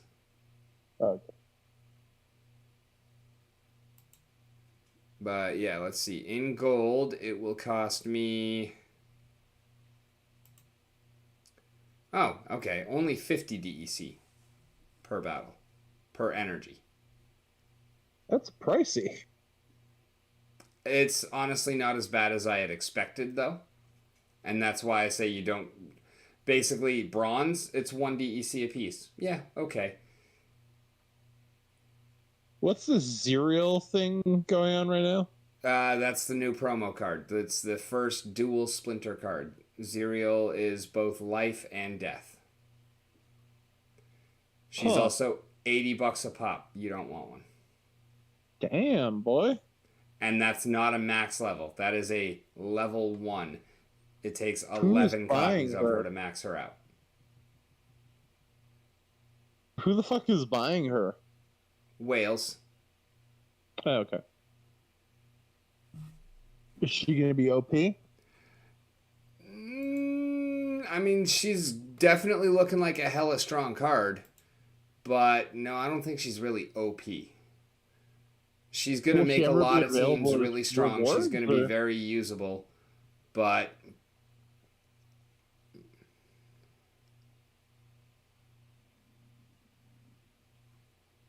I honestly, yeah, I don't feel like she is the best thing out there. Okay. Huh. I just claimed my SPS for the first time in a long time. How much should I just get? There we go. $253.43 for a gold Zerial. Damn. Let's see what That's she's a little nutty. going for. $36.25 to actually buy it on the market. It's not so bad.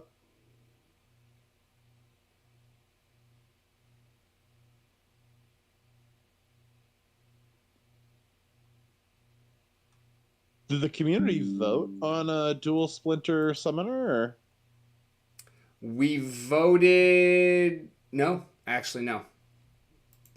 Huh. This is something that we've been knowing is coming for a while. They've been talking about dual splinter cards, so it's not like they just sprung it on us.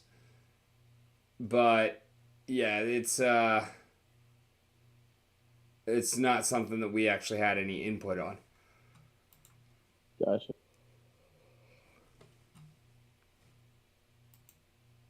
I wonder if they'll ever do like a universal one.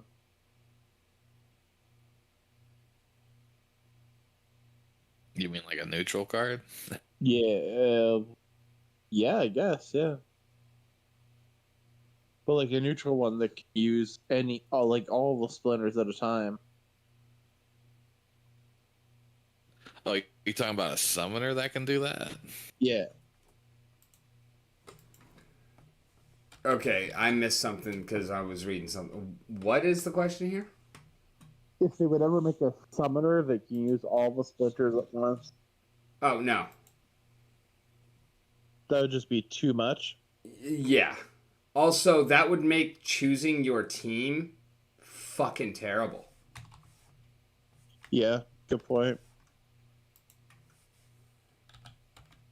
I mean, I'm so often running out of time, even right now, just playing with Holozor's cards, just because, like, I've got so many options. Why are you playing with Holozars? Because I don't have a deck. Oh, because it's being botted, you mean? No, because I don't have a deck. I sold all of my cards. In Splinterlands. Yes. I did not know this. Yeah, I sold all my cards before we even met. I put all of the money into SPS. Oh, you did tell me that. Yeah, so I have a handful of cards, but I do not have a deck. And so for a while I was like using nifty decks and doing that thing, and for a while I was renting cards and whatnot, and then I finally worked out the deal with Holozor to just borrow all the cards that he's not using.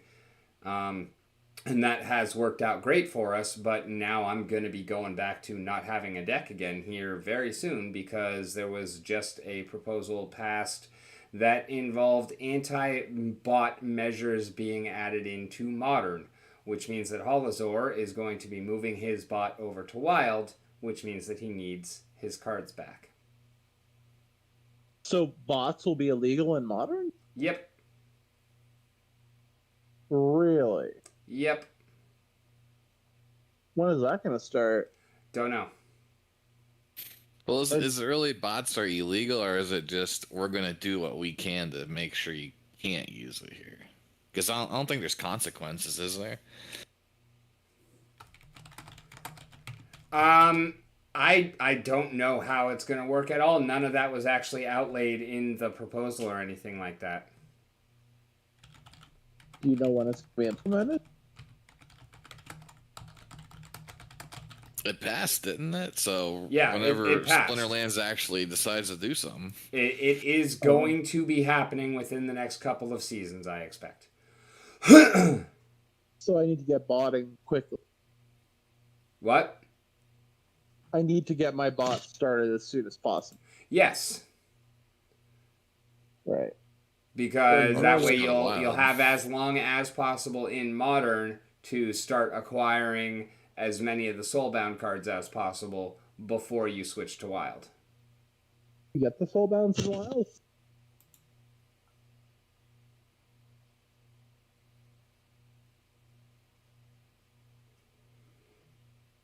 Yeah, I don't get this. I think that Mimosa, for an extra $1.55, Mimosa is going to help you out significantly more than cereal is. What? You lost me there.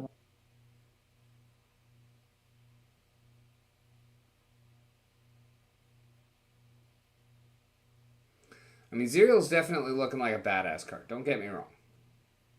But at that price, I would be doing something else.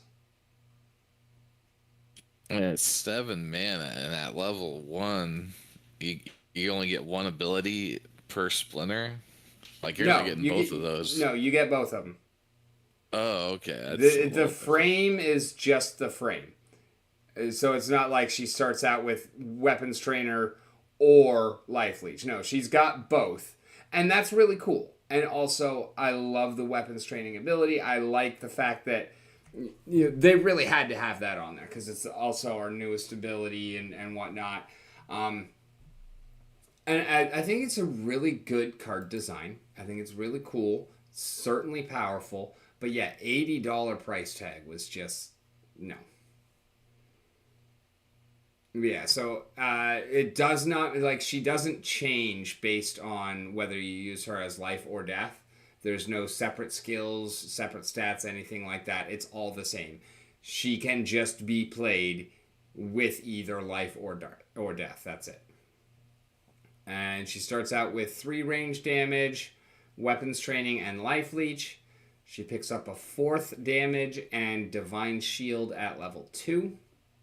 She picks up a 5th HP and Rust at level 3. And she picks up a 5th damage at level 4. So she can't be played with both at the time. So she can't be played with what? You can't use both life and death cards at the same time with her? You can't use both life and death cards at the same time. Period. Okay, even though she's a then what's the purpose of a dual summoner? She can be used with your life team or with your death team. There is no dual summoner. This is the only dual element card in the game. Okay. Oh wait, she's not a summoner. She is not a summoner. She is a card. $80 for a fucking regular card? Yes. That's absurd. Summoners don't deal damage, so they don't deal range damage. So they can't have weapons training. Yeah, no, that's when I started being like, what?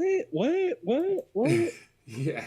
Does she come with unlimited blowjobs? Jesus fucking Christ. Yeah, no, she's a very powerful card, but she is not a summoner. She is just a card. And that's why I'm saying, like, yeah, Mimosa, for that same price point, Mimosa is a much, much bigger difference to your deck than Zerial.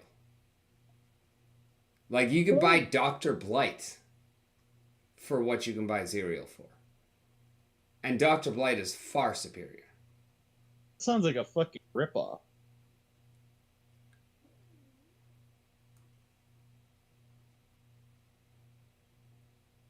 I mean, that's down to, what each individual player values the card at. Yeah. Because for some people, it's going to be more valuable. Some people are going to value it higher because it's, limited availability and shit like that. And like I said, it is a really good card. It's not necessary. I'm not saying that you can't beat Aziriel. I'm not saying that you have to have Aziriel to be able to have a good life or death team.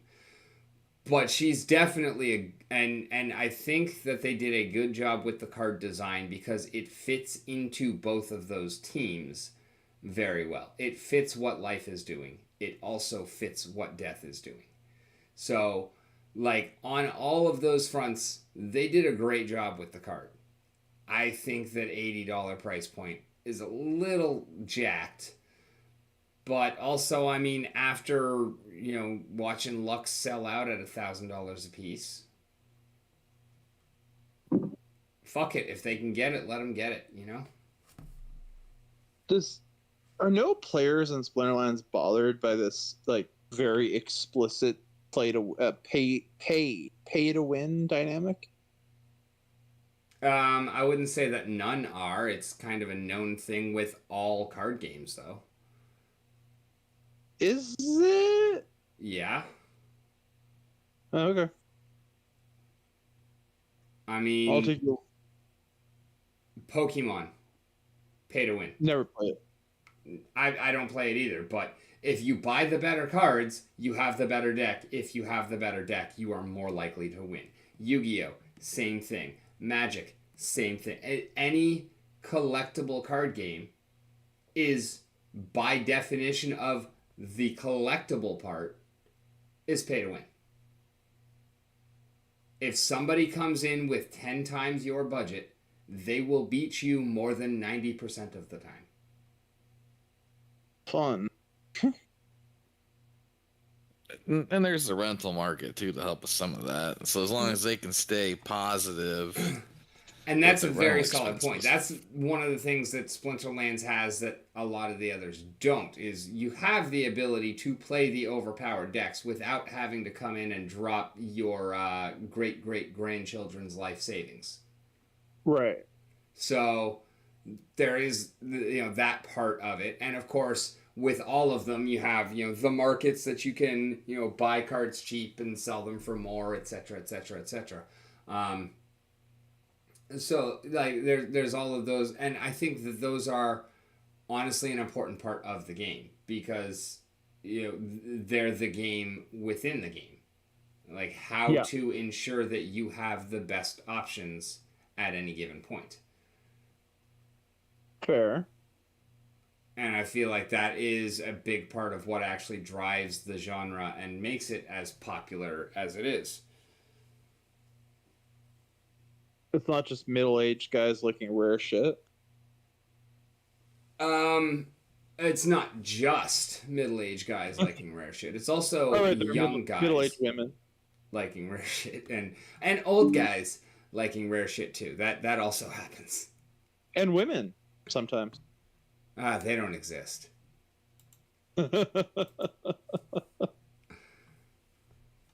Oh,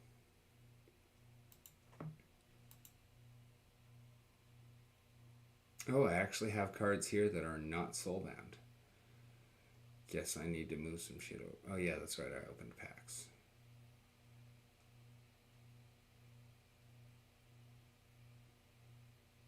So by the time Holozor needs his deck back, will you have enough cards to play a basic deck? Fuck no. Yeah. Fuck Okay. no. I am so far off of being competitive right now. Like I'll be dropping back to bronze and silver. And is there any way to play your way up by winning cards? Yeah, it's called don't let the bot do it. Because there's no way that I can play in bronze and silver. I will end up breaking everything within fucking 32 feet of me. Yeah, they expect us noobs to get through fucking bronze. Oh, and part of it is because bronze is that fucked up. A big part of it is because I'm used to playing my cards with abilities now. And like so when I see rule set, splinters, mana cost, I'm already forming a team in my head, and then when I start getting to the cards and they don't do what I expect them to do, I'm fucking worthless. Yeah. Like I it is gotcha. easier to move up in tiers than it is to move back down because your cards no longer do what you expect them to do. When they all of a sudden do something cool that you didn't know that they did, that's awesome. Yeah.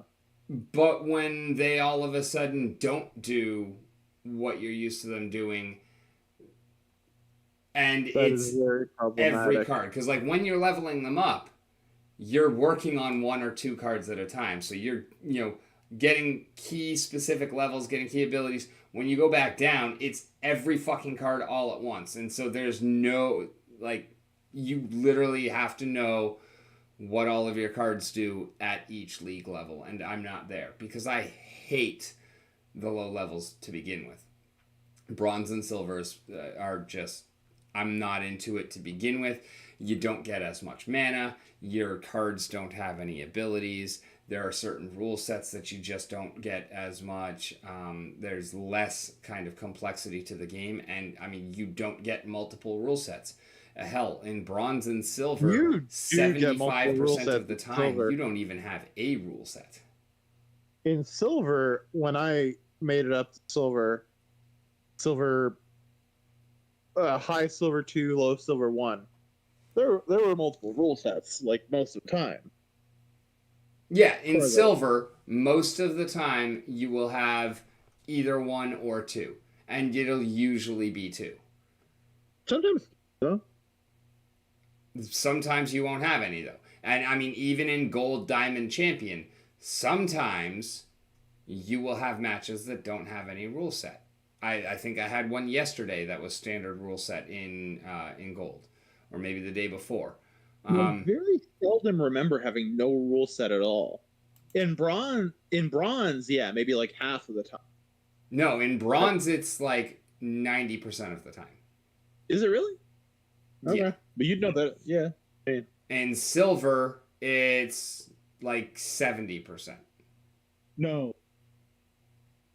Maybe 50. Most, I'd say. Can't be 70.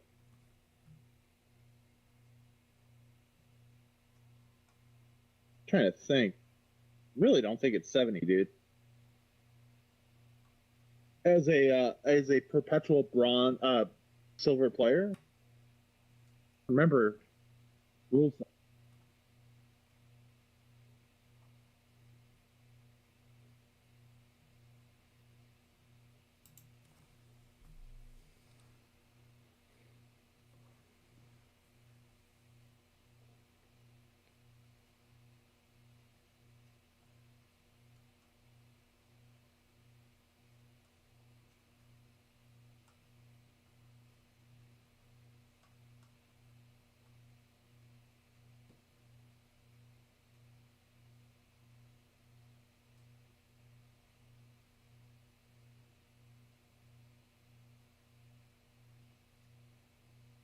What was your favorite rule set, Rick? Favorite is, that's a tough one to answer. I have a lot of least favorites. I have a lot of ones I really don't like.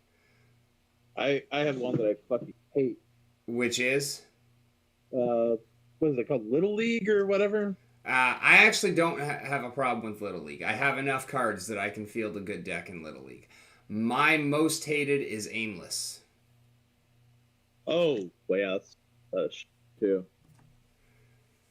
I really don't care for evens only or odds only. Just because it takes out too much of your collection. They're so arbitrary. Yeah, I like reverse. I don't. Oh, If reverse speed only reversed speed, I would like it more, or I would dislike it less. okay. But the fact that it actually reverses everything about how speed is calculated, I don't. I don't like that at all. I don't know what that means, but It also reverses your tiebreakers. oh, it really. Yeah. And those become relevant at the higher levels, and they're not relevant at the lower level. They are actually relevant at lower levels too. I've had so few ties. No. You have and you haven't realized it. Right? You mean when the birds get tired? No. I'm not talking about fatigue rounds. I'm talking about ties, as in when multiple cards have the same speed. Oh, I'm sorry. Okay, yeah, I gotcha. Yeah. So it reverses all of your tiebreakers. So like normally, magic will go before range will go before melee. Oh. So I'm guessing that because I'm a melee heavy player in green, that's why I like it so much. Yeah. Because that is pretty much the best possible place to be building your team for reverse speed. Green is the slowest, typically, out of the splinters. Melee is the slowest, typically, out of the damage types. And so melee green is going to give you your best reverse speed teams. Absolutely. Oh, I think my dog needs to go to the bathroom. I'll be back in a few. Bushwhack, where is this that I'm looking for? The fucking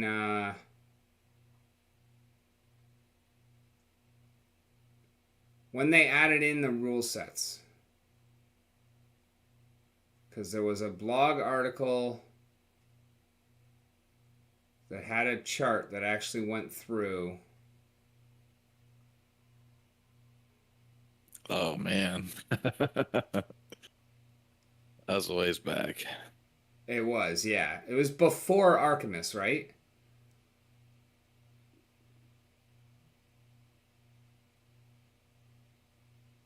Pretty sure. Oh, yeah, because it was before the FTX shit.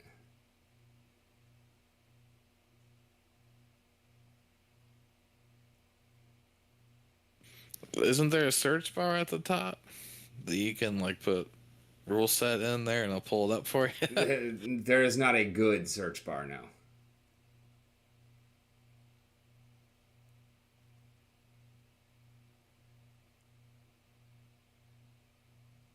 It's probably one of these fucking town hall summaries.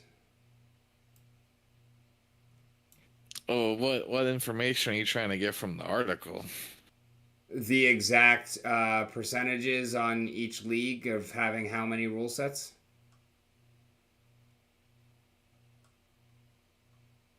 Because I remember I actually went in depth on it and I covered the entire thing. We talked about every single cell.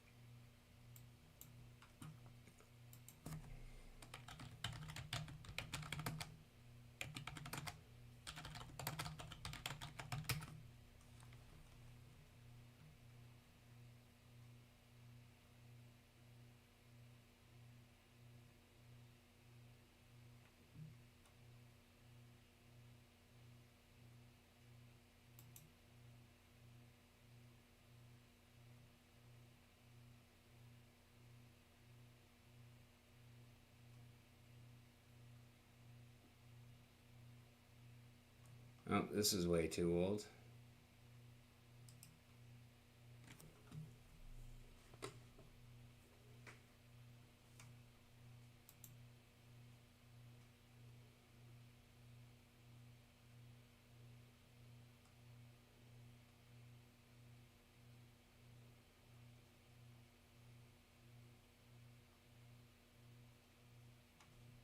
That's not true. Cannot be between 70 and 98.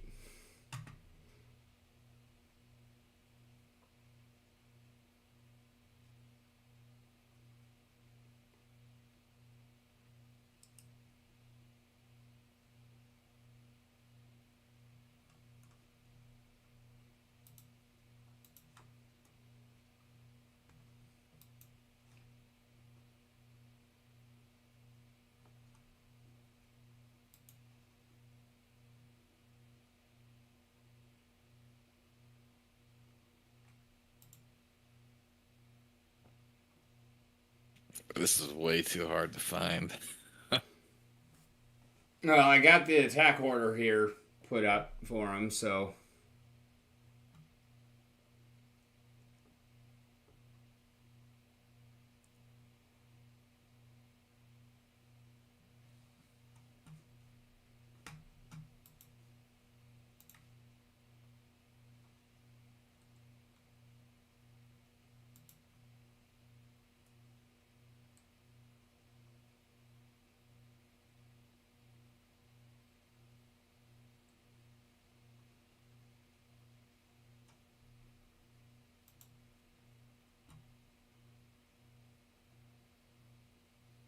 There it is. Yeah. Just found it myself.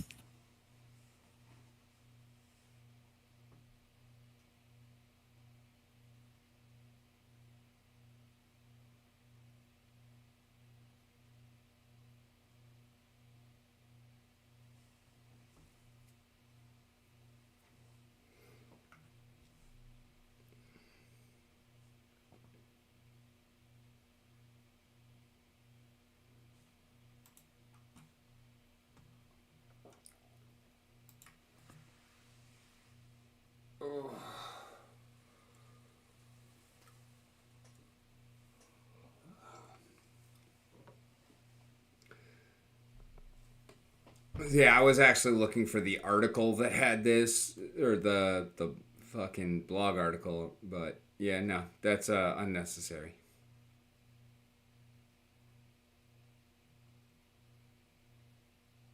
Yeah, I tried using the search bar. You're right. It was garbage.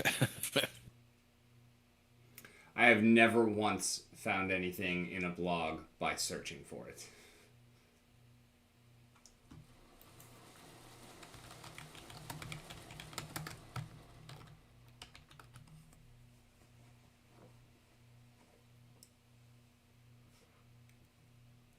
The Splinterlands TV keyword is Monster Mayhem number 2.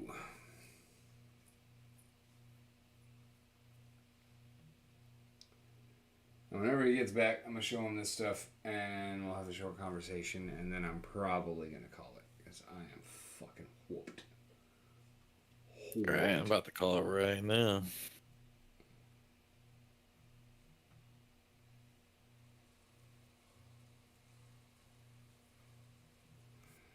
And just did a little bit more work on Galil, and I don't know if you saw it when I was showing it off earlier, but my favorite rulebook from all of the OGL third-party 3.5 D&D books, I just ordered a replacement copy of my favorite one, and so I'm gonna be doing some work out of that motherfucker over the next couple of days.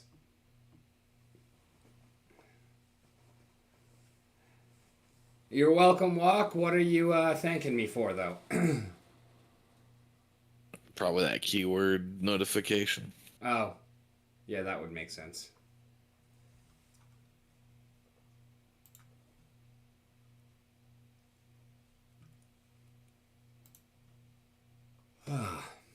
Yep, that is indeed what he was thanking me for. And it's funny, I was actually just telling you and fucking Rogue.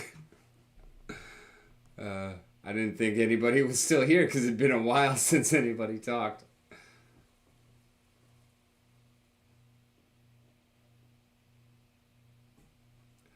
It's not quite an Uber book, but it's a really fucking good book. It's got a lot of really cool monsters in there. It's got some things that are going to work together really, really well. Motherfucker, credits just won a Lobstradamus. Still have not won this month at all.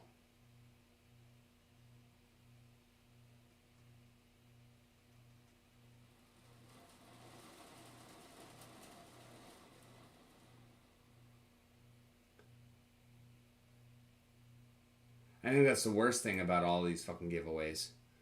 They're just making my opponents stronger.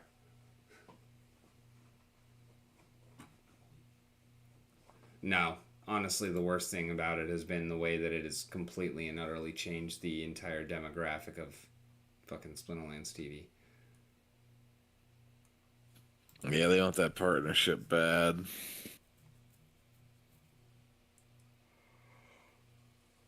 I miss the days of fucking what's his face's stream, Sergeant Dan. Oh, he was on Splinterlands TV?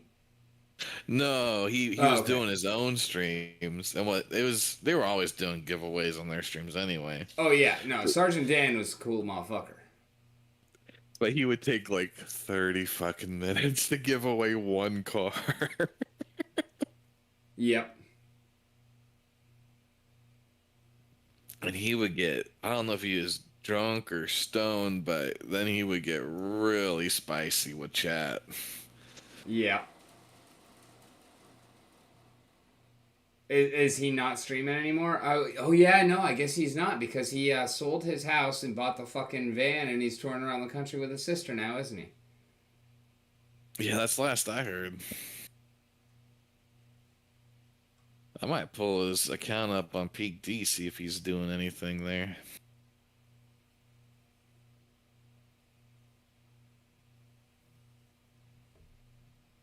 Or not Peak D, Peak Monsters. Same company. I actually found that out the first time I had Jarvie on. Just, talking shit and whatnot. And then I never put Peak Monsters and Peak D together.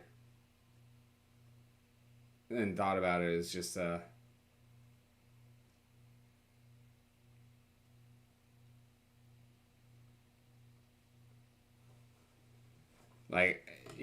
kind of caught me by surprise.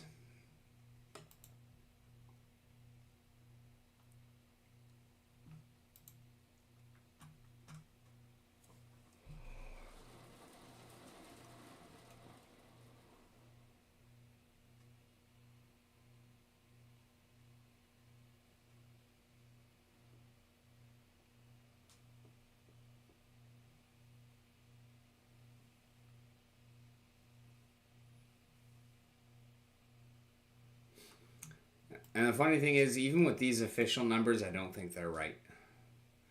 Because I do remember playing in bronze recently, whenever I restarted.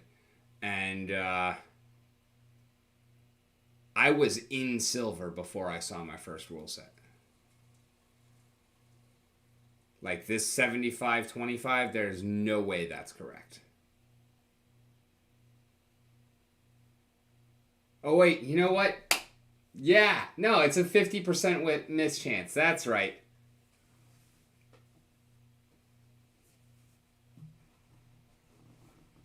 Lols.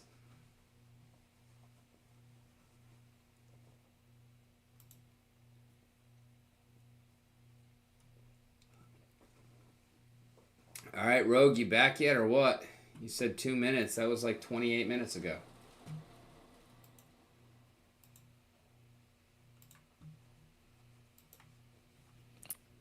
Aren't they supposed to like increase the mana cap for the lower leagues too?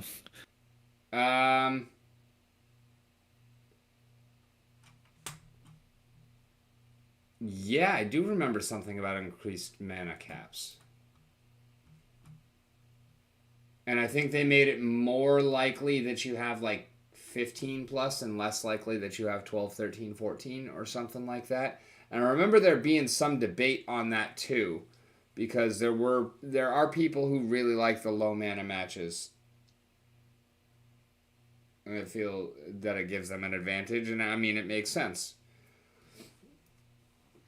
Because you can definitely focus on getting, cheaper mana cards, and those are also going to tend to be some of your cheaper monetary cards, just because of the fact that, I mean, they're more expensive because they're less expensive, but they're less expensive because most people aren't immediately after them like that, everybody wants the bigger, flashier monsters. Right.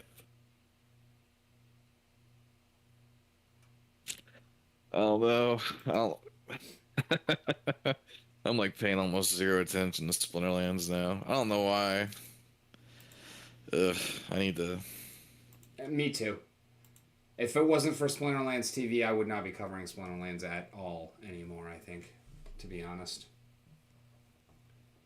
I think I might play my first. He is back. Yeah. All right, so here is the official numbers since the change where they added the third rule sets.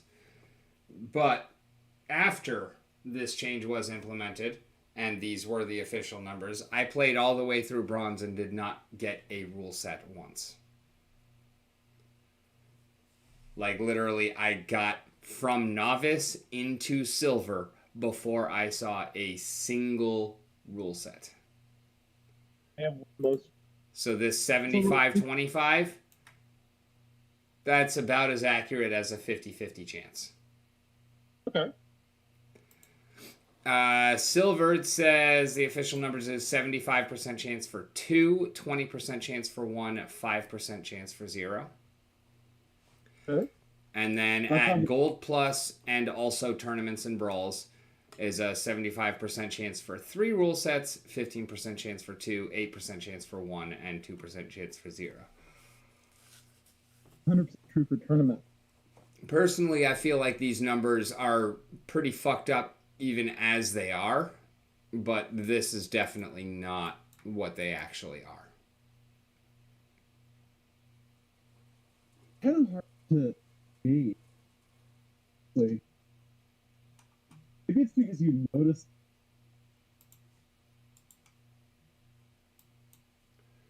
I can't hear you when you're maxed all the way up on my Discord. What about now? Okay, much better. Maybe it's because you notice the matches with rule sets more. No, because I was streaming it and I was like, wait a minute, why do I still not have any rule sets? And so we actually went back through my last 20 games played. And because you can sorry. Okay, I misunderstood you. I thought you were reading that from an official site. Oh, I am. Oh. It's just wrong. Yeah. Okay. Or why? Well, I mean, that's still the official numbers. So that is the correct official numbers. But just like, the correct official numbers say that Poison has a 50% chance to hit, when we all know that it's either 10% or 90%. Yep.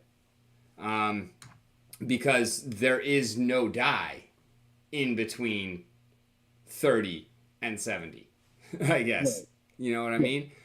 And then we were talking earlier about the attack order and reverse speed. So first thing it looks at is speed, in which case, if I'm faster, I go first, naturally.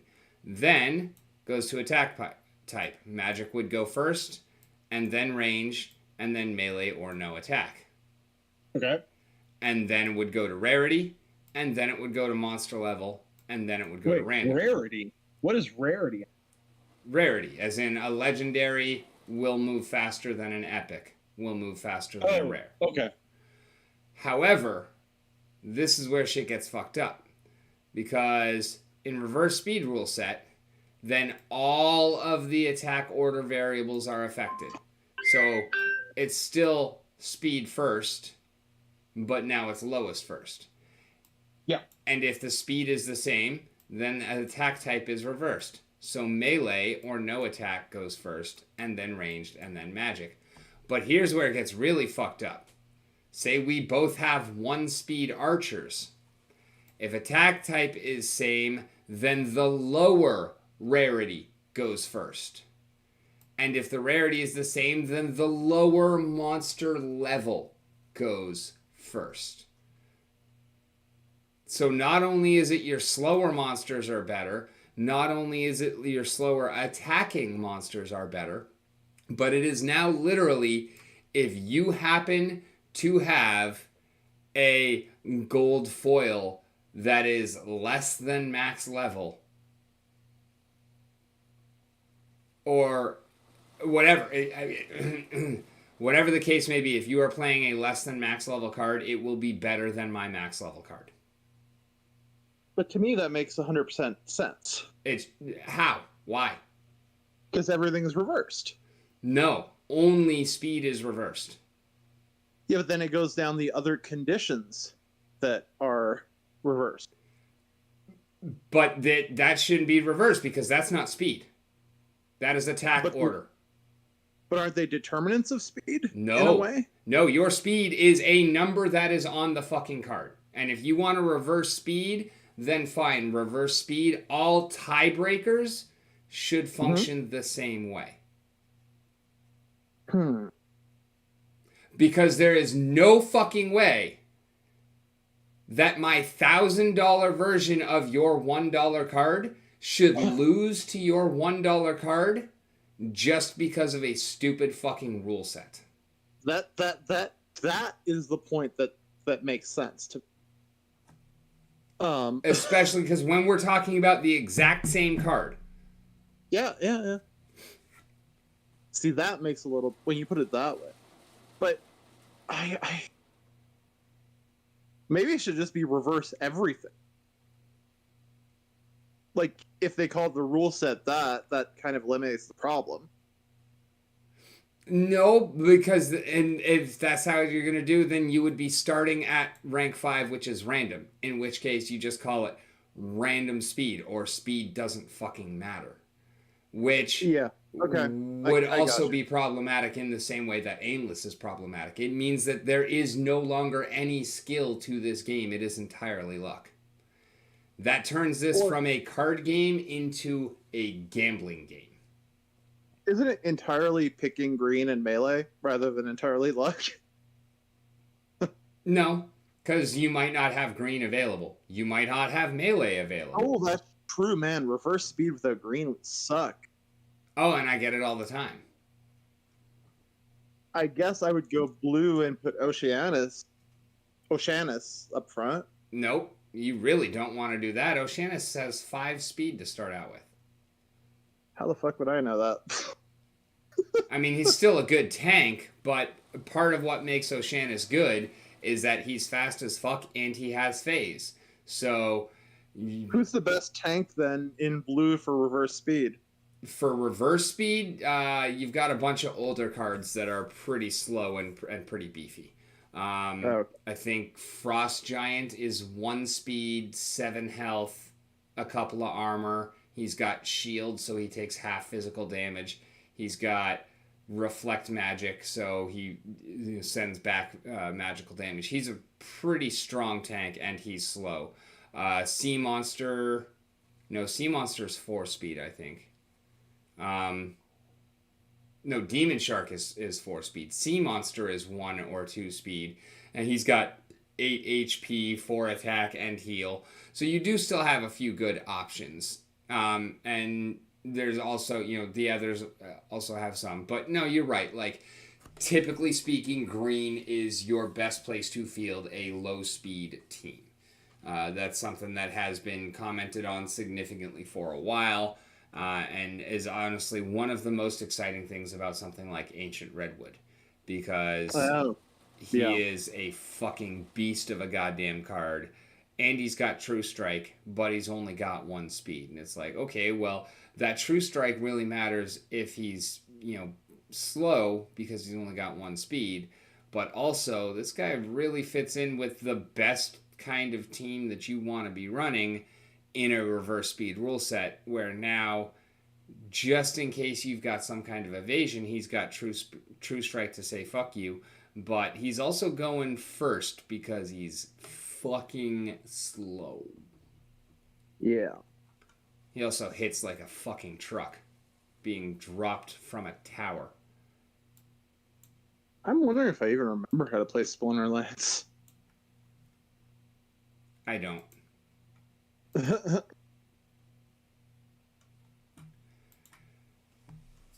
Anywho, it is 5:30 in the morning, so I am going to go start getting ready for bed.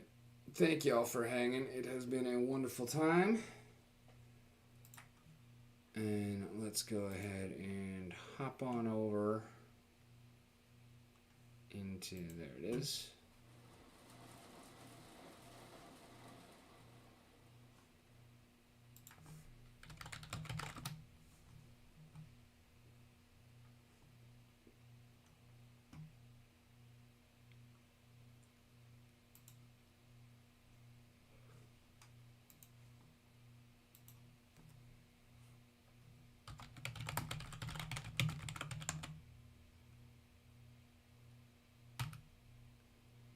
There we go. And as always, once we get over there, I will go ahead and drop that link in the chat for you. Please click to make sure that your views count for the channel. And in the meanwhile, I have been Rick.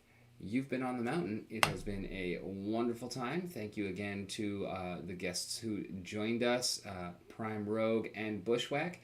And for those of you in the audience as well, much appreciate you spending your time with me, and keep kicking ass, because you are fucking awesome.